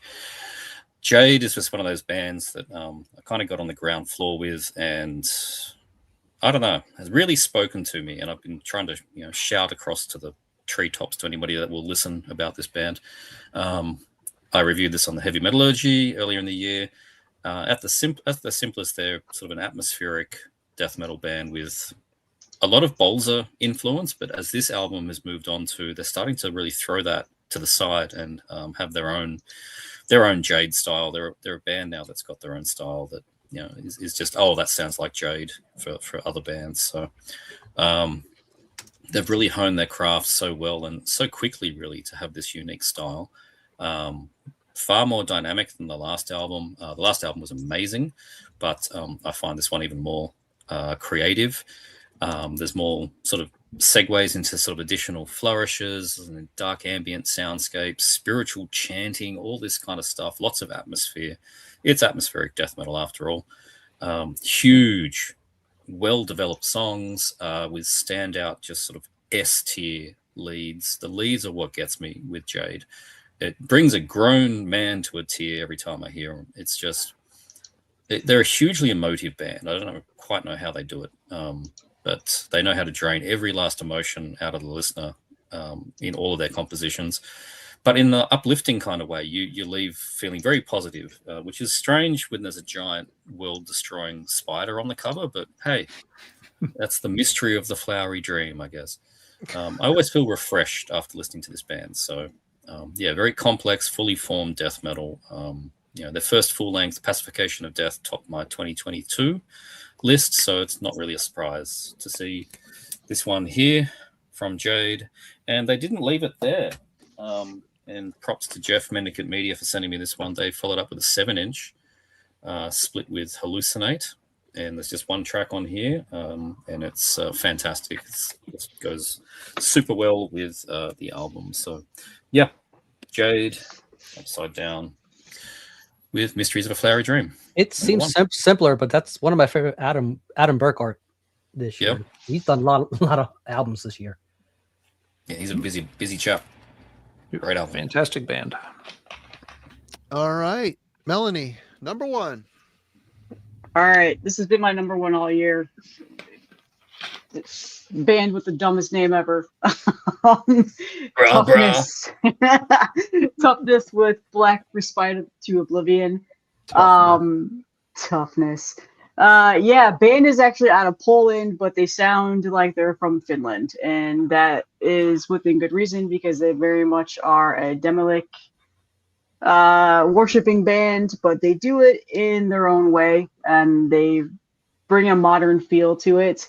They even use the same artist, Turka, I can't say his last name, that also did Demolic's artwork. But the thing that I really, really enjoyed about this album, other than the fact that Demolic is like, that album is one of my all-time favorite death metal albums, is that they have Will Smith, not the Will Smith that got bitch slapped on stage by Chris Rock, but the Will Smith that is in Afterbirth and Artificial Brain, Reeking Aura. He is featured on 3 tracks on this album. And for anybody that knows me really well, they all know how much I love Will. And he's one of my favorite death metal vocalists, and Afterbirth is one of my favorite modern death metal bands right now. So that just added so much more to this album that I really loved. But yeah, everything about this album is so fun and catchy, and it's nice to have just a little bit more of a straightforward, very weird sounding vocal style, similar to Demolic, almost like a outwardly monster gurgle. And he doesn't use any effects on his vocals. They made sure to call that out on the album in here in the notes. And they're a bunch of young guys. I mean, very, very young group of guys just reliving the old school death metal and doing it right.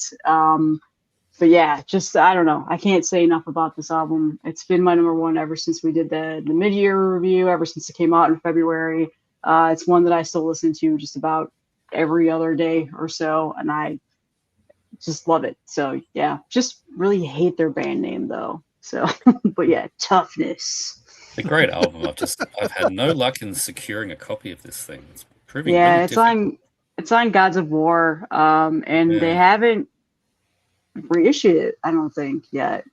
So I'm sure one will be coming soon though. Yeah, like you said, the band's still young and they didn't know any better. So the reason they're not changing the name is because it's too much work and they got to fill out forms and the taxes. It's easy to keep that entity of Toughness. Hey. Oh, a bit of toughness. Yeah, let's do it. Yeah. Subtitles. All right, Rick, number one. All right, this one floated quite around. Yeah, they made it my number one here and there, and for the longest time it was.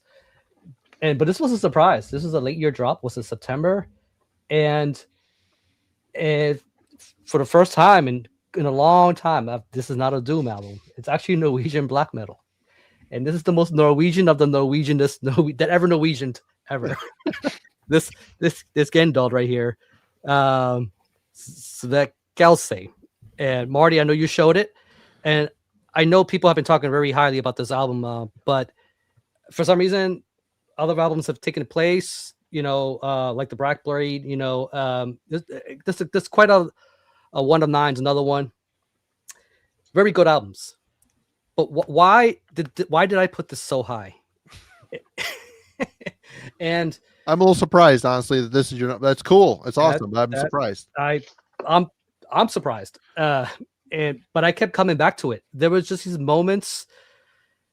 First of all, the production on this. These guys from Trondheim, and this is some of the most level stuff. The bass work on this thing, always sounds good through my speakers. It's mixed very well. I don't know if it's just because of the performance. This is a band that I will still call it no frills, but they still do interesting things. That was a Skiff's Camper with the last album was pretty good, but this one for some reason is one I kept going back to, and the way it's performed. What I'm trying to say, it's got everything I like about black metal, all in one album right here. It's got all the ingredients between the really aggressive scathing moments and knows when to pull back. There's even some acoustical guitar stuff going on. There's some really interesting dissonant things kind of going on in parts. I'm not sure if that's the best word for it, but there's interesting transitions kind of going on.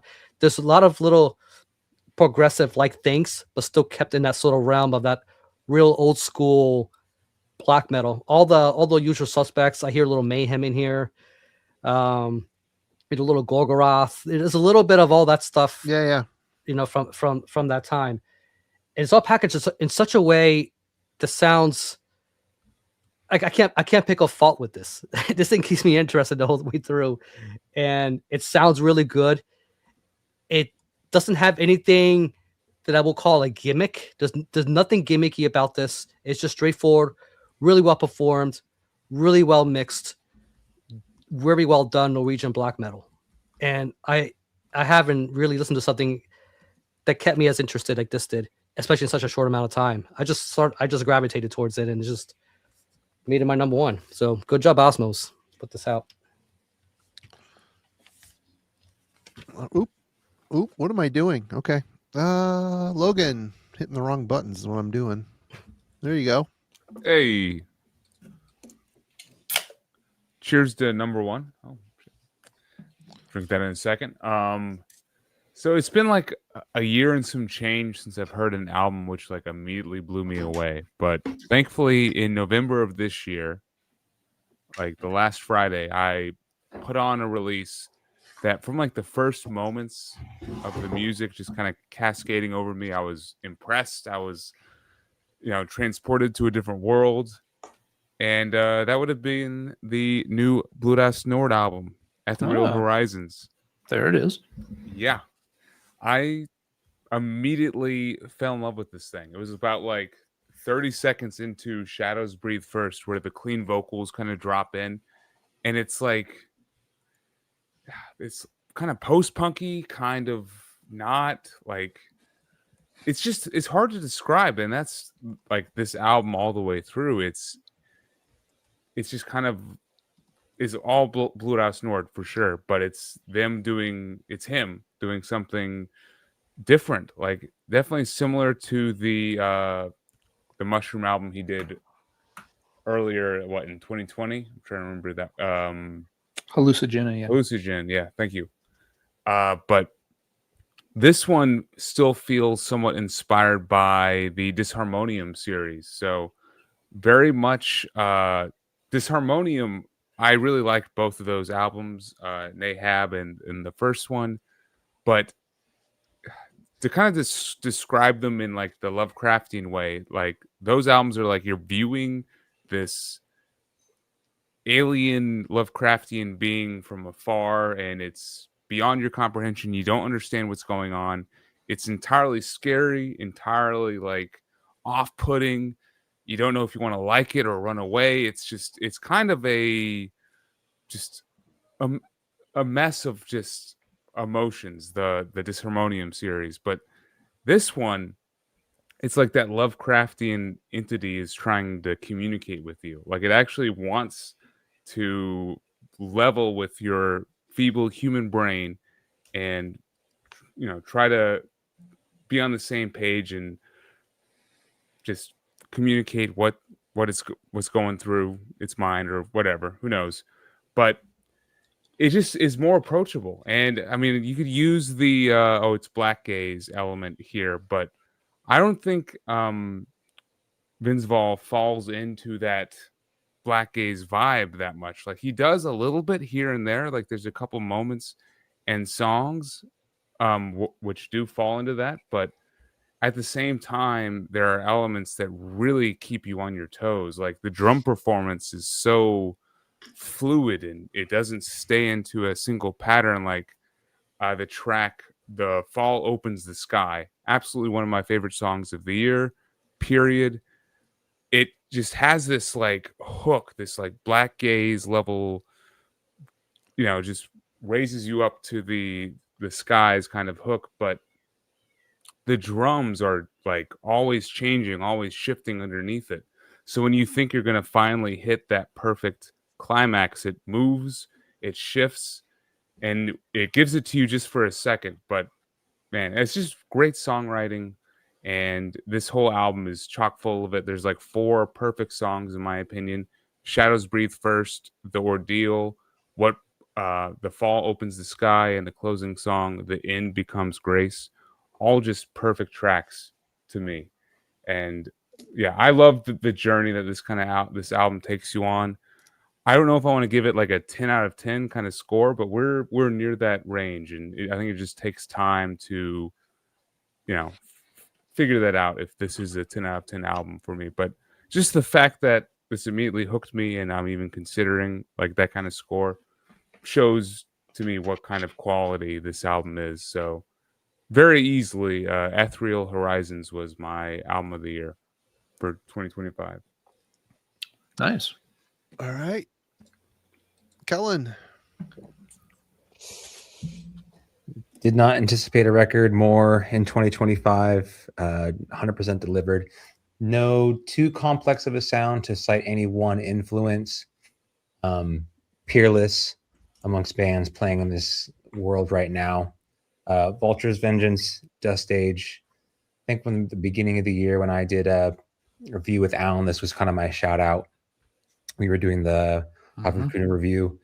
That was back in February. It has not lost its place. And in addition, I will say Tony Steele, or that's his band member name, the defining sort of guitarist right now in traditional heavy metal for younger projects. In previous generations, you could point to sort of singular guitar players that would sort of be defining for their relative generation. I think he is the best guitar player and you can kind of isolate amongst their peers. So Vulture's Vengeance, Dust Age, my number one here in 2025. Yep. It's a very, very good album. Yep. All right, Alan. Okay. Mine is no secret. It hasn't really changed throughout the year. It is the Havakrunu Tavastland album. Marty described it extremely well. There's not much I can add to it. It really does the pagan black metal thing just better than other bands are right now. It's got a lot of energy to it, a lot of fire, a lot of passion. It still has the black metal roots. It doesn't ever feel gimmicky. It doesn't, become boring and overly melodic. It doesn't, bury itself in too much rawness. The band's whole catalog is really strong. It feels like this was the album they were building to, and they absolutely have nailed it here. While we've talked about a ton of great albums that have come out this year, this for me is an album I think I'll be talking about for years and years down the road. Other great albums every year, sometimes after a year or two, you do move on to other things. Sometimes you kind of forget and circle back oh yeah, I remember when this was good. This one I expect will be on favorite lists and top lists well into the second half of this decade. Havakrunu absolutely delivered a masterpiece here. So that is easily my number one of the year. All right, Marty, time to wrap this up. What you got? As if we didn't know. There's never any doubt. Surprise, surprise, right? Giants and Monsters, Halloween, my number one. This is my most listened to album of the year for sure. Drink. I had to work at it though. First impression of this was, the self-titled Halloween album. They came back with 2 old members and had something to prove, apparently. So they made a very aggressive, very strong, very long, powerful power metal record. I would say to reclaim the throne, but really they've never relinquished the throne. They were one of the forefathers in erecting the throne in the first place and weren't doing anything wrong. But it really catapulted them into the public eye again. And this album, this sounds like an album that Halloween wanted to make. So there's a lot of, these guys are in their 60s now, and it is a very AOR leaning couple of the songs. You got Little is a Little Too Much. This is Tokyo. Those 2 songs in particular. Oh, and then Into the Sun. That is a ballad, very epic, kind of James Bondy type of symphonic accompaniment on it. But man, the songs on here, Giants on the Run, Savior of the World, Universe, We Can Be Gods, Majestic, are some of the right up there with some of the best songs they've written. So, you got Kai back, and he is a little bit more speed metal minded, and but it fits perfectly. There's a little bit of the Majestic song feels like it could have been a Gamma Ray song. So I don't know. This is just an album that I had to work at, and it really clicked for me. And there is no doubt about it. This is the most played album for me. And I will also say too, the solo work, there's 3 gunslingers in this band, Sasha, Wyketh, and Kai. They're never in a hurry to end a solo. And it's such an important part of each song. Just hearing the interplay between all 3 of them, absolute masters at their craft. And they have a whole nother album already written, half recorded. So it's the next year is going to be, or whenever it comes out, I'm looking forward to it. It's supposed to be a darker, more aggressive album. So we'll see. Halloween is rarely lets me down. Loved it. And number one for S. Craig Zoller is the Havakrunu album, Tavastland. So there you go. Let me get me off the screen here. Let me get everybody up here. We made it. We did it. There we go. Yes, absolutely. And just as a sort of final tally here, with 9 of us, well, 8 of us here plus Craig makes 9 people. We've each picked our top 10. That's 90 albums.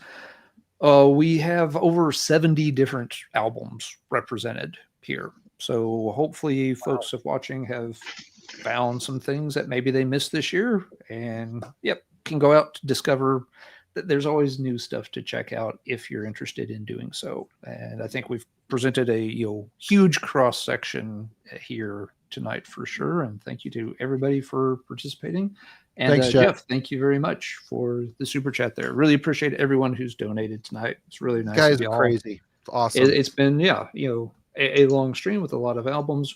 We will put our lists into the comments on the video as soon as we can, so that if you missed something or need to see how something is spelled, we'll have them down there so folks can easily work on filling their carts with all kinds of goodies here during the holiday season. Yep. And just so you know, all these fine folks that participated tonight are also contributed throughout the year to Metallurgy and for a while now. And the links to all their activities are in the description. Even folks that weren't here tonight, they've done reviews, participated. Thanks, Living Dead Wax. Appreciate you, man. Thank you. So cool. Yep. Please go patronize these fine folks' YouTube channel. Sue's got her eBay store is up in the chat, is in the description as well. Go lighten their load so they can move to Florida. Go buy some stuff. But yeah, does anybody have anything they want to say before we jump? It's been a long night. I'm sure Melanie's past her bedtime. She's got the sleepy eye look on there. Yeah. Yep. I'm tired. We do appreciate everyone hanging in for a long night of it. It's been fun. Another good year. 2025. No, Yeah. not at all. Yep. There's already some big releases lined up for early 2026. Quick reminder, Marty and I will do the Metal Tag Show New Year's Eve at 9 p.m. Marty's got the Album Club on Tuesday next week, special Tuesday edition of that. 9 p.m. And yeah, go check out videos from all the folks who have contributed here. Couldn't do it without their help. Wouldn't be nearly as much fun or nearly as good a content without everyone contributing. Absolutely. So cheers, everyone in the chat. Cheers, everyone on the panel. You're all great. We love you. And we'll be here for you next year, 2026, doing what we do. See you then. Cheers. Cheers. Bye.